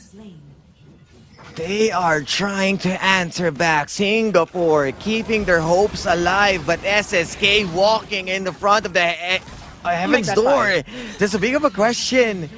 He receives a lot of damage, and with the silence coming in from Taku, decisive strike, he doesn't have any way to escape at that point. A Rift Herald and a few kills onto their pocket. Vietnam, this is looking good for them. They are starting to snowball and punch their way with those cease and desist as a ticket to the grand finals. I'm still trying to process how Vietnam has 6,000 gold lead in 5 minutes. Now they're gonna be bursting down Vendetta. 6 kills for BMM as well. And an RH now into the mid lane. What can Singapore do? They can't defend. They have to give this tower away. They have no way to actually contest any push that Vietnam has, simply because they're 2 down. Make it for the ball. Yeah, Gonna be catching Genza though. It's good. Painful. Painful indeed. What a good answer again from Singapore as they are getting those opportunities, but another opportunity rises away right now. Opportunity lost as Sin Sakai gets taken out. And now Genza is online, or has respawned. They got the dragon as well. And Vietnam just getting everything here. JK is not allowed to play. We can't expect that sword again. Got to his throat. As now mid lane, they do get a Jace. Vendetta not having a good time. Oh, man. WJ. He was just weighted there by Y1. Yeah, he is just sizing him up if he's going for that sidestep, but the Vault Breaker is ready to break those shields. But Shinsekai might be got different plans right now as Akeno's taunt is not going to hit. Dawning Shadow for extra shield, but a wasted Dragon's Rage on that one. Oh man. Yeah, you can clearly see how bad the team fighting of Singapore onto this point. And in every Into the Skies, you can see that when WJ moved backward and with the terrain, how close it is, there's no sidestep coming in. It's a pixel perfect punch from Y1, and definitely there's no chance for him to escape as Y1 got flash also. But is this the answer that we need from JK? Oh, the outplay is there. Taku with the swift movements and one play against JK, dodging the Mega Inferno Bomb and allowing Y1 to finish up the kill. Oh man, Osiris, I'm still trying to process. 6 minutes, 6,000 gold lead. 2 minutes after, we're seeing an 11,000 gold lead. Where did they get the 5K? Yeah, definitely, Giyang. I understand that you are processing a lot right now because this is power overwhelming coming in from Vietnam. And they are not gonna stop anytime. And this is the game that they want to take. They want to finish this as soon as they can because they are waiting to protect their throne against the first team who punched their way into the finals. The Philippines sitting up ahead, just waiting onto the upper bracket as we are still trying to look for the opening of Singapore to definitely shut down Vietnam. And SSK, his last game of his life, he is fighting for his dream to be alive for that gold. But Vietnam got different plans. They got different itinerary, and they might be punching their way to this dragon. Well, if they are wanting to end this early, they have, well, 11 minutes and 2 seconds is the time to beat. Vietnam now posturing down into the bottom lane, just a sponge. And an isolated team fight here as Singapore just gets absolutely obliterated. Crocodile down, BMM gets his second kill. Only 3 people alive now for Singapore as Vietnam makes their way into the mid lane, possibly get the RH as well. Everything just being taken here by Vietnam. And they are trying to limp out. They are looking for those possible targets. But at this point, things are slowing down for them. They can't seem to look for the same kills as what we saw a while ago. This is a solo RH and an engage. Yeah, they will keep on coming. They will keep on striking down. But let's see if Singapore can actually fight back. JK serving in the front line, trying to get a kill onto BMM, but gets killed instead. As now Keno still stays alive. BMM now being in the front line. Sonic Wave not connecting. Solar Flare also not connecting. But the bouncing bomb will get him at the very least. And now the Dawning Shadows right onto the faces there of Singapore. Now here comes Taku. Now here comes the slow. And everyone just falls down. Possible ace. But Jace is there, Vendetta, the last man standing. They need to work up to this way. You can see the Riff Herald, the sixth man of Vietnam, is working his way to finish the third tower. While Y1, he is doing his own thing. Taco and Genza playing balls left and right, back and forth against the last two members of Singapore. But right now, we can see SSK as the backup trying to chase in Y1. But they already dealt good amount of damage on every tower. That might be the last tower standing, the last gap into their way to finish this. We're a bit of a breathing space for Singapore, but Vietnam is going to reset and going back to knock onto the doors once again. And Singapore might be the last chance, a last clash to push their way to survive into this series. I don't see a way for Singapore to come back from this. This is just an absolute domination. The highest goal lead that we have seen Vietnam had against Cambodia was 20,000. Now they're reaching almost that, 18,000 against Singapore, as JK is just not allowed to play again on his 8th death right now into this game. It's now WJ needs to really back away, but they're being chased on. Dienza throwing that last embrace, not catching the Leona, but at least zones him away from anything here. Right now, they're trying to be patient. They just want to stay at the bay. But here we go, as Vietnam might be the team who's going to finish this and not going to wait. Started things off, initiated, no follow-ups. Flash away. Vendetta, no way to go. All towers destroyed, everything cleaned up by Vietnam. Only the bottom lane survives, but only for so long. Solar Flare into the all-in. Genza will fall down, but Singapore, they might be in trouble. Taku is here, flashing in. And here comes BMM as well. The backline has been breached. The base has been annihilated, and Vietnam can just close this game out. Slowly, indeed, as Singapore disappearing into the back line. SSK, the last game of his life for competitive Wild Rift, definitely gone. Vietnam will proceed with a 3-0 fashion. And also the ticket towards battling against the Philippines again. The series continues. Philippines versus Vietnam. Vietnam devours Singapore. So congratulations as well here on Singapore again. They will be securing, or they will still be the bronze medalist here in the 22nd Southeast Asia Games Wild Rift Tournament. So congratulations to them. Yes, indeed. More big congratulations, and of course an honor for their country. Yes, they lost to Vietnam, but still, they did a really good job, especially for SSK. For how many years? I think that's 2.5 years of playing a Wild Rift competitive, even of a League of Legends PC veteran. He is really, it is an honor to have him being shown his techniques, his growth inside the esports. And Singapore, congratulations once again. But Vietnam might be the one. I mean, they are the one who's going to move in and might be going for a back-to-back gold if they can beat Philippines. They're on their way now. They're on their way after redeeming themselves in this series. A one-sided beatdown against Singapore and a definite showdown later on against the Philippines. They lost yesterday in the in the upper bracket finals. Now they're on their way to getting another series against the Philippines. Let's check out on what happened. Let's try to break down that incredible play by Vietnam.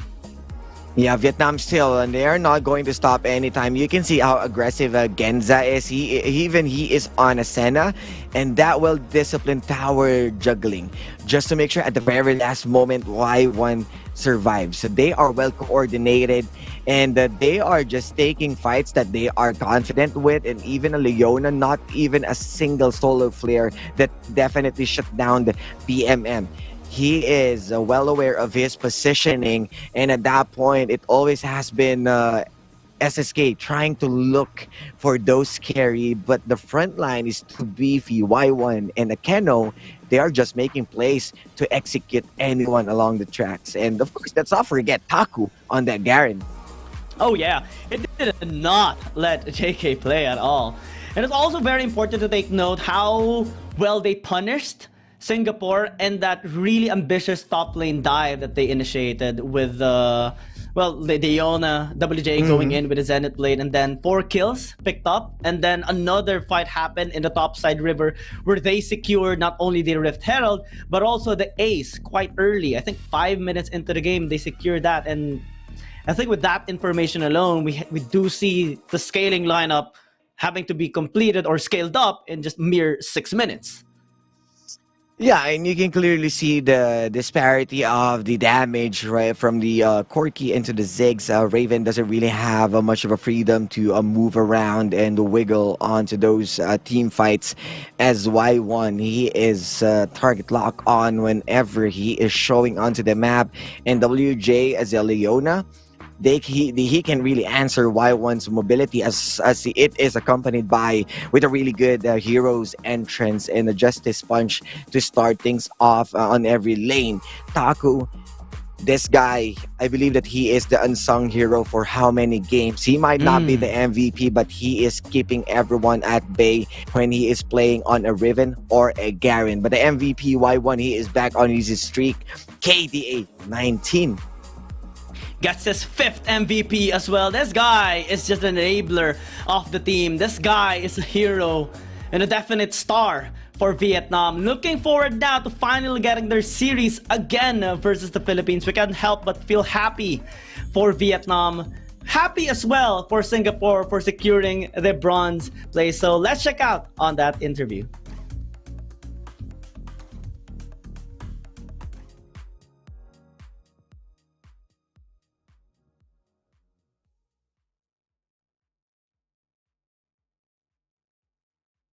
Soom ធ្វើការអបអរសាទរថាជាថ្មីបាទទៅក្រុមវៀតណាមដែលគាត់បានទទួលជ័យជំនះទៅលើក្រុមសង្ហបុរី Congratulations once again.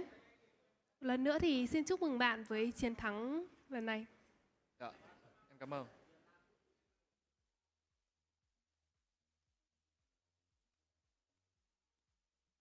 Ok, ចង់សួរពួកគាត់ថាគាត់នឹងទៅប៉ះជាមួយនឹងក្រុមហ្វីលីពីនម្ដងទៀតតើគាត់ភ័យឬក៏សប្បាយចិត្ត So you'll be up against the Philippine team again. Are you excited or nervous? Một lần nữa thì các bạn sẽ được đối đầu với cả Philippines tại vòng chung kết tổng. Thì các bạn đang cảm thấy lo lắng hay là háo hức với trận đấu lần này? Em đang cảm thấy rất là hào hứng để giành cơ hội phục thù Philippines. We are very excited towards this match because we would like to revenge what has been done. បាទគាត់ថាគាត់សប្បាយចិត្តខ្លាំងមែនតើបាទគាត់ចង់សងសឹកទៅខាងហ្វីលីពីនវិញអូសាហាវមែនតើបាទអញ្ចឹងក្នុងគណៈពេលនេះពួកយើងសូមសម្រាប់បន្តិចការប្រកួតបន្ទាប់នឹងចាប់ផ្ដើមនៅបន្តិចទៀតនេះ Thank you so much. We wish you all the best and the game will continue shortly.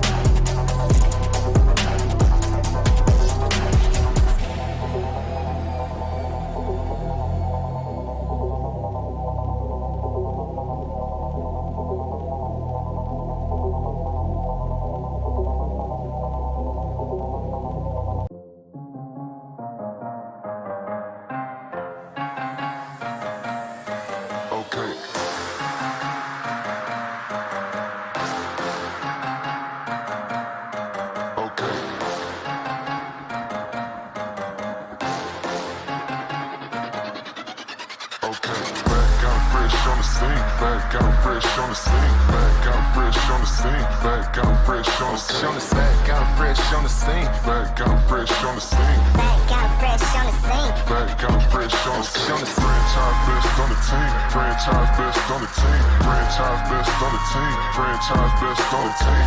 Franchise best on the team. Back out fresh on the scene. Back out fresh on the scene. Back out fresh on the scene.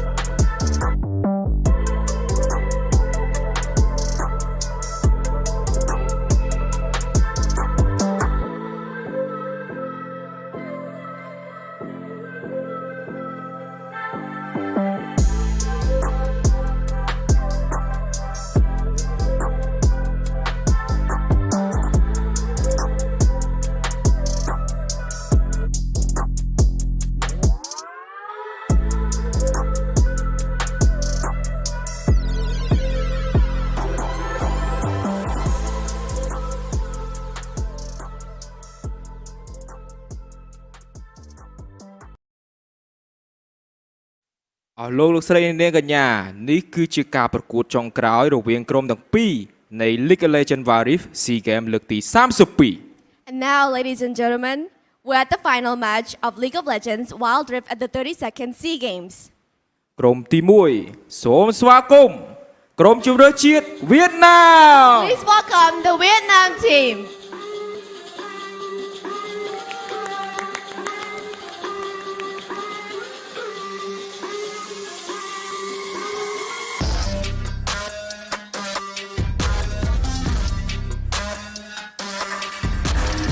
ក្រុមទី2គឺសូមស្វាគមន៍ជម្រើសជាតិហ្វីលីពីន And the second team from the Philippines. យើងខ្ញុំ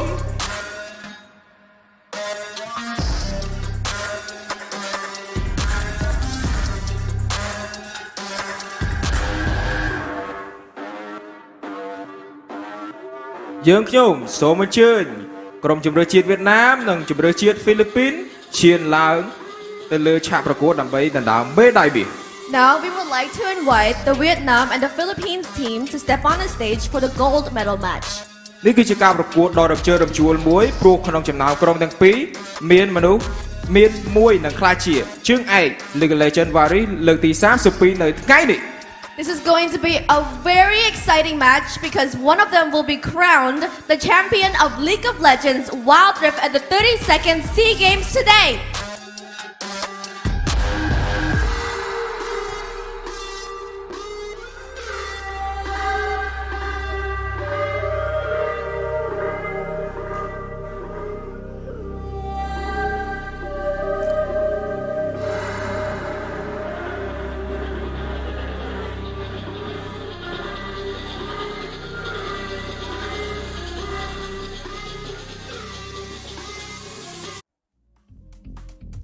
Ladies and gentlemen, welcome to a thrilling finals game in the making as we stand on the cusp of history in the 32nd Southeast Asian Games gold medal match for League of Legends Wild Rift. Today is set to have heroes made and legends born.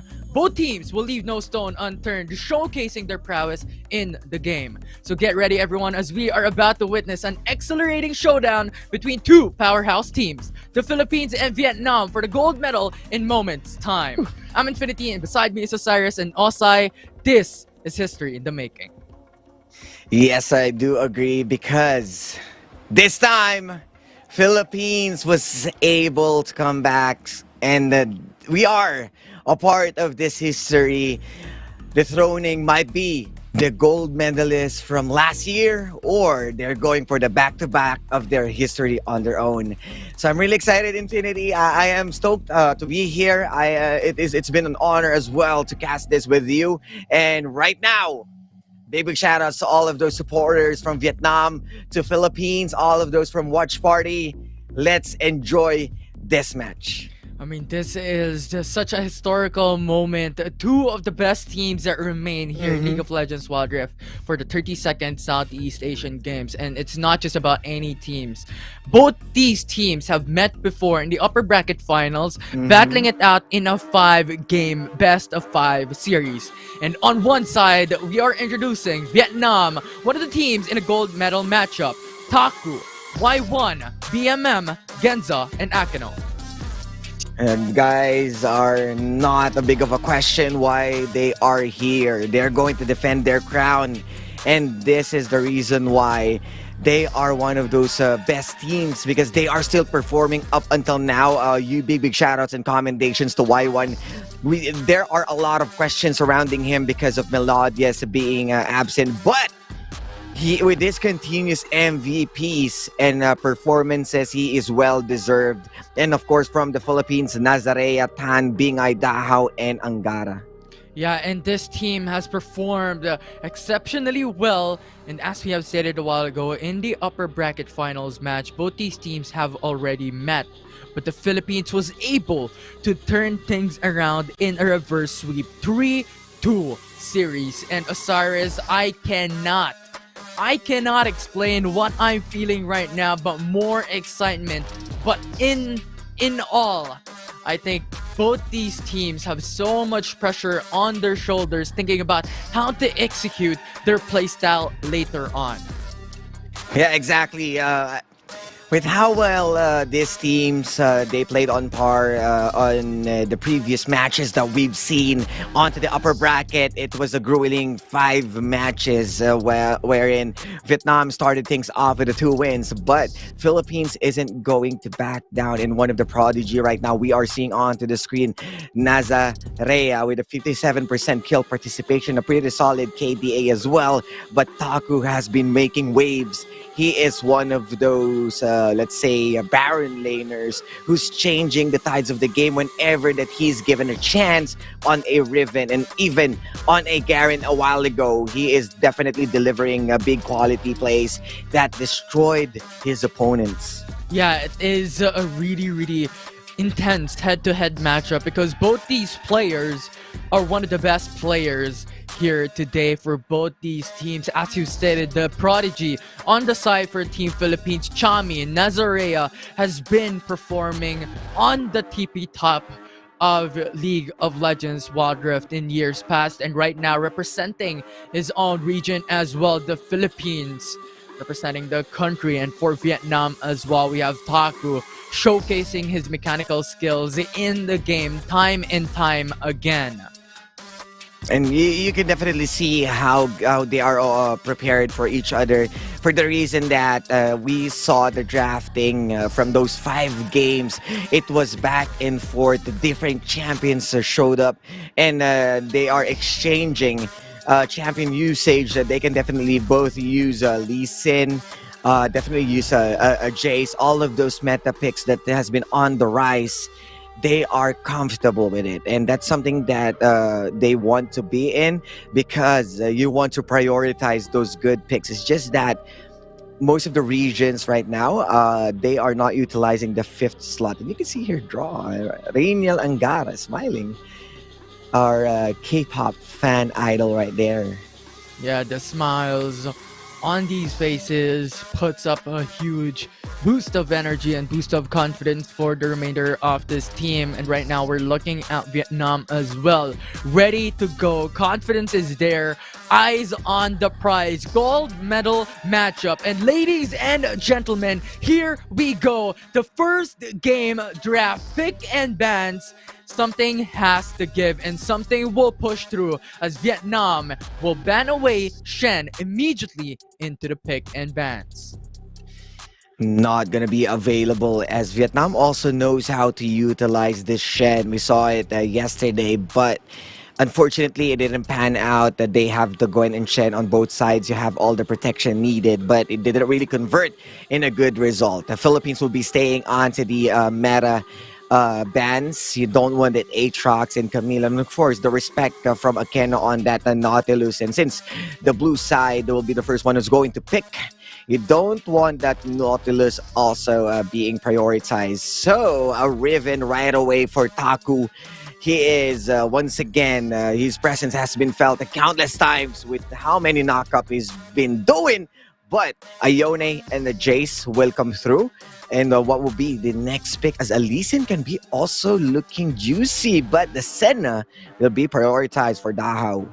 A huge utility champion for the side of Philippines locked in. And for the side of Vietnam, they had a huge opportunity to deny the champion of Nazarea, picking up the Riven as the prio pick. Now the question is, what will the next couple of champions be, as Gragas will be locked in by Vietnam with it, which is a really huge engage tool for the team.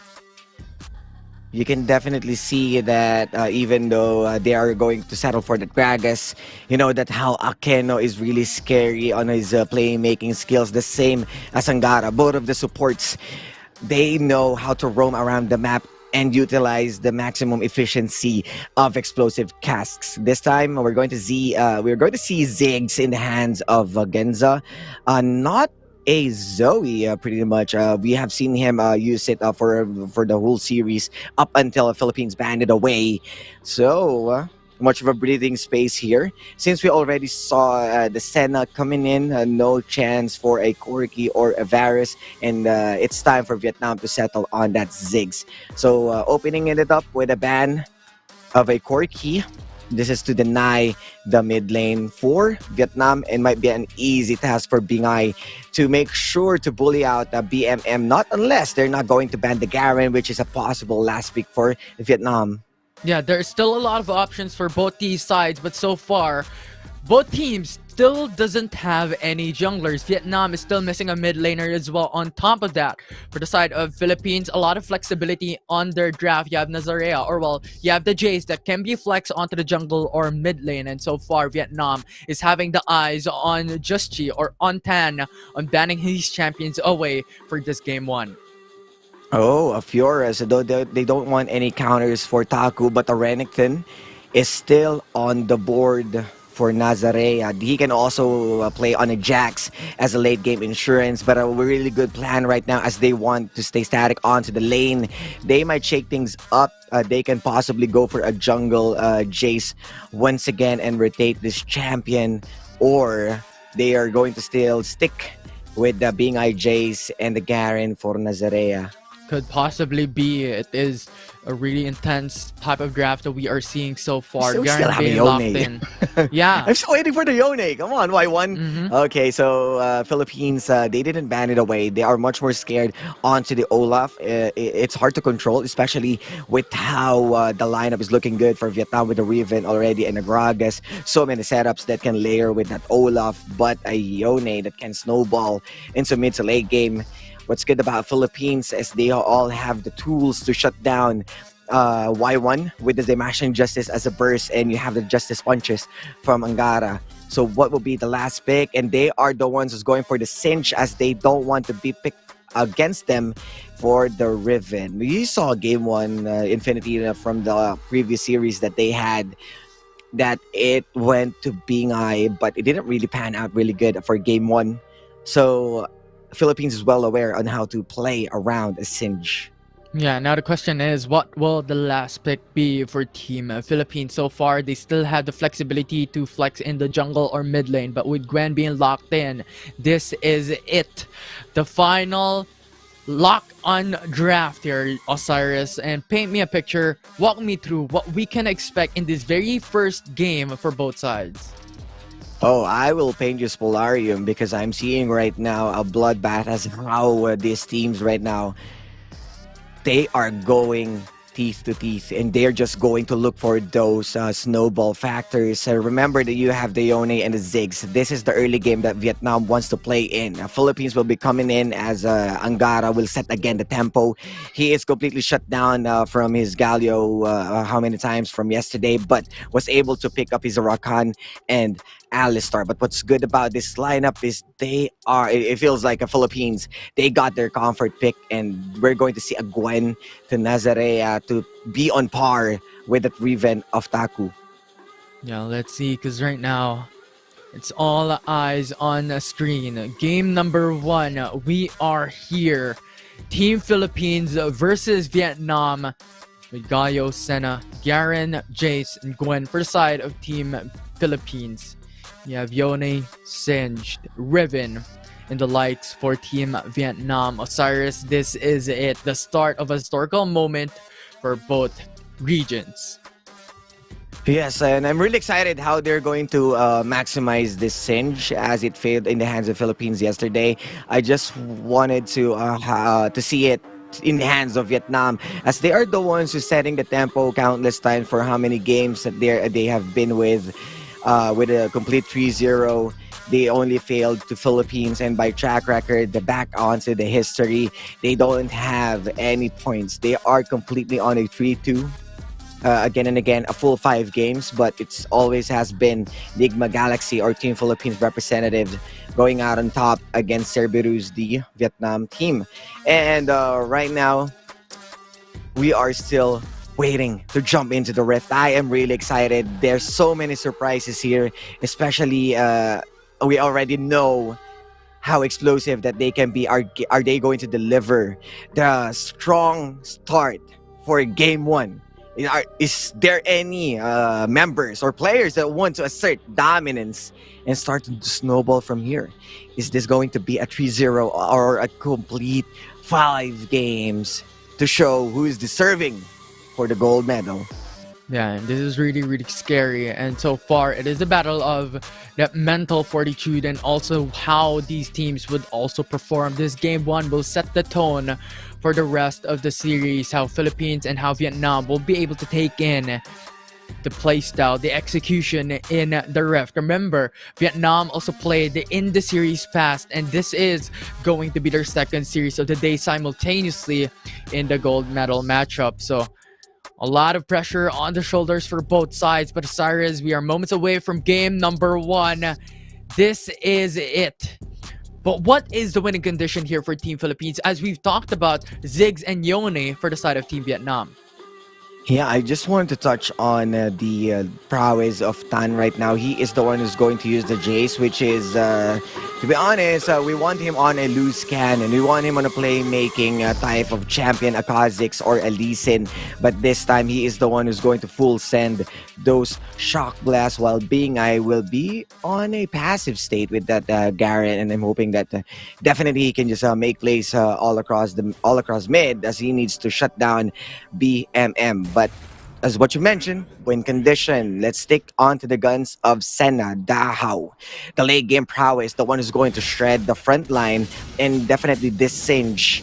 So I think as you keep the ball rolling for Dahao and the playmaking skills of Angara, they can just win for how many rounds? We saw Dahao staying on to the back line for the reason that Angara always provides support to Tan.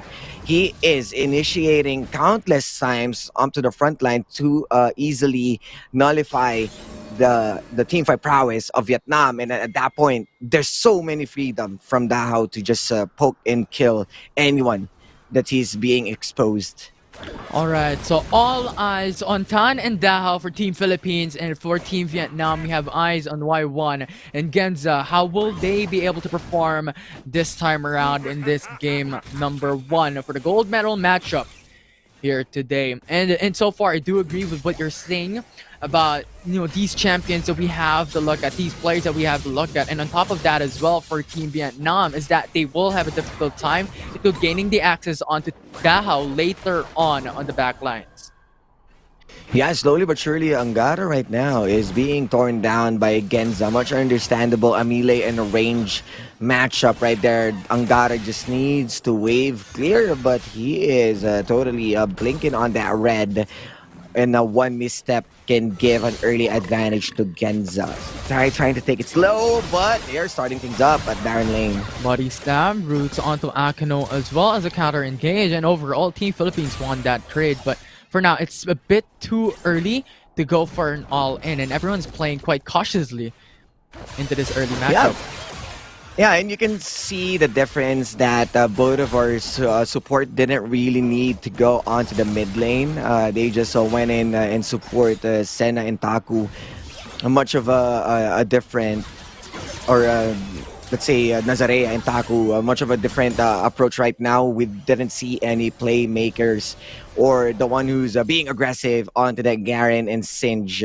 Both of them really tanky, really beefy. You don't want to entirely waste a lot of time to just try and give them any bruises. But you can see one of the key players, as much as what I mentioned, Angara, with his playmaking skills, he's looking for those right targets. Just yesterday, the Rakan and his Alistar again and again destroyed completely Vietnam.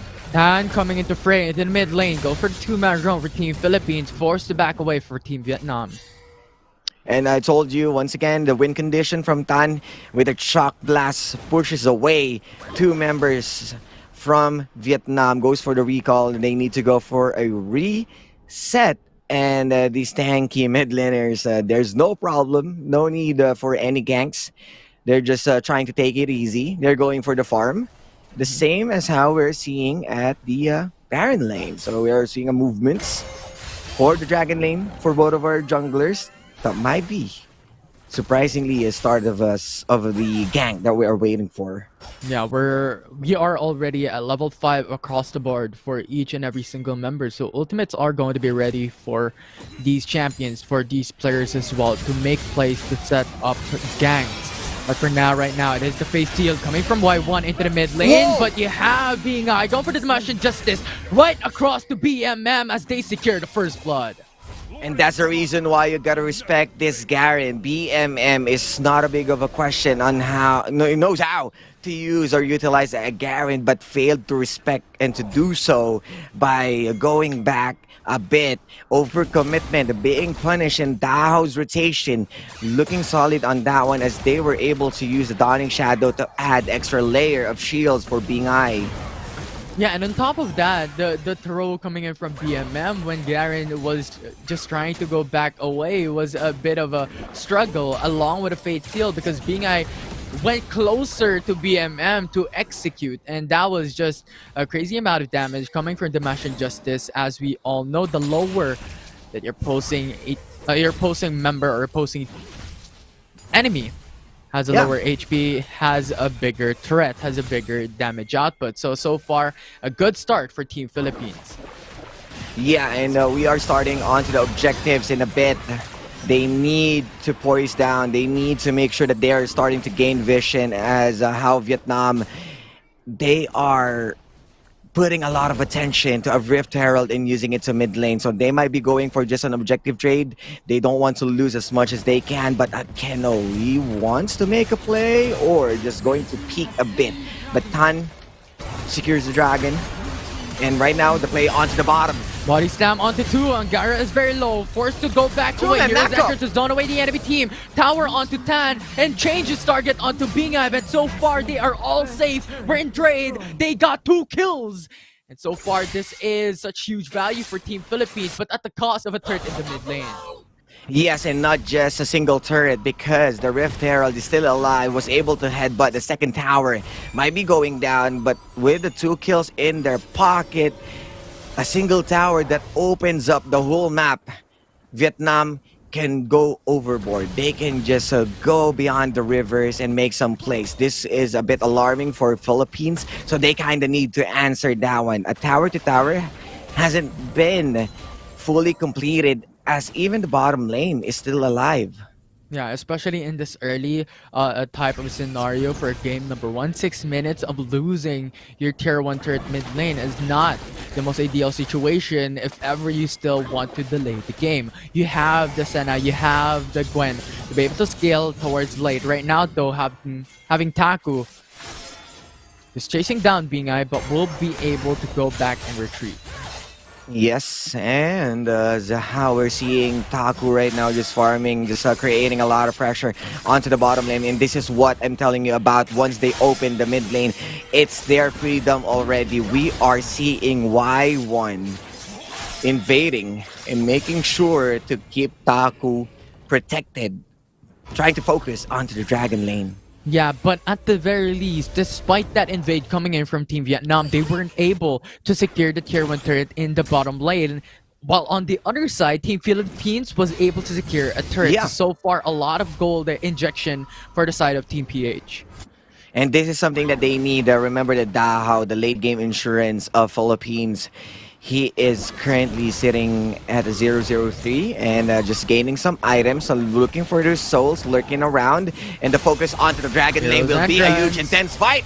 Into the bottom lane, into the backside, taunts on 2 people, and that is the opening that Team Philippines would be able to get, soloing and isolating Akino to take that kill. And so far, no trades has been secured by Team Vietnam. 0-4 kill standing. Yes, and a 0-4 right now. Even the tower, before they went out, the hull breaker, first item from VIE is working wonders as he is creating a lot of pressure. And he is the one who's dealing with Taku's rotation, while BMM, this cinch has yet to spike, has yet to be more beefy. So entirely fight VIE once again. So the roaming Garen will just wave clear, will create a lot of pressure, and with that injection of gold, as you've mentioned, with how well they are utilizing this Garen, the pressure from the bottom lane has been relieved as they are the ones who's able to complete the first tower take. BMM Sticky ground, the roots down onto one. You have the explosive cast as well to CC chain the enemy Whoa. team. And now Angara is a bit on a dangerous spot. Ooh, However, Tan tanky. is there to go into fray, support his teammates as Y1 is very low. He has to force to retreat. And now BI looks to go for the execute as well, but just too much knockback, too much knockback. And now Taku comes in to support Team Vietnam as well, securing BI as a kill. Team Philippines has to go back, run towards the hills, and not force the fight. You can see Taco is confident when he used the Blade of the Exile and tried to look for easy target. That's BI who doesn't have his flash. And they tried to exit as much as they want to make a play. We saw Tan overcommitting onto that Into the Skies, and we've talked about this countless times that it will put you into a harm's way. You can see here Shock Blast, but wanted to go hard against Genza, but you gotta remember, you already have BMM into the front. He is spreading those toxic and toxins, and you don't really want it to go in as hard as that. And right now, the punish coming in from the east side of Vietnam. Another fight though. Taco goes for the double man stun. However, Akino is gone. This is a 4v5. If Vietnam forces this fight, they are at a man disadvantage. Right now though, Y1 with a fake seal. Double man now coming to the backside. They have lost 2 members immediately from that fight because of Y1. And that is huge punish from Team VN.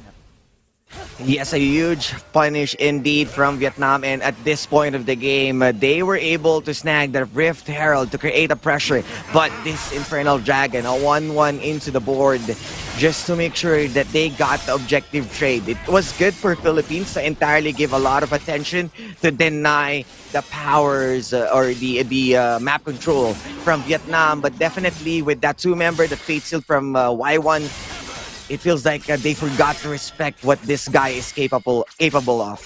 Yeah, and from the series past that we have seen, Y1 keeps on performing despite coming from the top lane into the jungle. The performance of this player is exceptionally well. Right now, looking at the replay, what happened there, Osiris? You can definitely see out here that the Angara is definitely ready. With the Dimension Justice being spent, you are sure that there's no Akeno that's going for those body slams. It delivers a good explosive cast, but the re-engage right here, it's Y1 lining things up. But the smite has been dropped already, so there's no problem. It's not just the Fate Sealed, but BMM and zoning everyone, most of the carries from the Philippines. And at that point, they just need to back out. Jobs done for them, but a good job for Vietnam to have those casualties. Yeah, and a follow-up from Taku as well. Exceptional play, going in for the double man stun right after the Fate Sealed. And that is the type of prowess that brought Vietnam here in the gold medal matchup. And looking at what the Team Vietnam is doing, a lot of pressure is being placed on top side quadrant against Team Philippines. Yeah, definitely. Without the Fate Seal, there's no 2-man knock-up. So a good follow-up is layers of CC that we saw. But right now, woo! Followed up by the body slam. Heroes entrance to follow through as well. So much CC being lasered on top of each other. Akino has to go back, running away. But BMM forced to flash over the hill, over the wall to go and retreat. A 1-for-1 trade is secured. Both tumblers are going to be down. Akino trying to delay this fight. Tries to go for the disengage, but Angara goes for the Justice Punch. Knocks up onto Akino, and Akino just has to say goodbye. Pinned down, and Team Philippines was able to take 2 kills. This is once again a back and forth fight that we are seeing, but the positioning of Vietnam, Nazarea created a lot of pressure with his hollowed mist and snip just to fend away. I believe that was BMM, and at that point there's no one who can provide a good amount of damage or continuous damage. So let's see let's check it onto the replay. Tan, he was being kidnapped. He was being isolated. The Dawning Shadow really did brought a little bit of a time for them to reposition. But you can see how scary the Gwen currently right now. It is a fight. There's no BMM already. They also overstayed on taking down BI. And him being tanky, they paid the price on spending a lot of skills for him. Maciel followed up right now. Angara is very low. Justice plunge to isolate onto This is Y1. Galio. Sebastian Justice going for the execute. Jungler is gone for Team Vietnam. Now with no jungler left for Team V, and that is an opening for Team Philippines to be able to punish Team Vietnam. 2 for null trade in favor for Team PH. Yes, they can do Baron, but definitely the damage is still there. You have Genza. You still have Taku for the playmaker. This is 3 versus 5, the full circle of Philippines. They are banking down. They are fending off anyone Infinity. I think it's time. Angara and being zoning away the enemy team. Taku and BMM. BMM is already going into the Baron's pit, trying to get information, but in the end, it's Team Philippines who will be able to secure the Baron Nashor in their favor. Being annoying, doesn't really want Genza to stay up close. And they made sure that even Taku or BMM can do any plays using the hero's entrance at the exact moment that he's going to drop. We saw the smite coming in. There's no way that Vietnam got a chance at that point. A 3 versus 5 and all of the ultimates has been spent. It is a comfortable play from the Philippines. Yeah, with the Baron Nashor being secured by them, this is their opportunity now to take the push up against Team Vietnam. Securing the tier 1 turret in the mid lane gives them a lot of opening and gives them a lot of map control. However, right now, here in the bottom side, you have Taku Just going to meet BI in the bottom lane. But it's not just too easy to burst down a Garen. Yeah, and this Baron empowered minions, it will take a lot to entirely finish the job. You can see that the turret HP has been on half, and they are going for a play onto the Baron lane. Maciel knocks up onto one, stages enchant, but time will not go for the execute for Y1. And now Team Philippines goes for the counter engage. BMM and Genza is gone. Akino walking around, going back, and now the inhibitor in top lane is secured. Y1 hoping to defend, but will not suffice right now. Heroes entrance zoning away the enemy team, but that is just enough. Philippines is happy with the inhib turret. And they are not just going in and going hard for the inhib turret, because PHI, again, with the split push with the Hull Breaker, was able to take down the second tier tower, and right now he is still not done. As we are seeing movements, Y1, is this an overcommitment for the Philippines? Oh, looking for the flash. Y1 goes for the solo unbound, but then immediate punch coming in from Angara. No escape, nowhere to run, nowhere to hide. Now Team Philippines has the opening to finish this game. The game-ending push, the game-ending team fight. Right now, Nexus is already down to 1k HP as Philippines will strike first in the gold medal match in SEA Games. Hitting hard and hitting blows into the skies we go. Astan delivers the finisher onto that Nexus, but definitely Philippines did a great job. Their early game, it was a back and forth. You can't say that Vietnam did underperform. It's just that there's so many plays for both sides, but Philippines, they were able to acknowledge the important factors. It was definitely being on that Garen, and we already saw a Garen in the hands of Vietnam on how it is a huge problem. The conversion, the results of the early efforts that they did. It is repeatedly unsung hero again for Dahao is staying at the back. And then you can see Angara doing his own play. With what we've discussed a while ago, Infinity, it is manifesting the results right now. Yeah, and the timing is spot on as well. I think the game-ending scenario or event was when Yone or Y1 died alongside with one more member, wherein that gave the opportunity for Team Philippines to take the Baron Nashor, and after that it was just pushing a scenario for Team Philippines, wherein Team Vietnam wasn't able to do anything. Yeah, it is Philippines returning the favor to Vietnam as they did it yesterday with the 2 game-winning Barons that they did. They applied pressure, and the utilization of Hullbreaker that they saw also is just Philippines delivering the mirror force as per Dash. Is that right now they are making sure the textbook play is working. You can see definitely the discipline that they're given. As much as they are starting this Baron, they are not narrowing it down to any single objective. It's them looking in a bigger picture. Yeah, and looking back from this type of setup, this is Y1's play, this is Y1's highlights. That two-man fate sealed just changed the tides of that team fight in their favor. And time again, Team Vietnam just looking at how much pressure that they're providing on each and every single lane. They're taking a lot of value, taking a lot of turret to inject so much gold into each and every single player. But at the end of the day, as we keep on stating, one wrong move can change the whole tide of the matchup. Yeah, and up until to this point wherein the power of Vietnam, you can still see their playmaking. You can still see that they are looking for those setups from Y1. It's just that with how well they are trying to fend them off, you can see here that the Baron play. You can see Bingai. He's not touching Genza.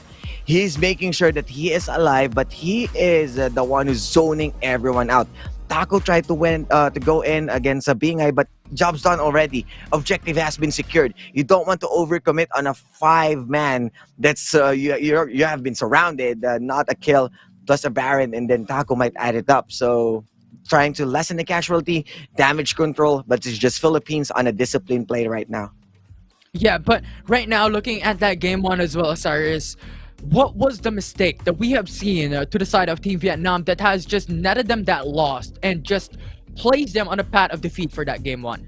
I believe if we're going to look at the bigger picture, the draft itself with the Sage pick, I don't usually agree on this one, that it might be being used to Taku by Philippines, but Vietnam already know how to play against a Singe of Bingai from yesterday's match. So definitely, I think that they just put BMM on a solid damage dealer like the Corki alongside with the Ziggs. I think that would give a big of a problem for Bingai onto the mid lane with a melee range matchup instead of him being on a Singe and going up against a beefy Garen. So that's one part of the draft. And in terms of execution, there are a lot of openings that they left open. I mean, that they left unturned, because at this point of the game, it's just a battle of less mistakes, and the Philippines controlling every lane, every state of the lane, especially the wave equilibrium. It was them who firstly taking those towers out onto the picture. Now, looking at the overall perspective of this game number one, with Team Philippines taking the win, let's look at the statistics with Genza producing so much damage for the side of Team Vietnam at 31,000. And for the side of Team Philippines, it was Bingai who's leading the charge. Yeah, and with for the reason that with the Mega Inferno Bomb, Genza delivering every kills, and this time none of the both countries really have a huge amount or a big gap of Drakes and even turrets. But Bingai, he is the one who's on the leaderboards in terms of damage, for the reason that there's on how tanky Vietnam or on how they are face to face. Especially you have Taku, Y1, and BMM, and especially Akeno onto the front line. Also, you need to consider the Damashan Justice. How many times this guy delivered the laser sword into the hearts of the Vietnam players, looking for those easy bursts. And at this point of the game, not even Tan stayed close to this guy on the damage department. But the key factor, the win condition that we discussed, Dahao on that Senna. Kill participation 93%, and that's because of the Dawning Shadow that has been layered onto the front line of Philippines. Yeah, and when was the last time we saw a player and we saw a champion being played having that much kill participation in a game? Dahao performed exceptionally well coming into that game number one, but we have a lot more games to come. This is a best of 5 series, so it's a race to 3 wins. Yeah, and 1 point ahead for Philippines, and this is the battle for the gold medal, the back-to-back or the comeback of these countries, as we already know how capable they are in facing this kind of pressure, Infinity.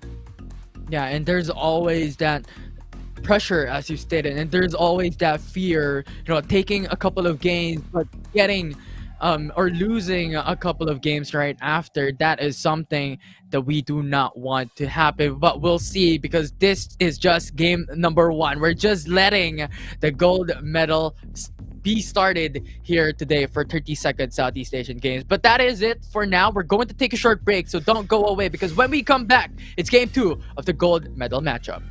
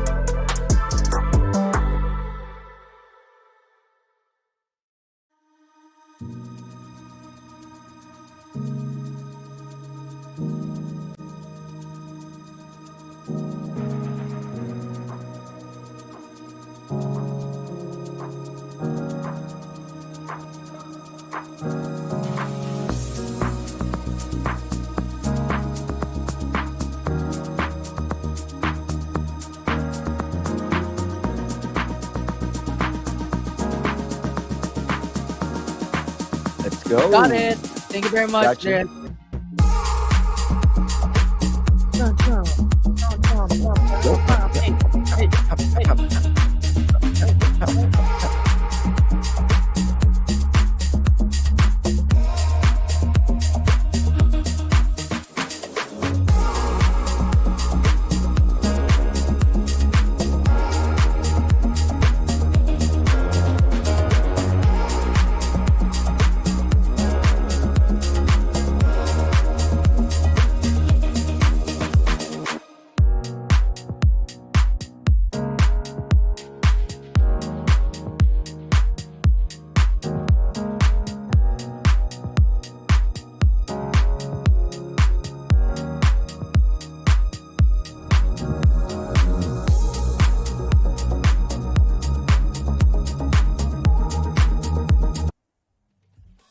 Welcome back, everyone, to the 32nd Southeast Asian Games featuring League of Legends Wild Rift. And once again, we are back for Game 2 of this gold medal matchup between Team Vietnam and Team Philippines. The battle for the gold continues as the Philippines was able to start things off with 1 point, but Vietnam is still there. What I'm concerned about this Infinity is that Y1 already on his comfort pick on his Yone, but failed to deliver, and it feels like a BMM was irrelevant onto those fight. And Singe as a mid laner, already a big question mark for me. It feels like Southeast Asian teams is not fully maximizing, or the efficiency that it brings into the table is not there. So I don't want to see VIE going back to this champion again. And I would definitely want to see BMM back to his comfort champions. We saw him on an assassin, so definitely why he's not going back to that like a Zed or an Akali just to apply pressure to this match. Yeah, and that's just the perspective of, you know what, maybe Singe can work in some compositions, but not everything. Especially how Team Philippines was able to go in for quite of an all-star type of draft that they have picked up. You have the Senna, you have a lot of CCs that able to stack. You have the Galio as well to deny that engage coming in from Team Vietnam. So really excited to see like what perspective that Team Vietnam will be able to do this time around for game number 2. We have a lot of champions right now, but it is quite an interesting take here. But head-to-head for the gold medal matchup in game number 1 is Genza up against Dahao. Dahao, the key player that we've mentioned a while ago, this guy is playing on the shores. He doesn't want to go in. He's not the Kaisa that we are seeing on a killer instinct that definitely jumped onto 5-man. He is waiting for his turn. Compared to Genza, it's somehow the same factor wherein that he's just delivering bombs. We saw Genza's Corki and on his comfort pick as a Zoe, those Battle Star. This might not be the marksman era that we are used to ever since on the MOBA meta, but the AP that they are using, they are just on par on making sure that the continuous damage is there. You can see that they are not far a bit off onto those damage per minute with a 20k for Genza and 22k for Dahao. Yeah, and despite that, remember, even if Vietnam lost that game number 1, it was Genza who produced the most amount of damage across the board from not just his team alone, but also from the opposing side. So that is the threat that Genza has in his role, and his position, and his prowess is just being showcased here today in Southeast Asian Games. So the reason why that the first game was effective, even though that he's delivering that 30k damage, is because BIE was there to stick to his guns. He is the one who's making sure that this Ziggs isn't going to come close to throw those easy bombs and rely mostly onto the Mega Inferno Bomb that can be controlled, that can be dodged by how many skills. And right now, I am more excited to put Tan back on his explosive champions. Yes, he did a great job onto that Jace, but it feels like I want the high tempo play. Expectations are set. Right now, we are diving into game number 2 for its draft picks and bans, with Akali immediately being removed and denying the potential from what you've stated a while ago, Osiris, on BMM's champion pool. Yeah, and right now, Akali, they are aware of what happened from the previous series with the double assassin and even the Varus with the chain of corruption burst with the Rift Makers possibilities. They already removed most of those playmaking champions, and this is might be a Jace or ooh, okay. We're going for the Wukong. This can go to Bing Ai. He's been punishing a lot of players onto the mid lane, even Ione. So, still sticking. And this is a first pick Ziggs. I'm not sure if this is a good idea, Infinity, as there are so many choices as a first pick, and mostly a Ziggs as on the third one. Yeah, and from my perspective, I believe it to really just give a comfortable champion onto Genza. As we've seen, his performance in game number 1 on this specific champion is exceptional. So giving this champion onto Genza will secure them the amount of damage that they need throughout this draft. For the side of Team PH though, or Team Philippines, they picked up the Jace and they picked up the Varus. Strong damage dealers right off the gate. I definitely go on a different champion if it's a Ziggs, especially that was what you mentioned. The comfort pick for Genza is, of course, you have still the Zoe being open, and the Sleepy Bubble Trouble is making a good amount of pressure on every team fights. But they are returning the favor as Garen will be there. But this is I'm not being biased, Infinity, but we know how a chain of corruption plus a rift maker can destroy a Garen, as what we've seen yesterday. Yeah, especially if this will come down into what Philippines has done in the day past, wherein we saw that AP Varus potential to produce so much damage. We'll see if that can come through once more. Rakan and Alistar will be the perspective that Vietnam wants to remove that champion from Angara. And for the side of Team Philippines, removing Corki and Renekton from the champion pool of Vietnam. This should be a possible Gwen for Taku, as he is withered down with no Fiora, no Renekton. And what also is the possibilities for Nazarea's champion pick? So we are looking in to the Baron lane as it's getting thinner at their choices. Okay, so you have the explosive cask, but if this is an AP Gragas, definitely it will help a lot on layering the Mega Inferno Bomb and explosive cask for the burst with the one-way trip with the Dimension Justice as well. This is looking scary for Vietnam. I'm really loving the picks right now. Yeah, could potentially be a bruiser as well if they want to really just funnel in the damage onto Genza with the Ziggs and also Kha'Zix from Y1. That could be the perspective that Akeno might be able to do, similar from what he's done in game number 1. For the side of Team Philippines though, locking onto Galio as their support. Yeah, and slowly but surely we are moving in with the late game insurance. A Jax for Nazarea. And what will be the last pick for Vietnam, as this is already a well-rounded team comp. I'm not sure if they wanted to go for a Z for BMM. It is an opening for them, but Lucian will be locked in. So this could definitely be an Lucian mid lane. We have Ziggs coming into bot lane and Gragas going in for the bruiser, as they will lack towards the front liners for this type of composition. 3 champions are squishy for the side of Vietnam. Yeah, and yes, they are squishy, but you know the damage output that it can provide. Anyone with the assassination and the resets coming in from the Kha'Zix, you have the Ziggs as well with the poke. Yeah. It would be easily for them to look for a priority target and just drop the Dimension Justice, Explosive Cask, and the Mega Inferno Bomb all in all. And of course, the Slippery Lucian will create a lot of pressure, especially if Philippines wants to go for a split push. So I think this will be a hell of a problem for Philippines if they want to go for a 2-0. And this is the shot of Vietnam to go for a 1-1.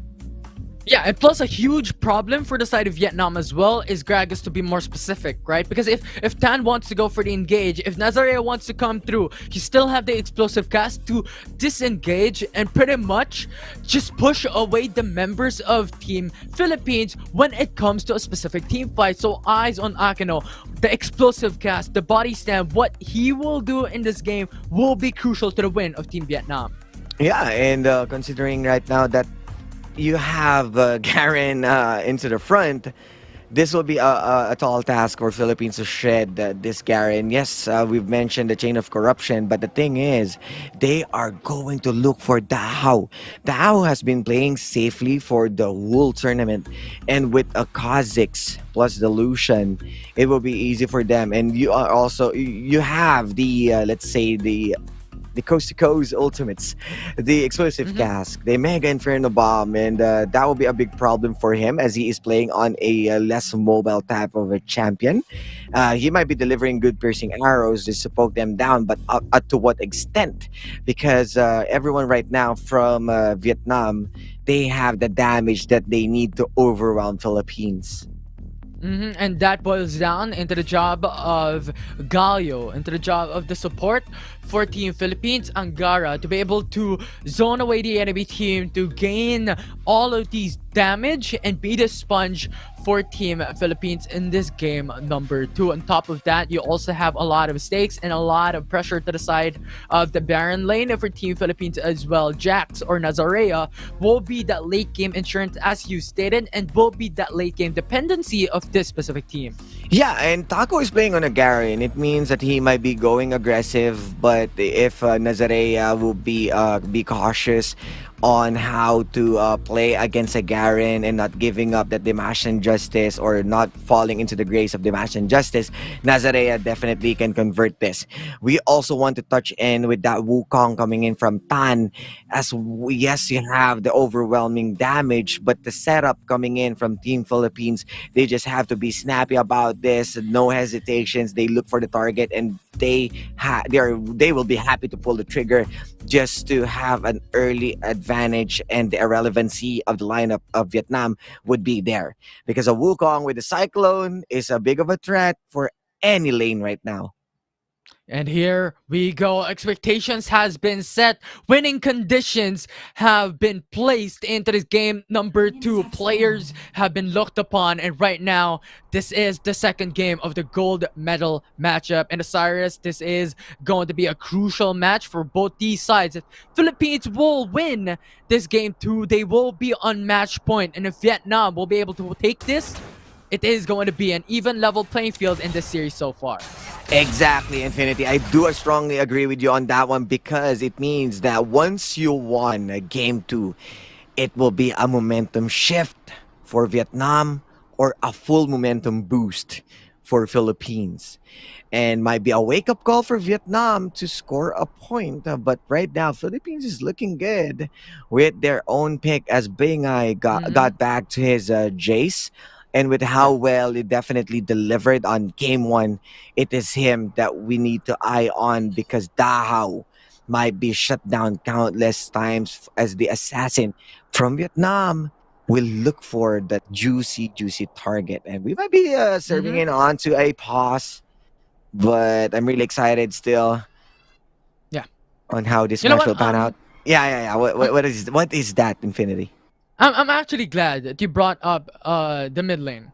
You brought up Bingai on this specific game because he is currently playing Jace. And on the flip side, for BMM, he's currently playing Illusion. And these two champions in the mid lane or even in Swords for the past few years in the professional scene has been sought to be an even level playing field when it comes to that pressure in the game, given the fact that you have Lucian.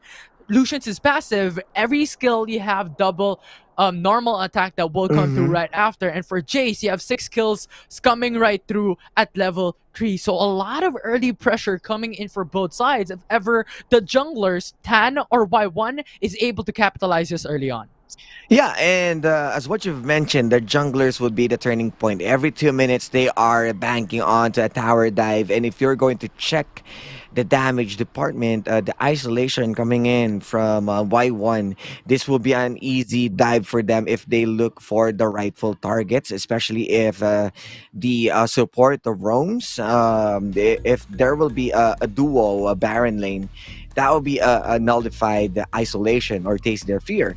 But if they're going for the bottom lane that mostly being left out, especially that Dao is playing on a Varus, you wanted to shut down that guy early on, as what we've seen on a Varus from the previous matches. Yeah. And right now, for the viewers watching at home, we are currently on technical pause. We still do not have information for this, but looking at this game, it is really, really exciting. Once again, we are putting out the stakes on the line here for both these teams. This is the gold medal matchup. The winner for this series will take home the championship title, will take home the gold medal in the 32nd Southeast Asian Games for League of Legends Wild Rift. Yes, and right now, we're just chilling here. Go grab your meal, your dinners, and big shout outs, of course, to all the supporters from Cambodia, Vietnam, and of course the teams that are participating. You also have Singapore. Shout outs to SSK. Good luck on the future endeavor. And the Philippines with the watch party. I hope you are enjoying as how good the matches are. And on to the flip side, WRL also is happening, so that's more love for Wild Rift. But this is the finals. What matters most right now is a back-to-back gold or the comeback of Philippines, especially Dahao. He played last year for SEA Games as well, cut short with their performance. And this time, this is the time to redeem himself. This is the time once again to show the dominance of Philippines as a region in Southeast Asia. Yeah, and you know what? While we are waiting for the technical pause to actually be finished, I have a question, Osiris. What do you call a draft that has Ramos and Malphite in it? Oh, so you are sending in jokes right now. Rocks, I'm not sure. I don't have any idea. They rock and roll. Oh, Make sense? Okay, makes sense. Okay, as what Ramos is saying. Okay, and do you have any jokes? Because it feels like the technical pause will take a lot of time. But yeah, I believe that this will be this might take a bit of a minute. Or not sure if an hour, hoping not an hour, because I'm really excited for game 2. But for now, let's head on for a short break while we're just enjoying the handsome faces of each player. So yeah, we're going to go back. The voices will go back if ever the game starts.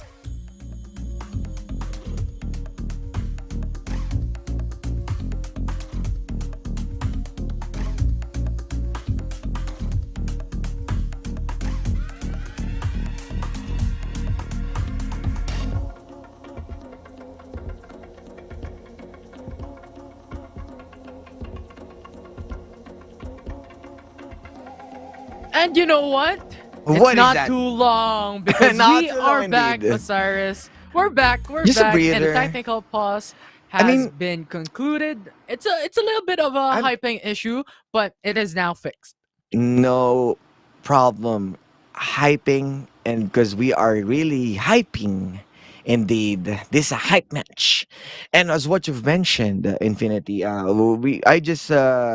was a quick break, and to be honest, the break is not for the technical pause because it's for your cringy joke. So I need to breathe on that one. I need to have a break, but this time we are back. There's no jokes this time as we are heading onto game number 2. Teams are getting serious, but this is a different story, Infinity. As Taku, we are looking at Nazarea being bullied by a Garen, but he is on a low HP. Yeah, it is huge pressures coming in from Team Philippines this time around. On top side, we're in. The minimap. Nazarea has that advantage. However, Team Vietnam as well is just Oh, around the 3 corner. members. quite flexible so far. And Tan, Angara, and Bingai is there, so no contest coming from Team Vietnam. Yeah, and it is a good information gathered by Philippines as two members of Vietnam wanted to storm Nazarea's advantage, but he is on too deep in when he needs to recall and purchase some items. A good scuttler fight with three members being invested just to have Tan winning that scuttler fight. And it's not a Keno. Ooh. Ooh, it's a good cancel recall coming in from Akano, but bit will of a not delay. go in for an all-in so far, just delaying that recall and that reset coming from Pingai, but no casualties in the first 2 minutes and 30 seconds of this game. Yeah, and you can definitely see the pressure is being put on. They want every bits of delay that they can get out of it just to deny the wave management. But being I will be back in time. No problem with that. But you can see someone is going overboard with the jungler. Why one? Oh, the ultimates are ready! Cyclone is there as well! The flash coming in from the Angara will secure that CC, but you now have the counter engage as well coming from Vietnam. Heroes entrance, double man knockup. Y1 is forced to retreat. Angara's ultimate just forced the issue and forced Vietnam to go back over the hills. No trade back coming in from Team Vietnam.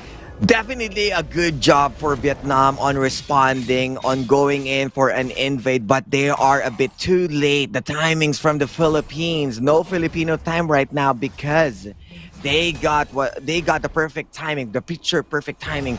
We're in.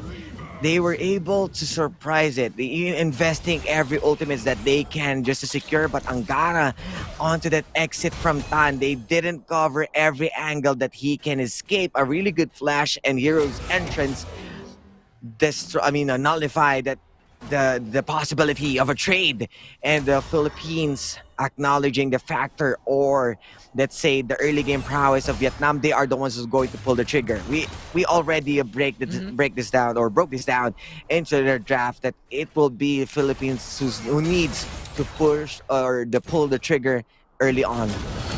Bingai is in danger as Akino is here, but you know what? No engage will happen from Akino despite having the ulti and the flash as well. But I just want to give a huge little committable play coming from Nazarea on that micro play that he did on top side where he controlled the wave. Right? It was amazing. Yeah, he knows his thing in terms of winning his waves or his lane, and even using just the counter strike to garner a lot of attention to the minions, and then he's going to punch Taco in the face. So you can see that the damage is fairly high for this guy, and with him having the Divine Sunderer, there is more sustain that he can use. A Black Cleaver for Taco, not even a Hull Breaker to add extra pressure for this Jax. This will be a good window for Philippines. Yeah, and right now, Varus has already, or Dahao has already secured the Trinity Force, reduced damage, but on top side, once again, another engage coming in from Tan. However, Bingai is in danger as Y1 looks for that trade. Hero's entrance forces Y1 to retreat, and so far that will be the one for a one. Explosive cast though. Dahao is in danger, pinned down, isolated. Body slam is there coming from Akino. 1-1 is there with isolation damage and no escape from the ADC of Team Philippines, as that will be the trade back for Team Vietnam. As mentioned a while ago, point proven that they are going to look for Dahao again and again. Explosive cast can BMM. They learned their lesson to block any escape at Nazarea for the play. Nazarea with a counter strike already gone. Damash and Justice will not connect right now. Nazarea goes for the Justice Punch as well. Knocks up onto Taku. This is a fight that both teams want to go for the Rift Herald as well. Counter strike being spent on the forefront of this fight. All Piercing members arrow is here to play, is here to fight, but Team Philippines will be able to secure the objective, and now Team Philippines will go and force the issue as well. But so much damage coming in from Team Vietnam. Immediate counter engage with a chain of corruption rooting down on two members. Now Genza will not be able to escape, but before then, he will bring one member along with him. Akino going to support his teammate as well to gain another, and so far that is just a clash flash from Team Philippines and Vietnam. It was a huge shuffle. And was what we've mentioned, this will be a bloodbath, and we saw the back and forth. You can definitely see Dahao creating a lot of space for himself, losing all of those, the piercing arrow and the setup from Angara, catching all of the culling. Once again, a fight infinity. Akano, body slam onto Y1. Y1 is in danger, has to flash away, but not over the wall. Tan will be able to come through. And now BMM goes for the flash as well to secure that kill. So No far, both junglers. junglers are down for both these teams. They're out in the fight, and BMM, this is what we're talking about, that he needs to be onto the champion that's even more explosive.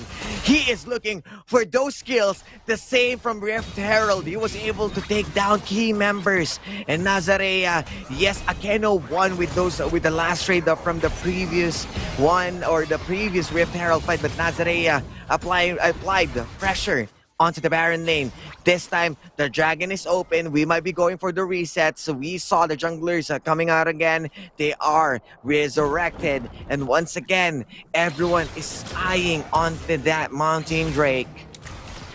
Yeah, and remember, Tan has the ultimate ready, so Cyclone is up. When it comes to a team fight, this is the advantage that they seek. Taku, though, zoning away the Team Philippines right now. Angara into the backside, goes for the taunt now. Tan uses the Cyclone into the back. Y1 is knocked up, but jumps right in. Sebastian Justice will secure the jungler of Team Philippines, and now that's gone. They are have everywhere. to punish. No objectives that will be secured by Team Philippines so far. It is a 2-for-2 trade.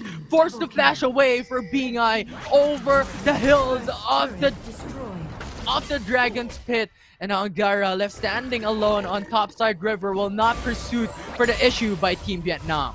They are going in eye to eye. Once again, both of the junglers are down, and they are looking for the right target, and this is a good delay coming in from Angara if they still want to go in, force those push. And still the Mountain Drake is there. The reset, the delay from that Winds of War puts a bit of a few seconds onto that recall, and they are now one step ahead on taking the Drake. Yeah, and so far, Mountain Drake now being started once again by Team explosive gas Philippines. This is the good timing. Y1 is a bit far, but just around the horizon, will not pursue for the contest, and Philippines will secure the Mountain Drake. And they decided not to go in, as they need to acknowledge a Nazarea on that hull breaker, the second item right now. And what's good about this is not just that Jax is applying pressure onto the, let's say, the wounds of Team Vietnam. As we saw, BI also trying to shove the wave onto the Dragon lane with his hull breaker. The efficiency of top to bottom is appearing onto the side of Philippines, and Vietnam has left no choice but to acknowledge them, but to wave or push the wave, or go back to a wave management with their resources. Yeah, it's no breathing room for Team Vietnam. On top of the Mountain Drake, you have kills, you have the top turret, and it's just so much gold now being to the side for Team Philippines at this point. Now, Rift Herald also being started by Tan, but almost every single member of Team Philippines on this objective as well. If Y1 comes through, you have a lot of isolation that can come up. Now, Angara goes in for the taunt. It is going to be a hell of a matchup as Team Philippines goes for the CC. Patience. Taku is already gone for Team Vietnam. But remember this advantage, they have to run for the hills, they have to go back. BI will be the target for Y1, but will not go for an all-in as you have Angara just around the corner. Discipline play once again coming in from Philippines, and job's done. Vietnam doesn't need to lose more teammates at that point with the expense of Taku losing. They don't have a beefy front line. Yes, you have a Keno, but that's already 5 full members of Philippines, and there's no Rift Herald to contest with. At this point of the game, they can just open the map even further with another Rift Herald. They are shutting down doors of Vietnam, as this is their textbook play to take every Rift Herald. And you can see BI applying pressure. You can see the movement onto the minimap, and they are prepared as the brushes being controlled by Tan. This is the bait that they want to go in. They're doing a double bluff. You have Angara and Tan just around the corner. If Team Vietnam forces out the issue, they can go for the counter engage, but they know, they have understood. They know that BI is going for the bait as well, so force the retreat. As BI and Angara is still there around the corner of the right quadrant jungle. Tan has information that the remaining team members of Vietnam is here. The distraction indeed, as you can clearly see, Dahao and Nazarea, they are pushing waves very hard. And you can see right now with the replay, I'm not sure if enemies would definitely see the hull breaker indicator, but the moment that it lose and they missed the explosive cask, they don't have any good initiation and not even a good disengage if they fail on killing Bingay. Yeah, look at that. Rift Herald now spawned in the bottom lane. A lot of pressure being poured out. Angara is there to taunt as well. Power so down, Taku can't do nothing. And the tier 2 turret will fall. A huge gold injection once again. And everyone right now, they're having a hard time onto the side of Vietnam. This is a push and pull. A good macro play coming in from Philippines. But Dahao, he is sought out after. Perfect flash from Dahao will not isolate from Akino's explosive cap. Overall, really, really good. The respect from the explosive cast again and again. This is the second time that he uses this. They are losing a lot of worth or cost. It's a bit of an expensive mistake because as much as they're not taking those isolation or kidnap plays, this is a huge opening for Philippines to farm up. This is the second item coming in from Dahao with the Trinity Force, and we are getting close on popping things off or popping any champion with the chains of corruption. Just a lot of layering on top of each other time and time and again. Chain of corruption, you have Heroes Entrance, you have Nazarea's counter-strike as well. That is the difficulty that Team Vietnam is currently facing. And right now we need to have that huge dependency from Y1, from BMM and Gensa as well to deal those damage and be able to pick up Dahao and Bingay right out of the bat. Slowly but surely get it out once again. Remember, this is 20 seconds, but Philippines, they are 2 steps ahead. Keeping Vietnam, no one's overextending. They are just being patient, and this might be a free dragon for Philippines, but this is also the time for Vietnam for a huge turnaround. So they are poising themselves. They are looking for the opening. Infinity, this might be it. Body slam coming from Akino. The counter engage goes for the Justice Punch. Stasis immediately coming right out, but Cyclone will be right out when Stasis will fall, and that will be the support secured by Team Philippines at this point. They have the member advantage. Angara going away the enemy team. The taunt is there as well. Chain of corruption right out to follow up onto Angara's engage, and that will be Dahao's damage being showcased in that fight alone. Now Team Vietnam is forced to just push into the mid lane as well, but the defense is there coming from Team Philippines. Justice Punch knocks up onto Y1. They can't do nothing, will not be able to secure that kill even. Now Bingay into the bottom lane, it's forcing out the fight, is forcing that push. The inhib turret is falling down as that will be lane prio by Team Philippines. The Hull Breaker doing wonders in the hands of Bingay and everyone from the side of Team Philippines, keeping the recall at Vietnam. You can see Angara with a sliver of health. He was able to survive with the last bullet missing to BMM. A good play once again, the macro decision, and this is Philippines not hesitating to every movements that they're going. They are creating every opportunities right now matter. Even Nazarea, this Jax, he isn't being shut down. He is slowly but surely building up to the late game, while other members of Philippines, especially Bingay and Dahao, keeping the early game into their hands. Yeah, and at the moment, 15 minutes, 16 minutes into this matchup, 8k gold lead already for Team Philippines with the inhibitor down in the bottom lane. A lot of pressure being shouldered by the team, by the players of Team Vietnam. And so far, we really need to see Akino stand up and have that huge ultimate, and have that huge setup for the team to be able to execute. if all else fails, this is a huge investment for Team Vietnam. Y1, BMM, and Genza as well that needs to follow up from those engages for them to be able to make it back. And at this point of the game, Vietnam, this is a bit of a turtle move from them. They are acknowledging and they are respecting the aggression, or let's say how the gap has been made. 63k gold against a 55, 15-9 and 16 minutes into the game.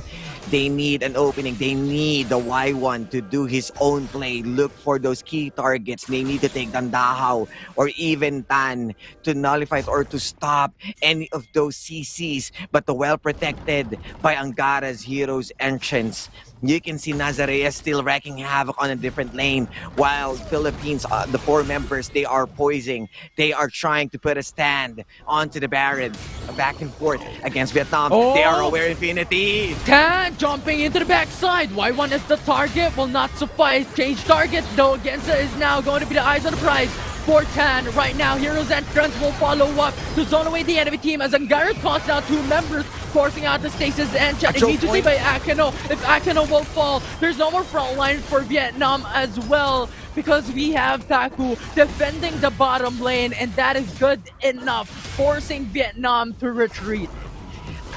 A while ago, it was VIE who's trying to stall them, but this time around, it was Nazareas doing his best on opening the Dragon lane, but this might be a bad choice. Y1, these 2 members checking in. That is the body slam along with a Justice Punch as a counter engage. You have the taunt as there as well. Akino being cycloned up, knocked up, can't do nothing. The CC chain is flawless from the Philippines. Double kill for Tan, and that is the power the Team Philippines is showing here in this game too. The Baron Nashor is open for them to take. No junglers available for Team Vietnam. The pressure is on. You might be using the calling, but this is the calling wherever you will go. Philippines is there. Baron, the bottom lane. They are setting things up. This might be the objective that they need to put the nail into the coffin, as Angara is playing well against Genza, and the storm is coming in. They are not going down anytime. Philippines. Oh! Wow, Taku, perfect timing. Just used up the flash over the wall with the Damash and Justice, bringing down VIE, but still 4 members has the Baron buff to the side of Team Philippines at the moment, and Team Vietnam just has to burn the Baron Nashor before they're able to attack. And yes, they were able to get 1 word out of it. That's a single Baron buff being took out, but Tan to Y1. He is the one to take down. But BMM Infinity, this is a 1v1. Yeah, and Tan is just being a menace into the backside. BMM is not a target for Tan, but not gonna pull through. The Nexus is already at half HP. BMM and Genza. Oh my goodness. Clearing down the wave. No more wave to push down the bottom lane. However, you have Nazarea pushing the top lane as well with a GA. That is a hard Baron laner to defeat. The TP is coming right through. The minions are pushing in, and game 2 will be secured by Team Philippines. Match point for the gold, and the previous gold medalists are put into a halt. This is a different game, Infinity, than what we saw, because this is not the Vietnam that we saw in game 1. They are being slowed down by Philippines, and a convincing game 2. The macro play, the micro, the champion pick. I've doubted them onto their draft, but this time, this is a wake-up call. The Philippines is in it to win it.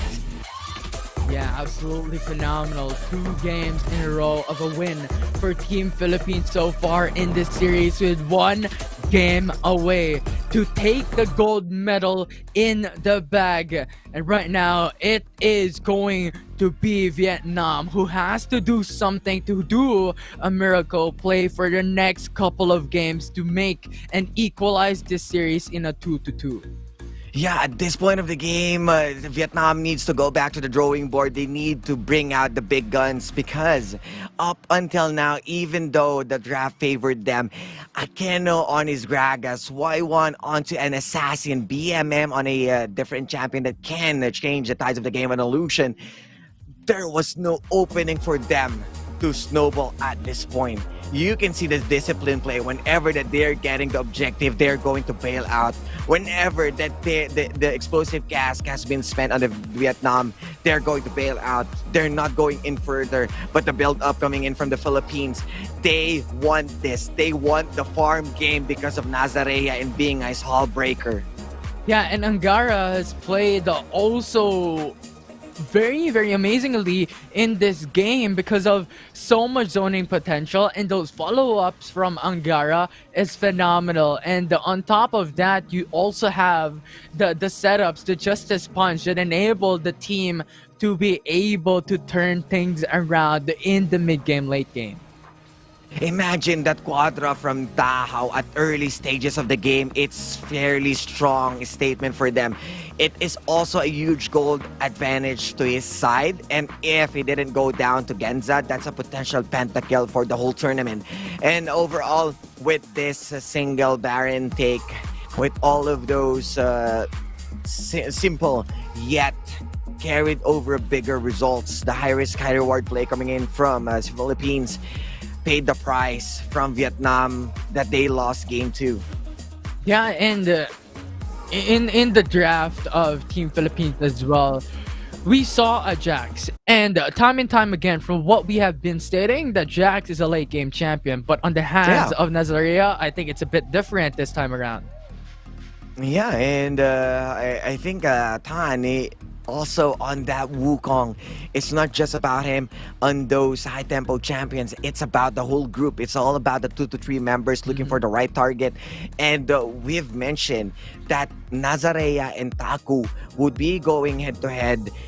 We might want the Jax to snowball early on, but they respected the guarantee. That's a beefy champion.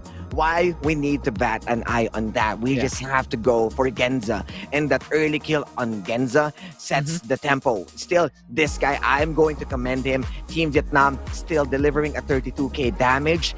And you can see Philippines with full on firing cylinders. They are close to each other onto the damage department, even Angara.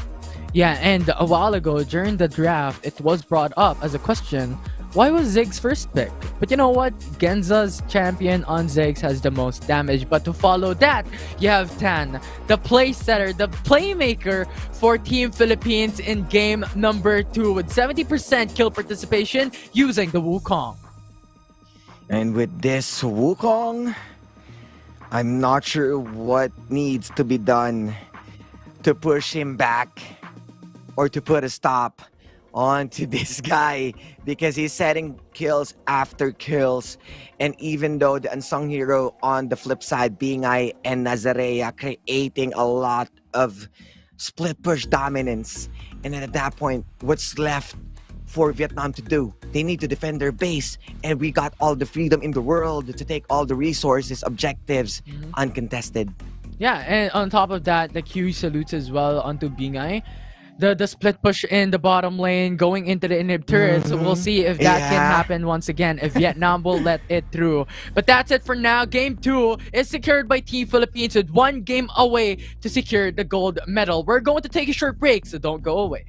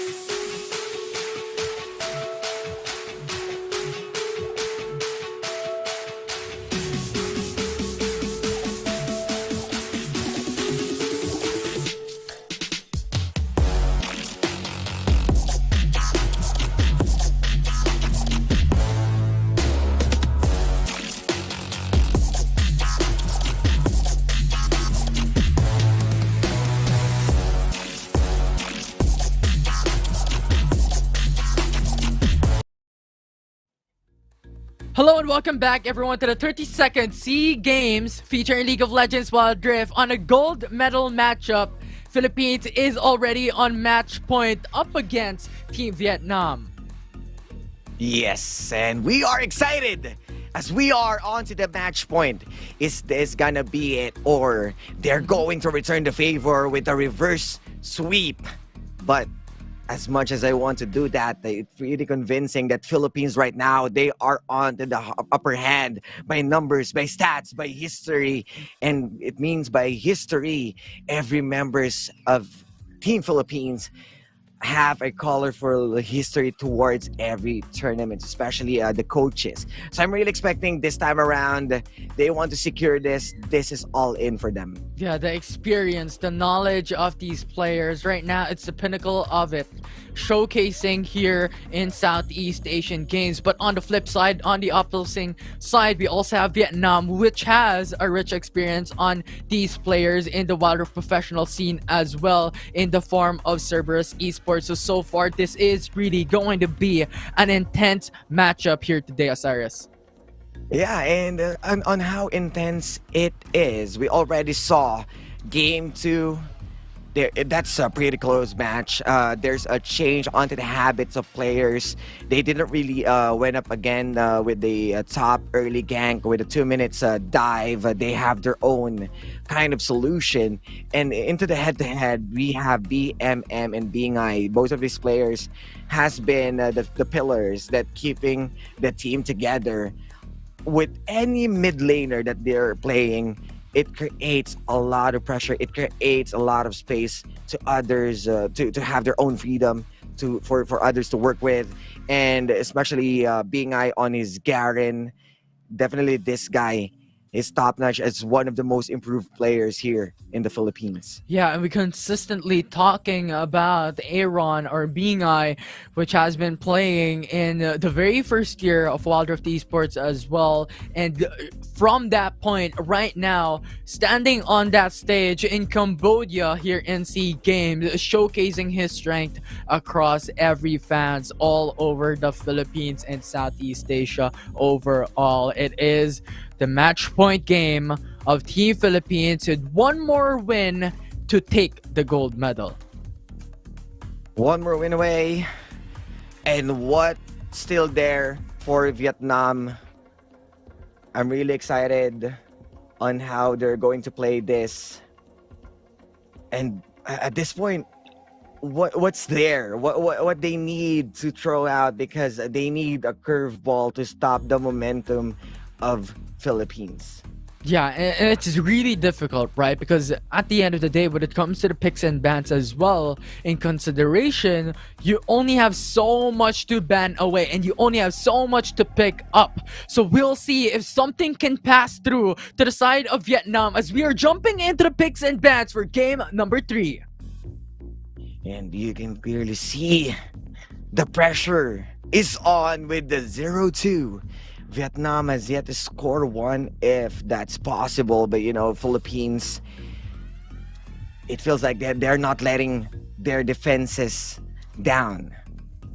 With the picks and bans starting, we are still seeing the same. No Aatrox, and might be a no Camille. And you can see even the Varus, the respect ban. Yeah, because of so much damage coming from Dahao from the prior game, and having that huge respects onto Demon Kite or onto Dahao in this specific game is just a showcase of like the power that Dahao has shown across Southeast Asia. Right now though, Vietnam with Fiora left open is going to be the prio given to Taku. Yes, they need that, because Taku, he doesn't have that X factor that we are expecting to see at this point of the game. And into the match point, he is being questioned, because even Nazarea not making those flashy plays, but he is functioning well. Where is Taku? Taku is being blown up as easy as that. And we're going to see Akali into the hands of Philippines. Yeah, and Akali potentially on the hands of BIE, looking for that executes on the backside. This will give them a lot of damage aspect. This will give them a lot of backside access as well. So that is a good pick from this team. They still need a bruiser though to tank all the damage coming in from Vietnam, especially considering that you have a Corki lock-in for Team Vietnam as well, to be followed by Galio. So right now they are being comfortable by just dropping those missiles a miles away. And the Galio, who's been extra protection if ever that this Akali goes in. And inside the shroud, definitely a huge chunk of map can be covered by the hero's entrance. But the thing is, Taco's Riven is onto the hands of Philippines. Mm-hmm. Yeah, and we saw how Nazaria has performed on the Riven in the past few days, and it's just really, really strong on the hands of Nazaria. So expect a lot of things from the top laner of Philippines in this game number 3. And so far, we are going quickly in the bans for the second phase as Kha'Zix and Alistar is removed. So less of a pressure for Y1 and Tan on going back and forth with the assassin jungler. We have the Jace that we saw Tan's possibility, so Y1 is being left out. To what choice? We still have a Lee Sin that they fully know how to maximize onto the early game.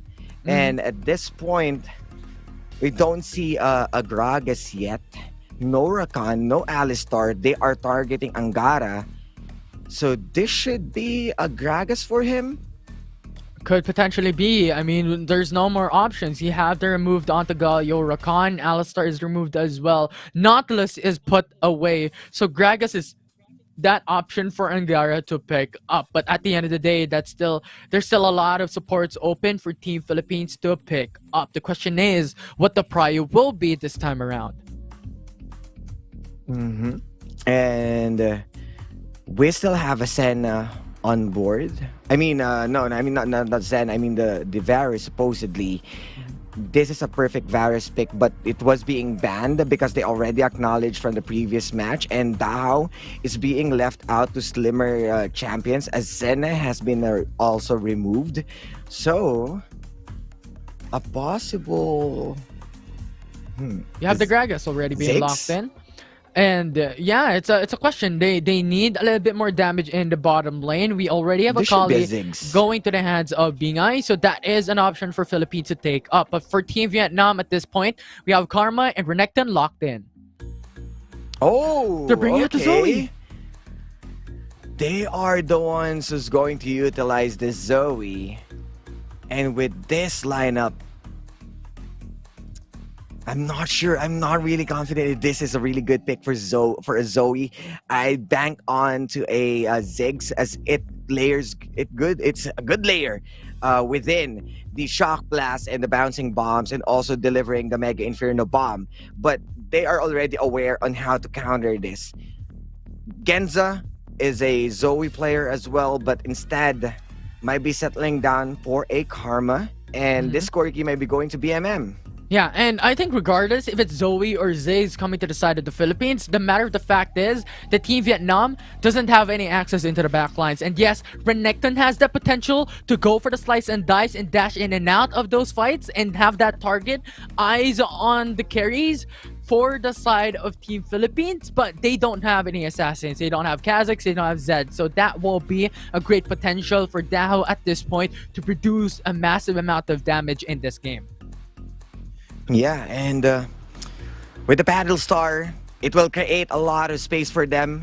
Teams will be cautious. Sleepy Bubble Trouble will be there to control the front lines, but you have a Fiora and then a Renekton that might be getting that backline access. Yes, you don't have the Nautilus, so there's no depth charge who's coming in with the homing, let's say, CC that can stop that Zoe portal. So there's so many wiggle room here, and apart from that, this is not just a Zoe. You have also the Akali coming in from BIE, so Tan can definitely launch all of those shock blasts, and a setup coming in from Angara will put a big advantage just to put the snowball in the hands of BIE as an assassin. Yeah, and that will be one of the conditions coming to the side of Team Philippines. And on top of that, you're also looking at BI on how he will perform on the Akali. Is he going to be able to gain access onto Corki, onto BMM? Because if they execute onto Corki, the only one left that could deal damage is maybe onto Karma if built onto an AP champion. But we'll see how that will turn out when it comes to the item composition for both these teams, as we are jumping onto game number 3, match point for Team PH.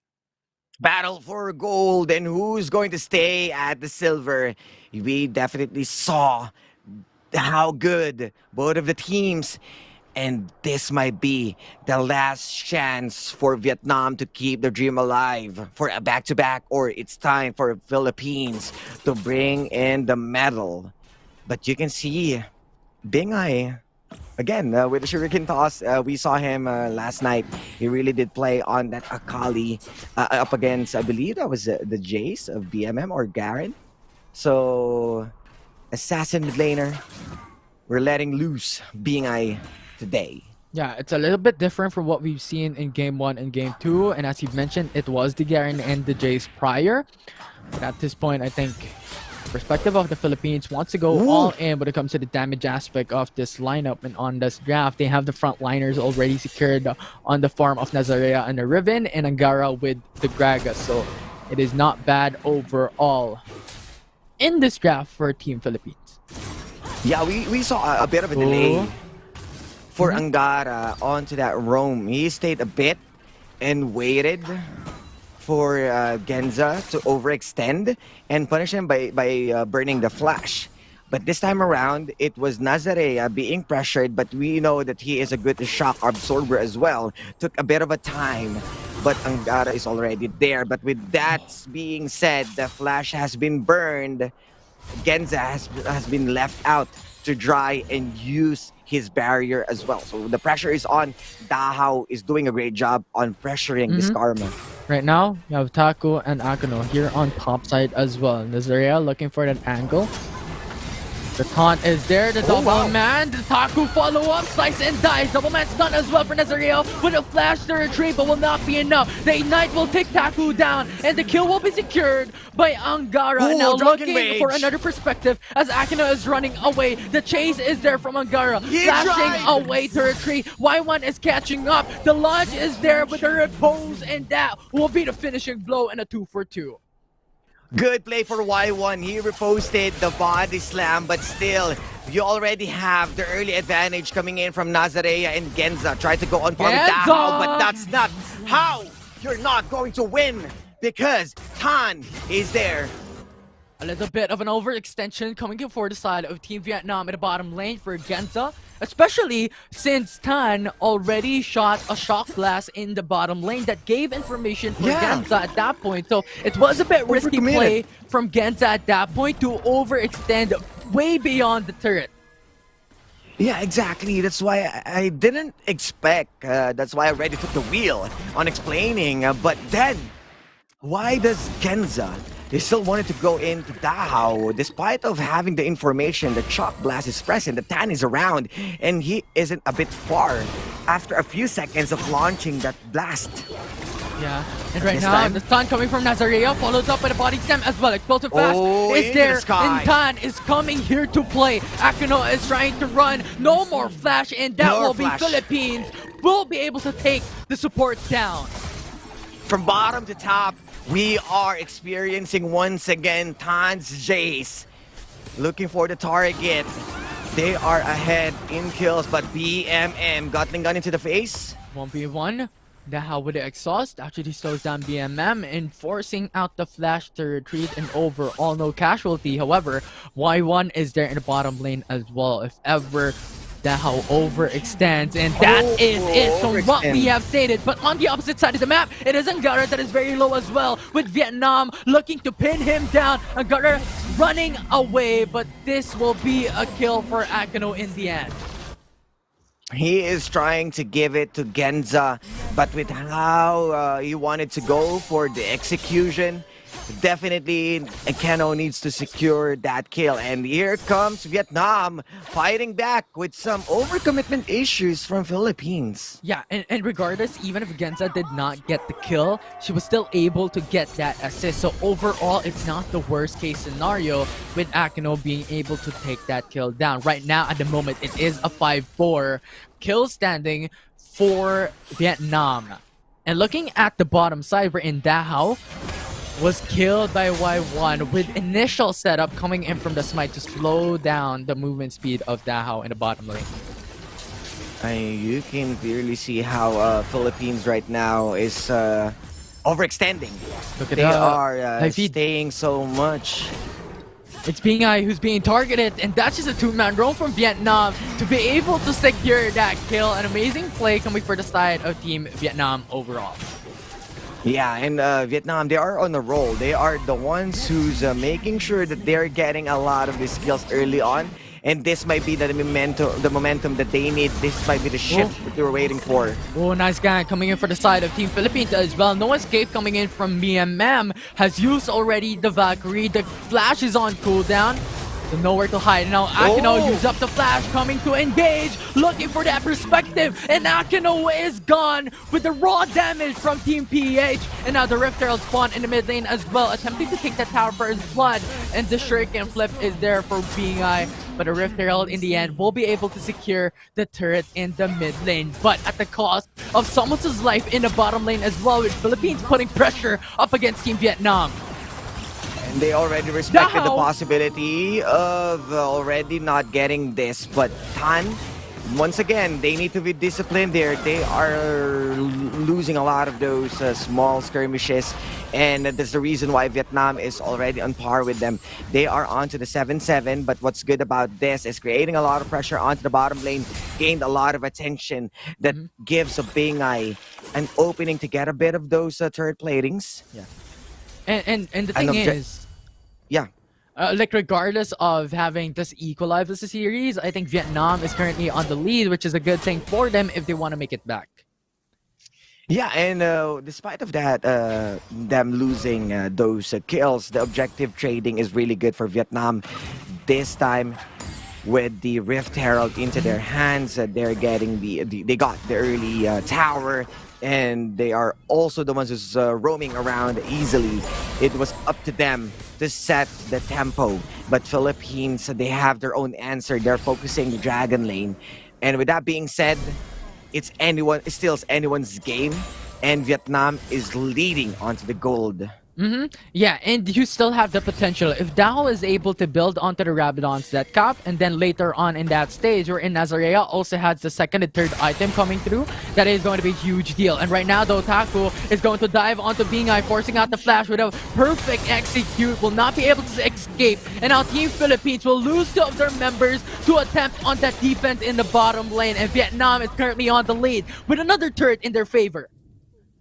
This is the Vietnam team that we are waiting for. They are exploding. They are looking for those dives again and again, applying pressure, and this is the mid lane cost, as when they lost a tower, it's more freedom for them to swing from bottom to top lane. And with the late game insurance, there's no late game potential for Philippines. I mean, yes, you have the Zoe, but once a shutdown, you're going to have a hard time compared to Vietnam. You have Renekton, you have also Corki's missiles. Yeah, and Corki at this point building already onto the Triforce, and that will put out huge amount of damage later on when it comes to team fights, especially when it comes to like having the package as well, which has the potential to turn things around if it comes down to a 5v5 overall. Right now though, Nazarea looking for the chase onto Taku. Tan is here as well. Gara is there to play, and now forcing out his dominance immediately to stay alive a bit longer, but will not be enough, as that is 3 members from Team Philippines looking for that kill. Now the backup is there, as you stated. The Zakano is there to play. Y1 is there as well, forcing out the flash retreat from Angara, and Nazarea is still here as Dahao comes here into fray. Nazarea looking for the stun. The flash is burned by Akino in that fight. Coming back once again, a counter engage with a taunt. Nazarea is in danger, but 3-man stun from Nazarea. turn things around, and that will be the win for Philippines from that clash. I'm not sure if that's a 3-man body slam or the broken wings from Nazarea, but definitely there's a space created with the 3-man taunt from that Galio, but a pixel onto the side for them to set up their own knockup. Let's check the replay. Is it the body slam? Is it the broken wings? I think it's a bit... I was expecting the body slam because Angara was staying onto the left side. He baited them. They are sitting onto the right side. See the drunken rage. He's faced out on the left side. That's the body slam. It's both. Oh my goodness. I thought 3-man has been taunt by Akeno and it was a losing fight. But that space that they missed is an opening for the Philippines to open their wounds. Yeah, it was Angara's massive body slam, then followed up by Nazarea. It was just flawless for the side of Team Philippines at this point. However, the death rush being set up by Vietnam at this point. Infernal Drake. Taku though receiving the Sleepy Trouble bubble. Has to sleep for a bit, but will wake up just immediately right after. Infernal Drake now being started by Team Vietnam. No information by Team Philippines here. They have to face check as Angara is there on the forefront of this fight. But the taunt is there for Makino, but you can't stay alive for long as that will be the damage of being in the rip. Genza is gone. This is a 3v5. CB Trouble Bubble onto Renekton, and Saku will get eviscerated. And now they're jumping over the hill. The ace will be secured by Team Philippines. And they are going to knock into the heaven's door of mid lane. This is a possible 2 towers. Estan will be busy on taking down Infernal Drake. There's no Baron yet, but the first ace will be delivered in 11 minutes. And the pressure is on as Vietnam needs to catch up. They are letting loose the How with all of those Battle Star. Yeah, from a huge goal deficit a while ago for the side of Team Philippines, they have turned things around from just 2 fights alone, now sitting at a 4k gold lead with 2 buffs of dragons in their favor in Osiris. This is the pinnacle of Philippines' power. You can definitely see how Philippines right now is taking control and Vietnam is losing grip to Game Tree to keep the dream alive, to go for the back-to-back gold, as the gold medalist from previous year right now is being stand-up. The standoff between these two teams will be coming into an end as they are being methodical to each other. May not be the end, but still a huge play from Philippines to change the pace of the game. We expected that this is the shift gears from Vietnam, but Philippines isn't going to let that happen as we are seeing good items from them to deliver more damage. Yeah.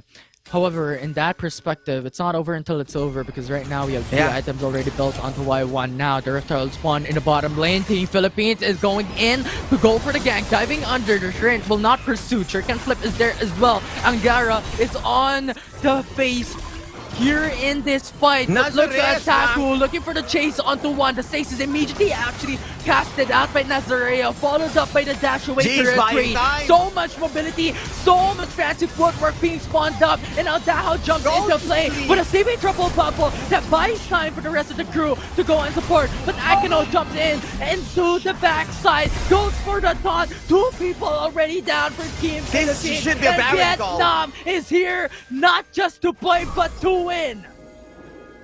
They are dominating, and this is what you've mentioned, Infinity. It's not over until it's over, as the comeback will be coming in with a full circle. They are moving in to the Baron, and we know how good Vietnam in terms of Baron play, and they are going in and going hard. They're diving in. They want to contest the Baron Nashor, and now Nazarea into the backside will be able to produce a lot of damage and a lot of CCs. Taku will fall down. TV is coming right in. Dahao is coming into play, and that will force Vietnam to go back and run for the hills. And Sleepy Bubble Trouble isn't going to hit, but the pressure is on after that teleport. They are well aware that they need to surrender the Baron, and they're not going to let that happen. As Vietnam, with the bodies that has been dropped, no Taku, no Bingay, there should be a good reset for the Baron. They were able to fend off, and with the huge wave building all across the board, this is a good reset. 13-17 in just 14 minutes. This is a hell of a fight.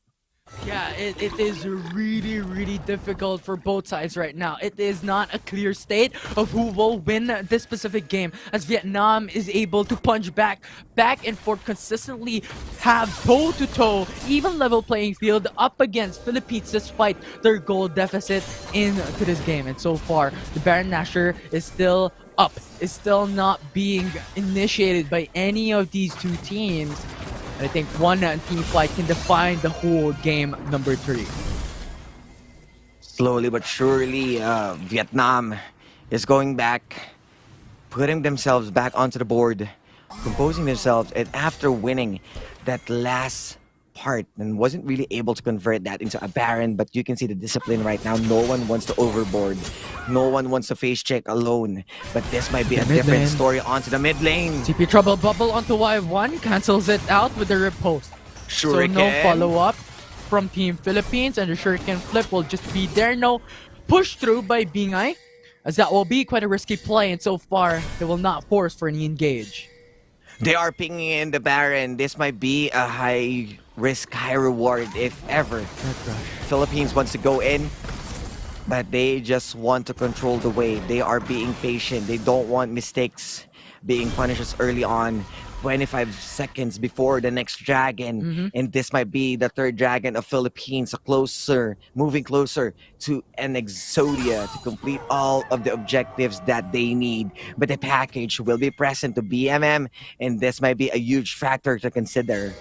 Yeah, and as you have mentioned, the Mountain Drake is now up. The reason why we're seeing resets coming from every single player of both these teams, and right now though Vietnam has the position advantage. If Tan goes for the face check, this could be an opening for Team Vietnam to engage, but will not do so. So for Mountain Drake, he knows, and once again, the minimap, you can check that Nazarea is creating once again a huge distraction. He is good at it. They are letting loose the shock blast as they are aware they don't have any wards. This might be the fight infinity. Akino going for the flash, but it just sponge knocks up onto Tan. Why want to follow through? Knocks back with it to the skies, but that's not enough as the jungler for Team Philippines will fall. This is a huge deficit for them, and now the CP Trouble's bubble will connect onto Y1. The crane back will be secured. Taco in the front lines though will be the sponge for Team Vietnam. But the access into the back lines, it is Nazarea, but will fall right after with the damage of Vietnam. This is a 4-for-2 trade with Vietnam taking it back. And you can see Vietnam with that single play make change the tides of the game. They're not letting Angara go home. It's Genza and BMM wanted to take the second tier tower onto the dragon lane, playing with fire. You can see Angara with his fancy footwork. They're going to stop. They just want this dragon, and this will not be the third dragon for the Philippines, as Vietnam did a great job on fending off. Once again, a few trades onto the kills, but the objective is being focused.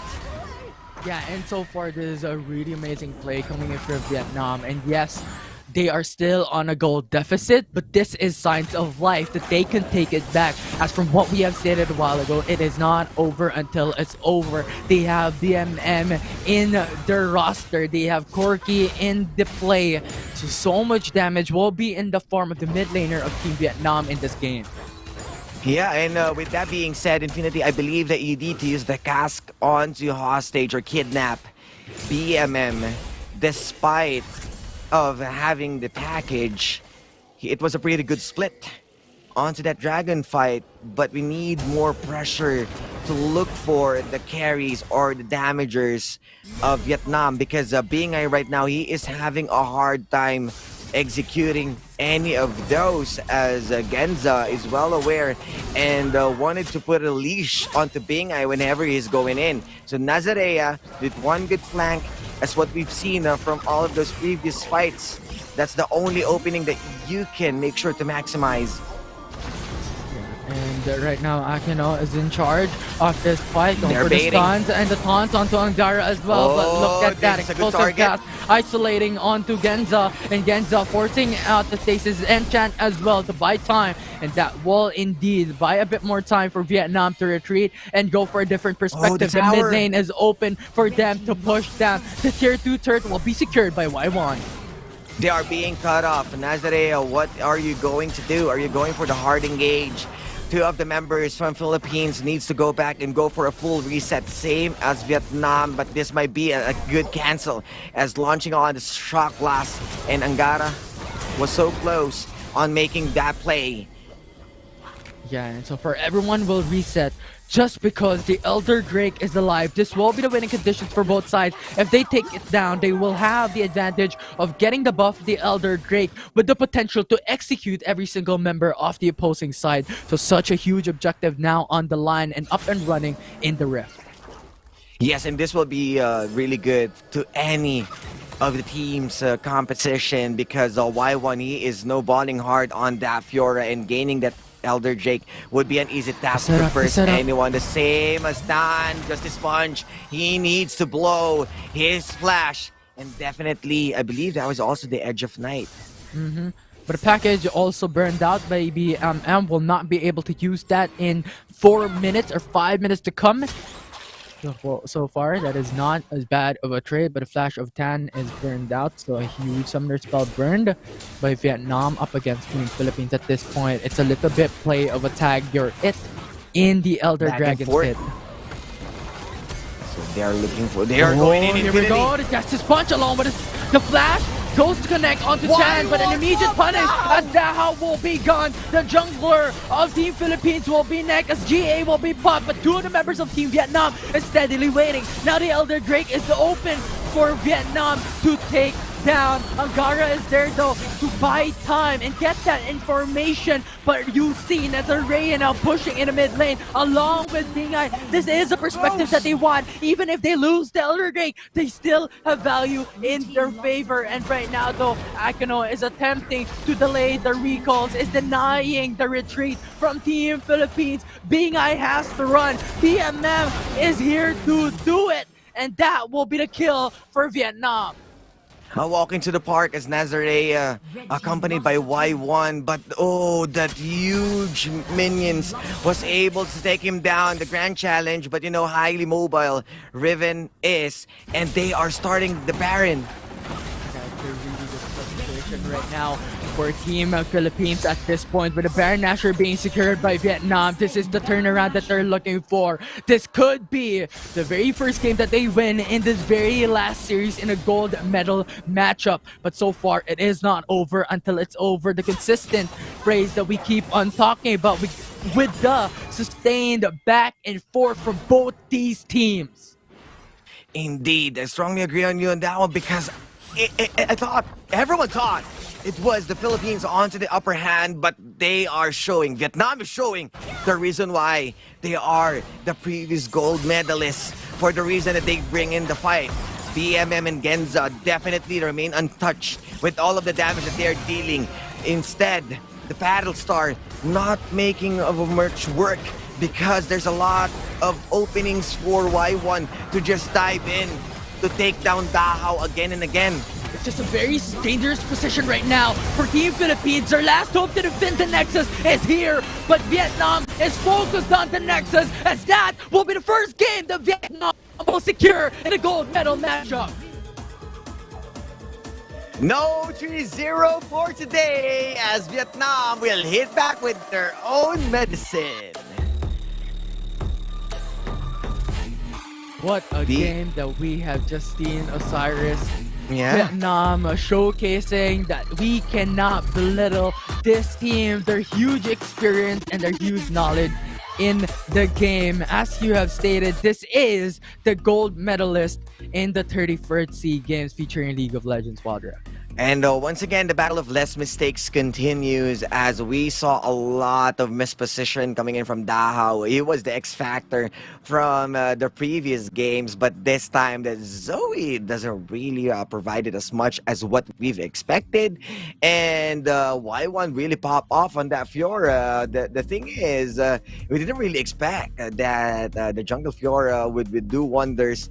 And as much as we're looking onto that Zoe pick, the early game also has been served greatly by Vietnam by looking all onto those targets, and it was easy for them to execute or look for those easy kills that gave Taku the much needed space and the Y1 the snowball factor. Yeah, and this is what we have stated during the draft, right? That Taku will be the role assigned to gain access into the backside, and consistently he performed. And Y1 as well consistently has showcased that composition and that complexity into this specific draft that they have gotten into a success. And we've seen Fiora in the past in the jungle. We've seen it in the second year, I believe, wherein the changes in the jungle gave mana regeneration into the jungle or into the champions in the jungle, and so far it is being returned by Vietnam here today in the meta. And just phenomenal playstyle from both these sides. But you know what? It is the series that it is not over. We're going to game 4, Osiris. Yeah, and I'm really excited though what's still there to show, because we already knew the possibilities that this will be a full 5 games, and with a nail biter back and forth, the exchanges, you can see that BMM onto these highlights, he's just getting the freedom. Look at him, look at the Corgi goes, just enjoying those explosives again and again, being ahead to flash just to stop this guy. And up to a really good assessment coming in from Team Philippines at this point when they lose Dahao and Tan. They just wanted to go for the mid lane tower and already gave up that Elder Drake. Yeah, I think that was the better option for them, or that's the very least that they can do, right? Because there is no junglers available for Team Philippines at that point. Tan was dead, and if they go for the contest, they would have just died, and that's just GG. But yeah, it was a really good showing of Team Vietnam at that point. A really, really great turnaround, Osiris. Yeah, and I believe if someone from the team, it was a mismite from Y1 onto the Elder Drake. You can see the sliver of health, but he used his lunge to execute. So I believe if another member from Philippines was there, definitely can stole the Elder Drake. It was already a mistake. It was so close for Angara to make the play of his life, but then there's a reason why Vietnam is one of those teams to be respected, and they are really showing really good. Yeah, it was amazing. And as we all know, when it comes to the draft of Team Philippines with Jace being locked in, this will be on a timer, right? Yeah. Proceeding towards the late game, it will not be a much effective champion, right? Compared to other junglers, especially when you're comparing it into a Fiora, which has a lot of potentials going towards that late game, having the potential to split push and having a lot of mobility and the potential to deny those engages coming for the side of Team Philippines.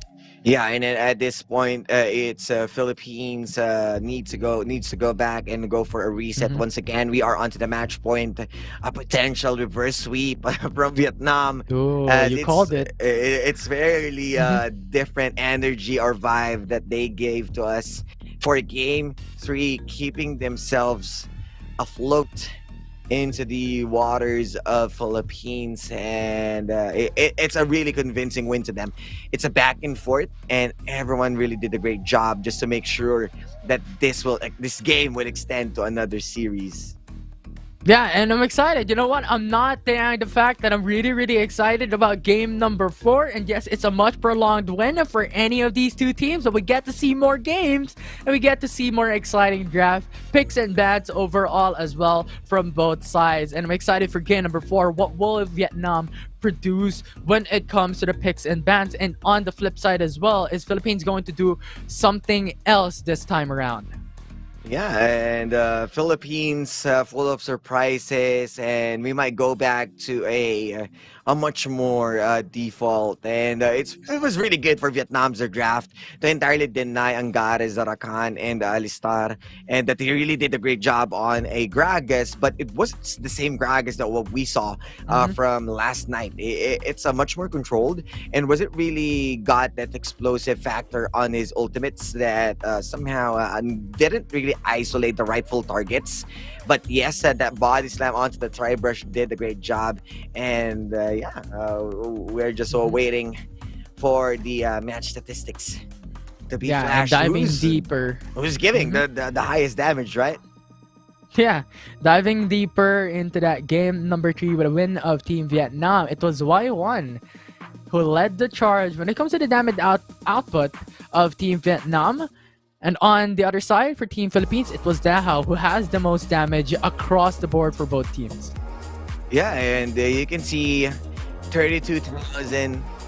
He's doing his job. It's just that there's so many frontliners. There's so many shields coming in from Genza. You have also Akeno who's catching the paddle star. Taku isn't also doesn't have that fear into his heart against Dahao. And with one portal, it was Y1 who caught him off guard and definitely removed him onto the whole Elder Dragon fight. So at that point, this 32k, it piled up overall onto the early game. But our MVP coming in from the support with a 96% kill participation, he is responding to all of the aggression delivered by Team Philippines. Yeah, and I mean, the play of Akeno consistently from that game number 3 was amazing, to say the least. The damage per minute, not really that significant, but the fact is that he was able to zone away Team Philippines consistently and also gain those opportunities and that space for Team Vietnam to just follow through for those kills and for those wins on those team fights. And overall, what a performance that Akeno has shown for that game in this series. But you know what, this series is building up into 4 games already. We'll see if Philippines can take the gold medal in the next game, or if Team Vietnam can make it to game number 5. I'm Infinity and this is Cyrus. We're going to take a short break, but don't go away.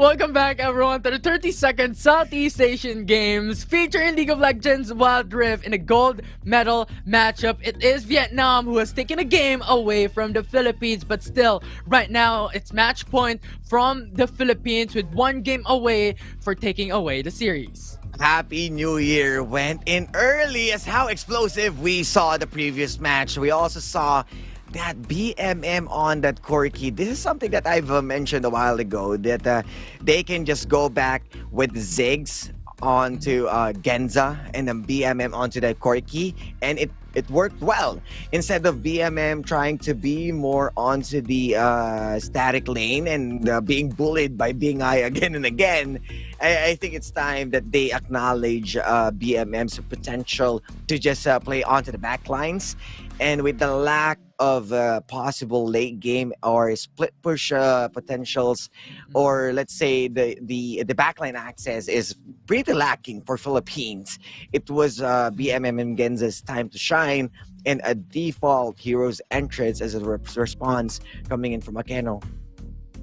Yeah, and there was just so much mind games being played out all throughout the draft. I mean, you have the Fiora being the first prio pick, and then it turned out it is the jungler. Then you have Renekton going top. So much of those mind games keep on happening time and time again, especially coming down to game number 3. So setting that aside, I think this is just going to be a blindside coming to the draft for the 4th game. Is Team Philippines showing us something that we have never seen before, and similarly towards the Vietnam side as well. Right now it's game number 4, Osiris, and this is what we call a series in the making. I mean, Yes, it is indeed. already made, but it's still in the making because of how much stories being set up here in the gold medal match. Yes, indeed. And as much as we wanted to keep it going, it feels like Philippines. Is being chased by the thumbs up. And yeah, as much as we wanted to keep it in a full 5 games, do you sense that Philippines is going to finish this? Ooh, that's a tough question to answer, Osiris. You're putting me on the spot, but from what we have seen, right? From what we have seen in the upper bracket finals, on that history alone, from how they performed in CEC, and right now in their first 2 games, I think they could definitely take it for the very 4th game. But from how Vietnam's mystery has shown across game number 3, I think it could still be something that we could not belittle this time around.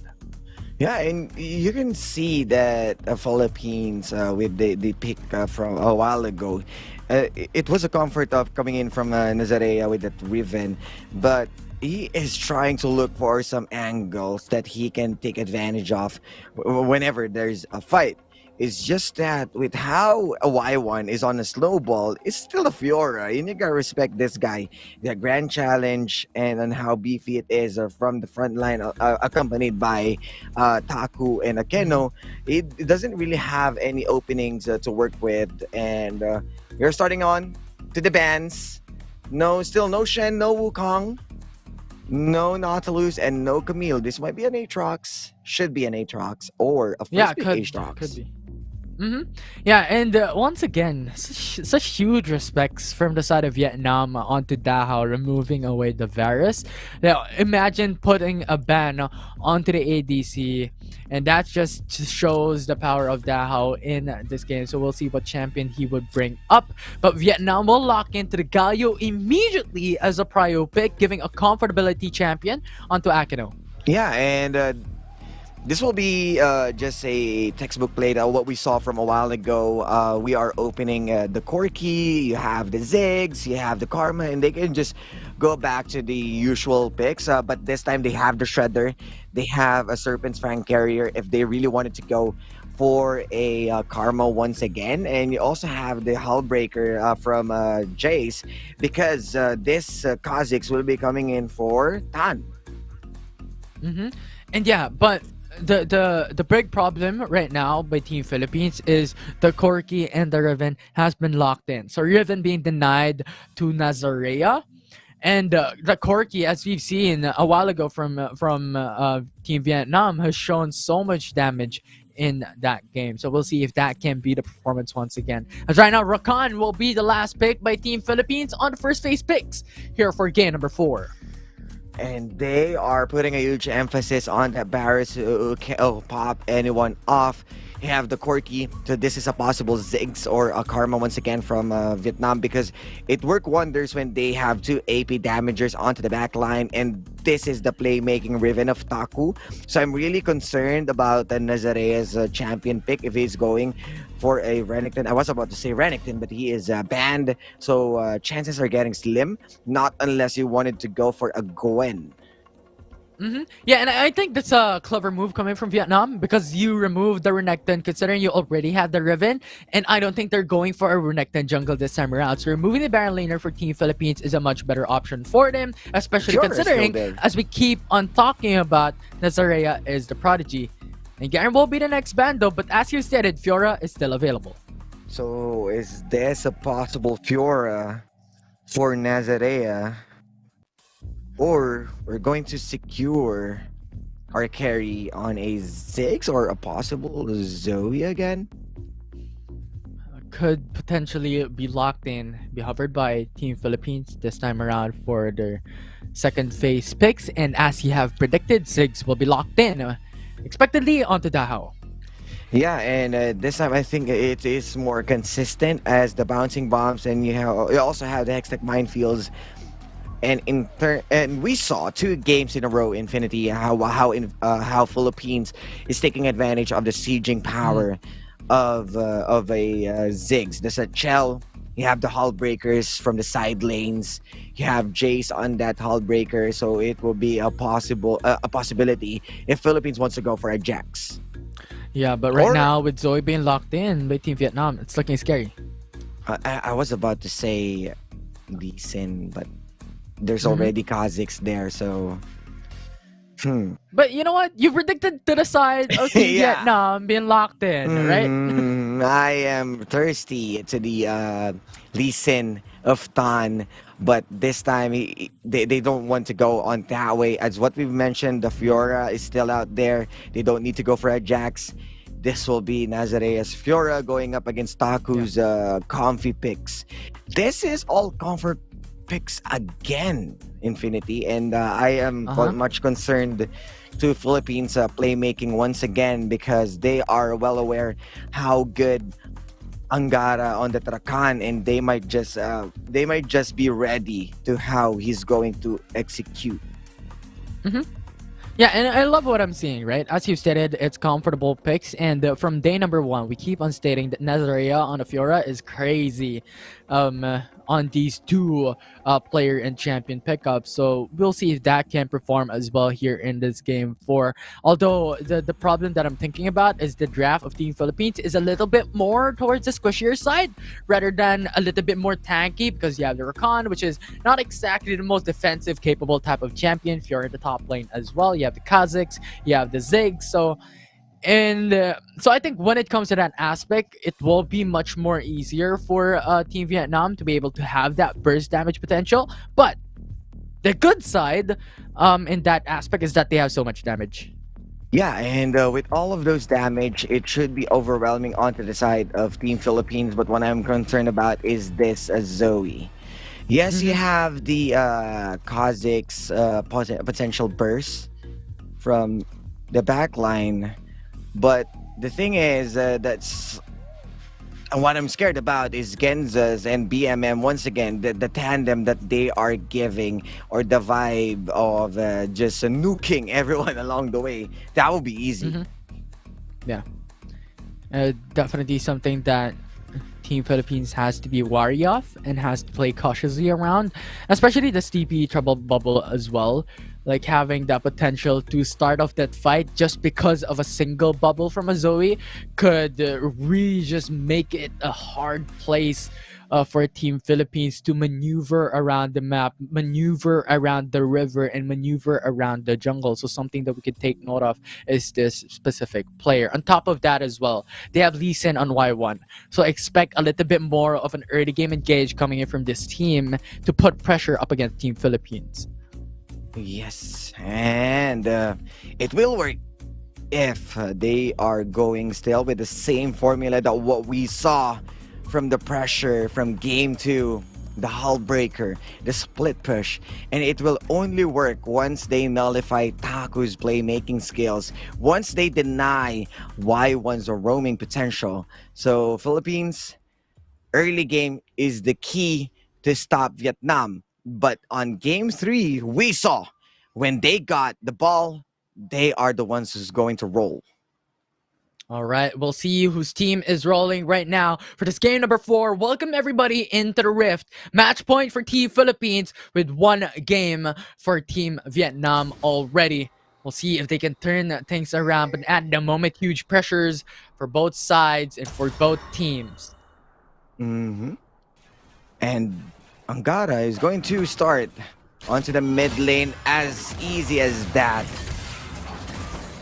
Yeah, and the huge punish up against BMM, that's already good enough from Angara's capabilities showing up here early on. And now that is a force for Akino to roam around and go into the mid lane as well to support on BMM. And you can see the Winds of War being spent. Good Zoe, block. the next target for Angara. So much damage. Genza is very low, forcing out the flash. Will not secure the first blood just yet. A bit too quickly there, but Team Philippines has been showing so much pressure in the first minute. Not even 2 minutes, 3 minutes into the matchup. The first minute, it's all about not giving any air for Vietnam to breathe in this game. The habits has been read by Philippines, and we already know from bottom to mid as how the supports roll and make sure to put a lot of pressure. Angara started at mid. They waited for Akeno's rotation and accompanied by Genza after you respect the wave clear of Dahao, and after he cleared the wave, he responded to the river movements. So really good read once again from the Philippines, and cost them 2 summoner spells for Genza. I mean, I understand if he spent the flash, but a ghost just to escape, I'm not sure if that's a good decision. And the thing is, Zoe is useless at level 1, right? There's no dash right now, though. Before that, we have a fight on the top lane with Akano receiving a lot of damage, and Naslaria as well in the same way. Will not go for an all-in, so no casualties so far. And going back, I mean, level 1 Zoe, no escape, no CP trouble bubble, so that was just a difficult time for Genza. I'm not sure if they should be aware with this rotation. Oh, wow! Okay. And they weren't. I guess they weren't, right? I mean, he's baiting out. Akeno is baiting out because we saw already the movement coming in from BMM, but Dahao. Dragon's Rage onto Dahao, Sonic Wave as well, closing the gap, but the turret damage just so much. Y1 is forced to walk away and retreat, not securing that kill with Dahao, not even using the flash. And what's good about that, but onto the replay first, you see all of those flashes being spent, and BMM was a bit late onto the party. But did Dao survive? Yes, indeed, using the Mega Inferno Bomb to push away the wave. But yeah, going back to Y1, he was eyeing onto that last Sonic Wave, but the wave is huge for Dahao's side of the tower. But you can see a bit of a glimmer. Void Assault. And it's going ready to in. support. Repulse is there. The Sun Connect. Rakan following up with a grand entrance. That is no escape for Akino. And now Philippines has secured their 2nd kill in the game. They wanted to take down Fiora, but Angara's play, the quickness is stopped. Y1 to eventually go for his huge play. 3 members, once again, they are pressuring, and there's no way that Y1 can answer this. Nazarea overextending. Wants to defend, double man stun. Flash key And now burst. you have Y1 as well. Dragon's Rage onto Tan, but jumps in to go back and retreat. And Angara will fall as he is isolated from the crew. Vietnam will take their first kill in this game. Oh, this is looking bad. They need to exit. Waves are crashing. 3 versus 2. You have Taco in the front. Riposte is there, denying a bit of damage coming in from Vietnam. Not enough though, as that is 3 members looking to go kill him. And they are punished eventually by overstaying. They are not well aware of that ward. Once again, Vietnam bouncing back. It was a good Sonic Wave and a really good Dragon's Rage. You can clearly see here that they are ready to take on the fight. The Dragon's Rage supposedly would be a bowling, but Angara is already close enough. And at this point, it was a good plan for them to crash the wave, and the wave caught on to the tower damage. Just 3 members juggling off. And right now, with those kills taken by Vietnam, they equalized the gold advantage the Philippines was able to accumulate in the early game. But this is an expectation already that we've set in the draft with the Lee Sin being played by Y1. A lot of early engage could happen. Yeah. And you can we are onto the objective, but bot side. Akino going in for the flash and Justice Punch, denying the engage from the Philippines, and Ziggs to finish it up with a Mega Inferno Bomb. So much damage coming across from Team Philippines, and that will secure a kill from Team PH. Because after that one kill, they just bailed out the Sonic Wave from Y1 procs, the quickness coming in from Angara. They can definitely go for even more, but the disciplined play, because they need to respect that their objectives are on. If they lose more members, that will be an easy objective for Vietnam.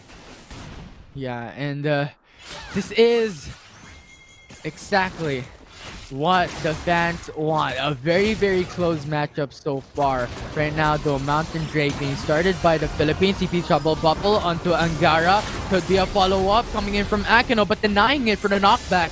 And right now, the Mountain Drake is already very low. Hero's entrance to secure the deny and the zoning capabilities of this team. But you have Nazarea into the back line. Going in for the flag with that, taking the Mountain Dragon. It is a steal from Team Philippines. And Taku being isolated. Make it a third kill from Team PH. Returning back the favor. If you want your Fiora, it's time for Nazarea to give their taste on their own medicine. And right now, this is the hull breaker pressure from BingEye. So BMM will need more time to stay onto the lane. He will not participate to any of those fights just to clear some things off. And you can see here, it started the fight that Genza is already running low. That's a fairly bad start from them because they don't have a consistent damage dealer. Yes, Han died, but they already got the dragon. There's no objective left. Job's done, but they paid the price. Farm on to Genza with the quickness from Angara. Will secure it very easily and swiftly as well, securing them the 2k gold lead. But there you go, it's Team Philippines once again stealing an objective. Again and again, they are the ones who's posing a threat to every objective. They are putting the pedal to the metal. And this might be another fight. Drift Herald spawned in the mid lane, just enough for Ziggs to satchel charge and remove that turret away, gaining them the map control. They are the one who's going to open the mid lane first. They are comfortable. And it's time for Philippines once again to assert their dominance. They are the ones looking for those fights. BingEye on his comfort pick, currently deathless, and even Dahao just making sure that he is safe, that he's using the shell to pilfer himself, while Angara with the quickness looking for Y1 and Genza, even using the portal, he is being quickly bursted down. Yeah, and they're just their play style in this game is very systematic. 8 minutes into the game, you're seeing a lot of these engages coming in from Angara. The follow-ups is there coming in from Nazarea and Tan. And the surprising thing is 2 objectives being stolen by Tan is just a statement to make here in SEED Games that he is the king of the jungle. Right now though, the bot lane turret being started by the Philippines, hoping to take it down. Okay, they respected the possibility of engage when they got the information that Y1 is around, but they got the wards. Tan jumps in, the Dragon's Rage onto Tan as well with TP Trouble Bubble, but will not be enough to secure that kill. The follow-up coming in from Genza with a flash as well onto Tan, but not sufficient enough. The damage is not enough. And you have Vietnam looking for that kill. Wind Slash will not reach the champion of Tan. And while that's happening, we have Nazarea split pushing the top lane. He is doing his own job. They are pressuring the mid lane as they need to have their own openings to move around the map. But the thing is, it wasn't an unsuccessful execution that kind of cost them a lot and even furthering the advantage of Nazarea. And denying a lot more jungles. And I think this is happening due to the fact that you don't have a turret in the top lane, you don't have a turret in the mid lane, or well, rather the first turret for Team Vietnam that enables Team Philippines to do these risky plays because of their map control advantage. Yeah, and you can see onto the map, all outer turrets has been removed. As what you've stated, it will be fairly for them to be more easy, a lot of breathing space for them, or to look for those death brushes control. They also have those deep wards wherein the possible of blocking some escape routes. The Philippines is ready for any threat that they wanted to go against a BINGAI or Nazarea. And the vision game from here on out for Team Vietnam will be quite a crucial importance, or play a significant role in this game number 4, because no outer turrets, definitely, as we have BINGAI who have pushed the bot lane already. Double hull breaker. Nazarea and BINGAI already got this, and they are controlling side lanes.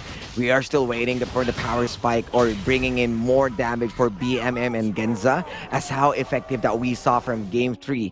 Akeno's Galio, he is responding once again to those heroes as entrants, but we are seeing a lot of respect from Philippines. They are not taking those risks anymore.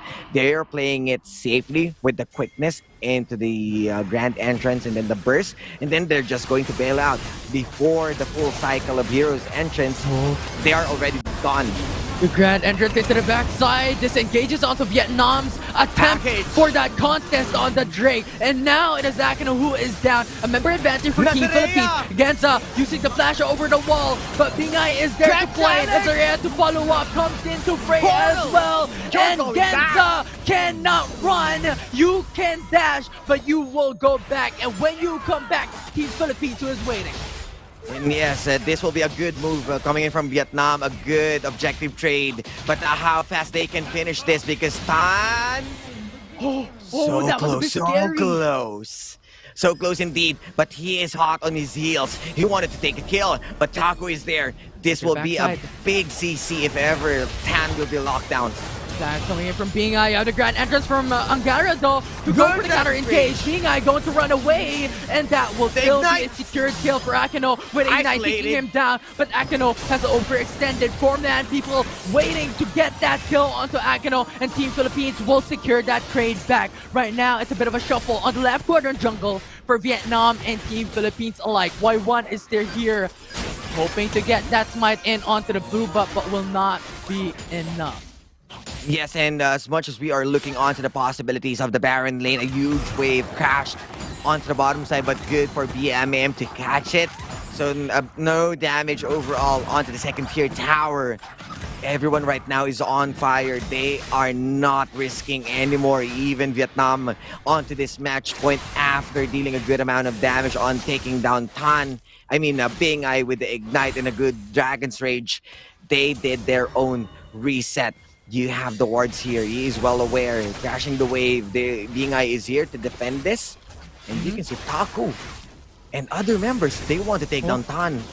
Man, this is what we've mentioned a while ago, that vision game will be really, really crucial for Vietnam, especially that they have the map control disadvantage right now. The Rift Herald being spawned on top lane will secure the first turn, and that will be an opening for them to go for the engage. But the 3-man quickness and the grand entrance from Angara will go and initiate that fight, but we'll know onto the flip side.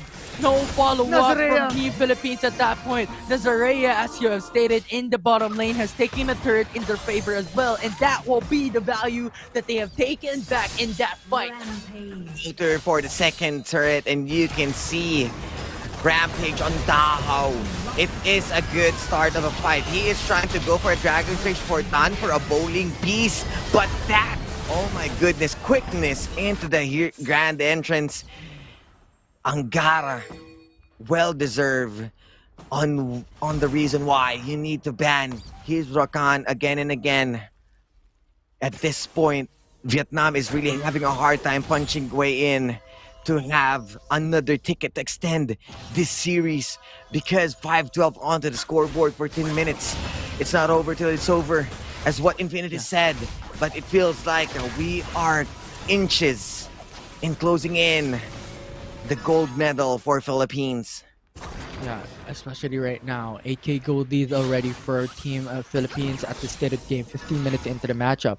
So much items already built up. You have VIE with a Serpent's Fang as well to deny those shields coming from Taku, from Galio, from Akino, right? So there's a lot of utility tools the Team Philippines will be able to put out. And now Vietnam has to do something like a miracle play, a setup coming from Y1 followed up by Akino is crucial and will be critical for their success if they want to equalize the gold lead. And the pressure is on. They are trying to invade everything. Everyone wants that piece of cake. They are jumping in, looking for those targets. You can even see the sweeping lens. They want this blind game. Sonic Wave is going to hit. Sleepy Bubble Trouble will be there from them out. But eyes on the prize as they want to further on the pressure onto the second tier tower. And that's enough to scare the wave, gain the wave prio. And at that point, Philippines is just happy to do so. And right now, the reset's coming in. Remember, the Baron Nashor is alive, so it is really important for everyone to stay up when it comes to the HP and stay updated when it comes to the items. Package is there. Wu is going to be delivered onto their deaths as 20 seconds Infernal Drake, but the members of Philippines a bit late on their reset. And this is looking bad, establishing their own death brush. Oh no. It's a bit difficult as Akino has shown up. But you have VIE left alone standing across every single member of Team Vietnam. And that isolation from Vietnam will gain them the member advantage. However, Angara will set up the play for Tad to follow up. Akino going for the hero's entrance to go for the counter engage. And that will be a kill coming from Team Philippines as Genzo will fall down. Now, in the middle of that fight though, a little bit in danger as the flash will be burned. Not enough as Team Vietnam will secure that kill. And now while that's happening, Nazarea is split pushing on the top side as well. So a little bit more pressure coming to the side of Team Vietnam. Grand entrance hoping for that knockup, but will be denied for the knockback as well of Vietnam lineup. Y1 a little bit low, hoping for that kill. Tan jumps over the wall to escape that fight and will leave Angara standing in the jungle. Infernal Drake will be initiated once again by Vietnam. He got the Void Assault. He was able to escape, and here comes the Teleport Infinity. They still got it! No way! 200 HP remaining for the Infernal Drake. Almost has taken it down, but Tan still able to make that outplay happen and take the kill for himself. BMM, he saved the dragon. I believe that was a missile. But Infernal Drake onto Vietnam. 2 dragons still onto the Philippines, and they are eyeing onto the Baron because there is no jungler, no Y1. There's no anyone that can stop them. Yeah, and you can see here that fight. I mean, Aaron is already out, so it's fairly hard for them to put a really good amount of damage because Taha would be a juicy target. With that perfect Dragon's Rage, it was easy for them to execute, but they are executing Infinity! Yeah, they're just diving into the turret. This is the confidence of Team Philippines. They have so much gold. They got the top of that. Securing the inhib turret in the top lane is already good enough. But the Baron Nashor in their favor as well. 2 Game ender. super minion waves is pushing down in top lane. The Nexus is open. And this is Team Philippines' signal to be able to push it down. 3 members, the only one left standing to defend that Nexus from the top lane push. However, Team Philippines is playing a bit more safe. They want to push down the mid lane, and this is the perseverance that they have shown. The power of the Philippines is being put across to Southeast Asia. The Pearl of the Orient has shown their light across the... And your 32nd SEA Games Wildrift gold medalist is Philippines. Pilipinas victorious. A year of redemption. They may have failed from last year, but this time back up by Vansu, a League of Legends coach. PC that went on to SEA Games as well. PG, a League of Legends veteran from LoL PC, went to Worlds. This is the team built for greatness and homebound gold medal. Pilipinas, the champion of 32nd SEA Games Infinity. A well-deserved win, and congratulations to Vietnam for, of course, receiving the silver medal. And a good fight, I must say, fairly close. Yeah, and a showcase of dominance, a showcase of mechanical prowess here in SEA Games as they take the gold medal today, representing the Philippines, representing the region, taking another medal for the country. And right now, just a phenomenal play from this team overall. The first gold of our country, and we already got the women's division gold medalist from last year under Grind Sky. This time, Nigma Galaxy, representative of Philippines, the full circle of Wild Rift. The first gold to be taken home. Lakad matatag indeed for our players, and what a champion. Congratulations to everyone. Oh my goodness, intense games, and big shout outs to Watch Party of the Philippines. I believe that they are celebrating. Everyone, the full support, and we are happy to deliver this at the very last moment. It's been an honor to be the part of 32nd SEA Games Infinity.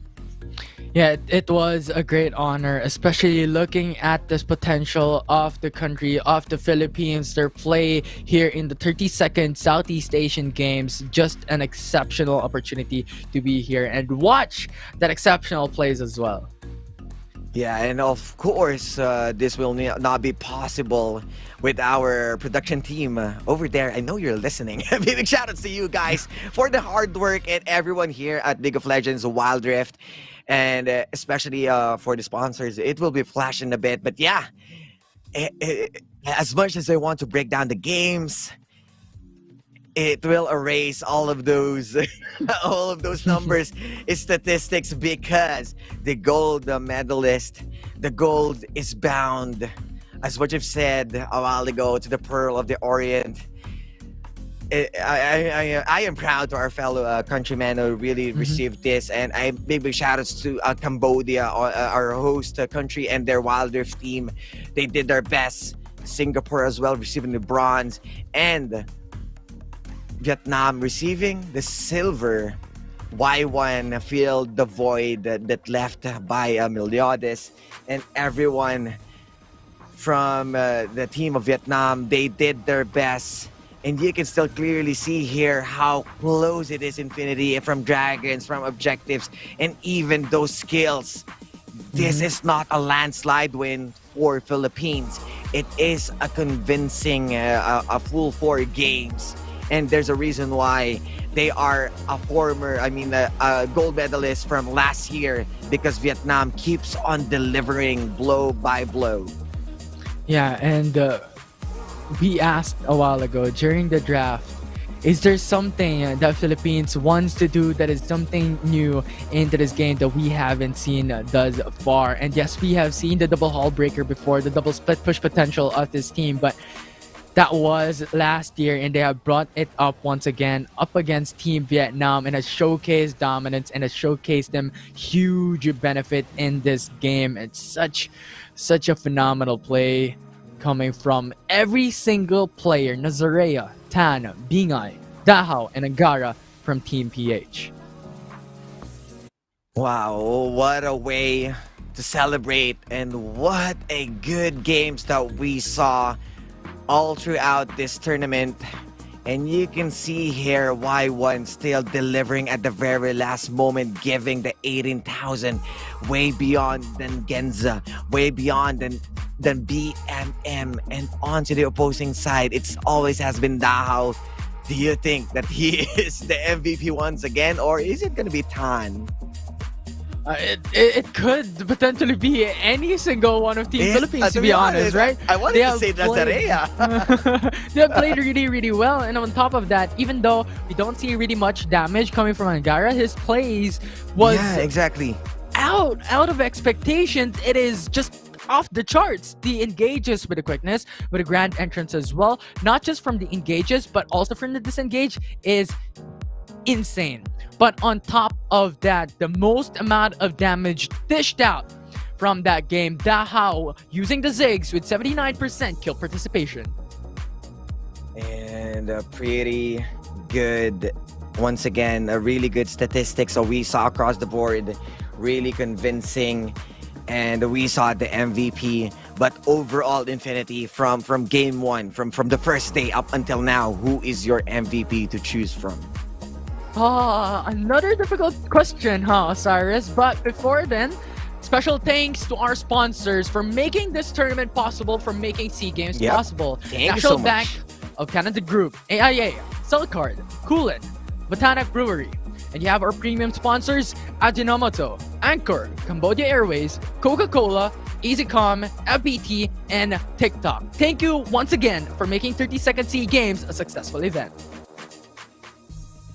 Big shout outs to all of those sponsors, to all of the participating teams, casters, and even production. And once again, it's been our honor to deliver the last game, the grand finals. Any last words, Infinity, before we throw it to the next part of the event? You know what? I'm going to answer it very quickly. Your question, I think it's Nazarea. I mean, those plays, those split pushes from day one, even into day two, I go for phenomenal.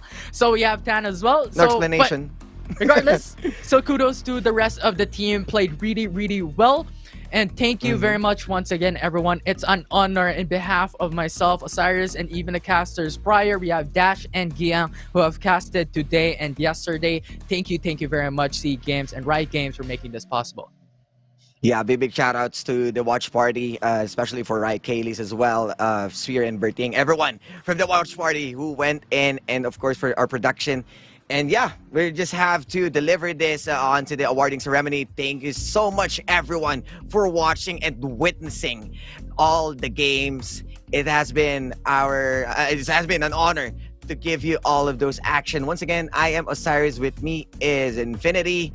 We'll see you to more Wild Rift action. For now, it's awarding ceremony.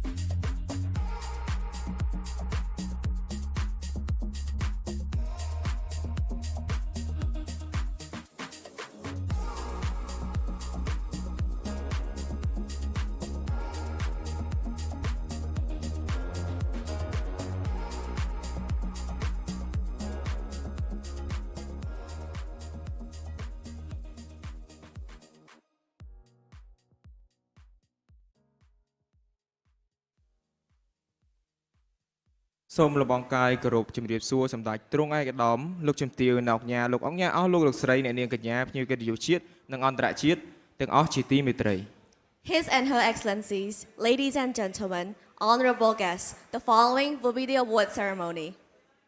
មុននឹងចាប់ផ្ដើមសូមគោរពស្វាគមន៍គណៈអធិបតីរបស់យើងដែលបានចូលរួម Before coming to the event, we would like to introduce the distinguished guests who will be a part of this ceremony. ជាកិច្ចចាប់ផ្ដើមសូមគោរពស្វាគមន៍លោក Matthew Fritz It is my honor to introduce Mr. Matthew Fritz Gaston, the Commissioner of the Philippine Sports. ជាបន្ទាប់សូមស្វាគមន៍លោក Jeff Lam Next, please welcome Mr. Jeff Lam, the technical delegate from the Asian Esports Federation. ជាកិច្ចបន្ទាប់សូមស្វាគមន៍ឯកឧត្តមលុនសាមរីដែលជាអគ្គលេខាធិការសហព័ន្ធកីឡាអេឡិចត្រូនិកនៅកម្ពុជា Please warmly welcome His Excellency Mr. Lon Samadi, Vice Chairman of Esports Organizing Committee, General Secretary of Esports Federation of Cambodia. ជាបន្ទាប់សូមស្វាគមន៍លោកដូវៀតហុង Next, please welcome Mr. Do Win Hong, the Vice Chairman of Esports Organizing Committee. ជាបន្ទាប់សូមស្វាគមន៍លោកដាំងយ៉ាន់តុង Please welcome Mr. Dang Dang Ton, Director of Sports for All Department. ជាបន្ទាប់សូមស្វាគមន៍លោក Kevin Tan As well as Mr. Kevin Tan, General Secretary of Singapore Esports Association. ជាចុងក្រោយសូមស្វាគមន៍លោកកុកបានឈី Last but not least, please welcome Mr. Kok Banchi, Riot Games APAC Mobile Esports Product Strategist. ជាកិត្តិយសជាតិនិងអន្តរជាតិពិធីប្រគល់មេដាយ SEA Games លើកទី32ក្នុងយេសា League of Legends VIE នឹងត្រូវចាប់ផ្ដើម The organizing committee will now conduct the medal ceremony of the Esports League of Legends Wild Rift at the 32nd SEA Games. សូមអញ្ជើញក្រុមជម្រើសជាតិដែលបានទទួលជ័យជំនះទាំង3ឡើងមកលើឆាកដើម្បីទទួលមេដាយនិងរង្វាន់ And now, we would like to invite all the winning athletes to move on to the stage to receive their medals and mascot.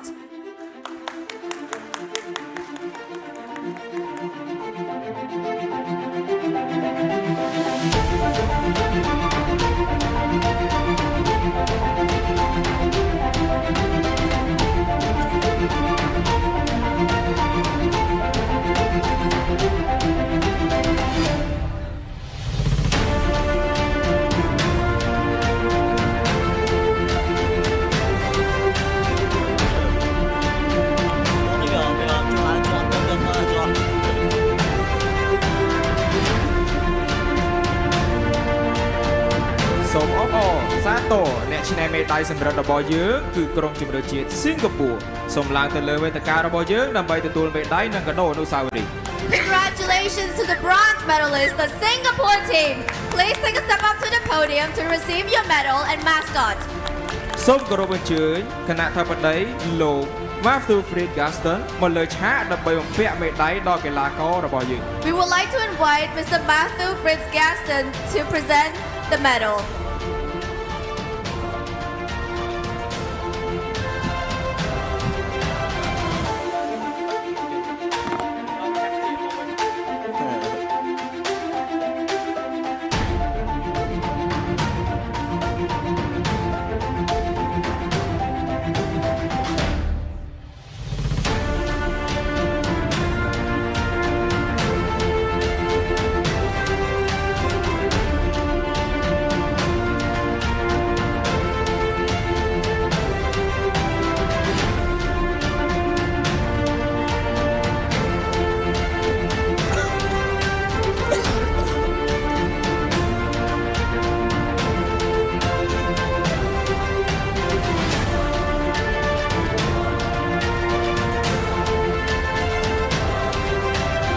សូមអរគុណលោក Matthew Fritz Gaston Thank you, Mr. Matthew. សូមគោរពអញ្ជើញគណៈអធិបតីលោកដាំងយ៉ាន់តុងដើម្បីប្រគល់ mascot ដល់កីឡាកររបស់យើង And now, the mascot will be presented by Mr. Dang Dang Tong.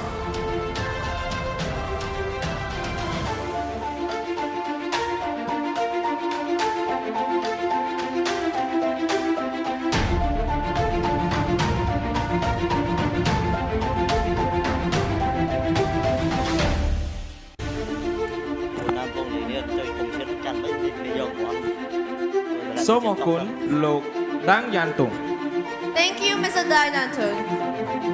លោកស្រីនាងកញ្ញាសូមអបអរសាទរម្ដងទៀតទៅជ័យលាភីមេដាយសំរិទ្ធរបស់យើងសិង្ហបុរី Ladies and gentlemen, the bronze medalist, the Singapore team. សូមអបអរសាទរអ្នកឈ្នះមេដាយប្រាក់របស់យើងគឺក្រុមជម្រើសជាតិវៀតណាមសូមឡើងទៅលើវេទិការបស់យើងដើម្បីទទួលមេដាយនិងកាដូអនុស្សាវរីយ៍ And congratulations to the silver medalist, Vietnam team. Please take a step up to the podium to receive your medal and mascot. សូមគោរពអញ្ជើញគណៈធិបតីលោក Matthew Fred Gaston មកលើឆាកដើម្បីបំពាក់មេដាយដល់កីឡាកររបស់យើង Once again, we would like to invite Mr. Matthew to present the medal.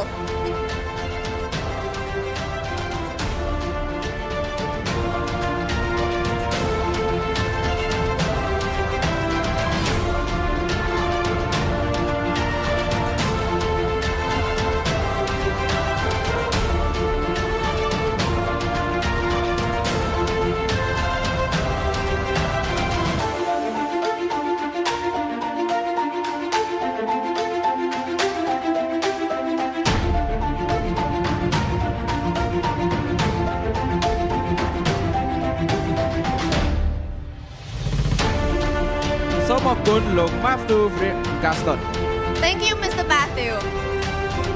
សូមគោរពអញ្ជើញគណៈធិបតីលោកដាំងយ៉ាន់តុនមកលើឆាកដើម្បីប្រគល់ mascot ដល់កីឡាកររបស់យើង Now we would like to invite Mr. Dang Dan Ton to present the mascot.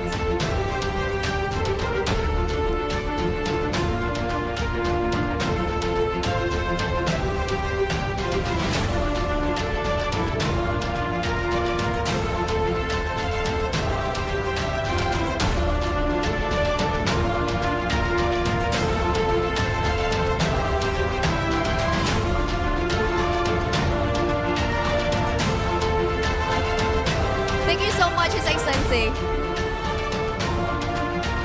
Congratulations to the Vietnam team. សូមអបអរសាទរអ្នកឈ្នះមេដាយមាសរបស់យើងគឺក្រុមជម្រើសជាតិហ្វីលីពីនសូមឡើងទៅលើវេទិការបស់យើងដើម្បីទទួលមេដាយនិងកាដូអនុស្សាវរីយ៍ And now, the star of the evening. Congratulations to the gold medalist, the Philippines team. Please take a step up to the podium to receive your medal and mascot. សូមគោរពអញ្ជើញគណៈធិបតីលោក Matthew មកលើឆាកដើម្បីបំពាក់មេដាយដល់កីឡាកររបស់យើង The medal will be presented by Mr. Matthew, the Commissioner of the Philippine Sport.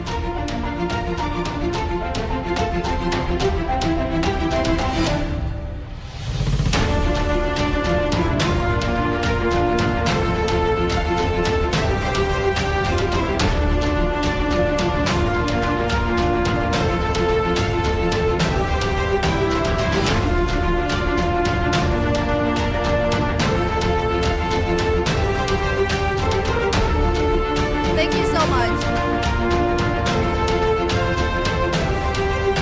សូមគោរពអញ្ជើញគណៈធិបតីលោកដាំងយ៉ាន់តុងឡើងមកលើឆាកដើម្បីបំពាក់ដើម្បីប្រគល់ mascot ជូនកីឡាកររបស់យើង And now once again, the mascot will be presented by Mr. Dan Dan Ton.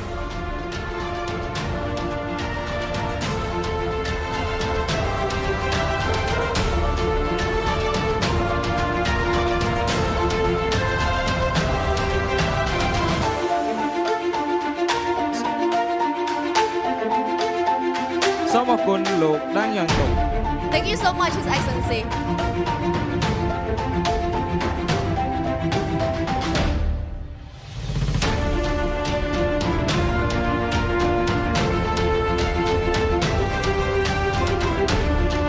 សូមអរគុណលោកដាំងយ៉ាន់តុង Thank you, His Excellency.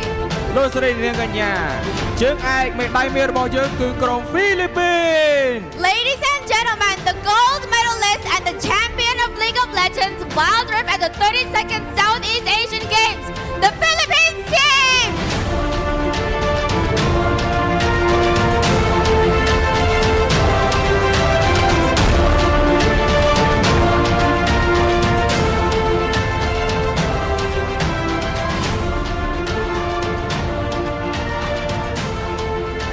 សូ ក្រុមជម្រើសជាតិទាំង3បែរក្រោយទៅមើល screen ID របស់យើងដើម្បីគោរពទង់ជាតិរបស់ប្រទេសហ្វីលីពីន Now we would like to warmly invite all winning teams to turn to the screen for the Philippines national anthem. ខណៈពេលនេះយើងខ្ញុំសូមគោរពអញ្ជើញគណៈថាបតីនិងភ្ញៀវកិត្តិយសទាំងអស់មេត្តាក្រោកឈរដើម្បីធ្វើការគោរពទង់ជាតិរបស់ក្រុមជម្រើសជាតិដែលទទួលបានមេដាយមាស Honored guests and spectators in the auditorium, please stand up for the national anthem of the Philippines.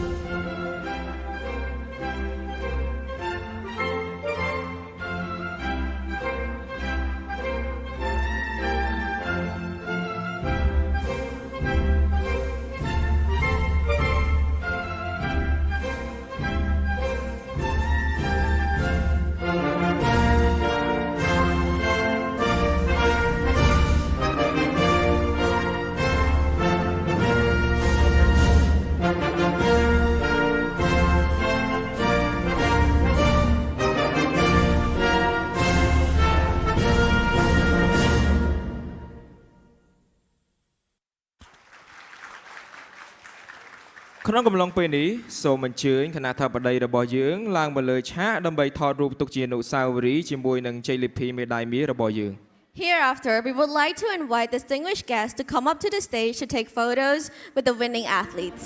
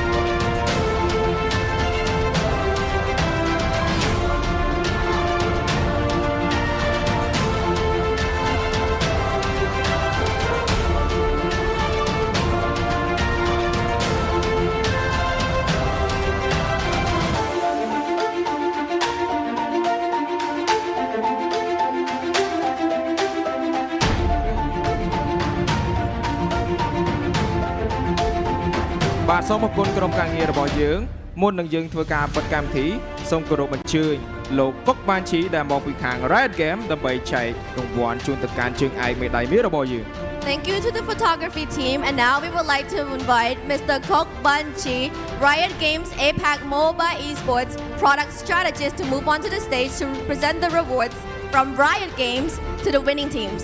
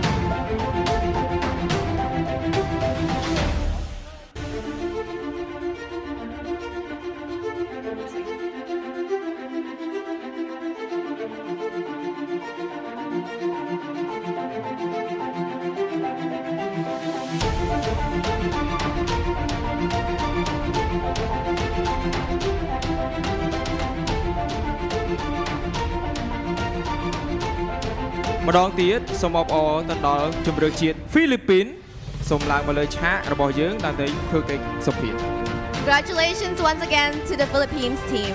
Please come up to the stage for a quick interview.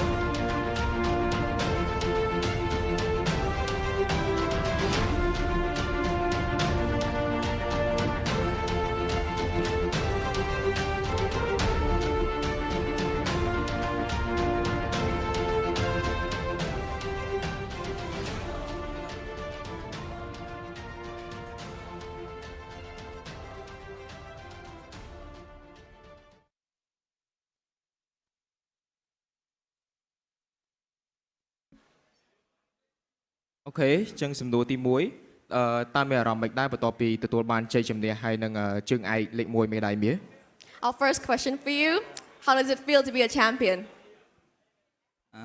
We're very happy, of course, because this is our first time in SEA Games. So we're very thankful, and it feels like it's overwhelmed us. It's very unreal, right? Yeah. Congratulations anyways. Amazing performance. បាទចឹងសំណួរទី2មានទស្សនៈយ៉ាងណាដែរចំពោះក្រុមទៅមុខបន្តទៀតដោយសារតែឥឡូវគាត់ខ្លាចជាជើងឯកនៅ SEA Games. So a bit about your future plans. Now that you're a champion at SEA Games, what's your vision for the team going forward? Actually, right now we have a main tournament, so we will focus on winning that also. More tournaments? Yes. More victories. អរគុណគុណជំរឿជាតិហ្វីលីពីនម្ដងទៀតដែលធ្វើដំណើរមកកាន់ប្រទេសប្រទេសជាអ្នកកម្ពុជាដើម្បីចូលរួមប្រកួត SEA Games សូមជូនពរសំណាងល្អ Thank you once again. We wish you all the best in your future endeavors. Congratulations.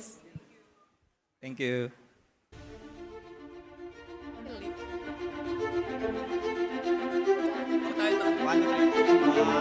Last but not least, we would like to express our gratitude to the audience, both online and offline, for their constant support, as well as the organizing committee and sponsors for making this competition possible.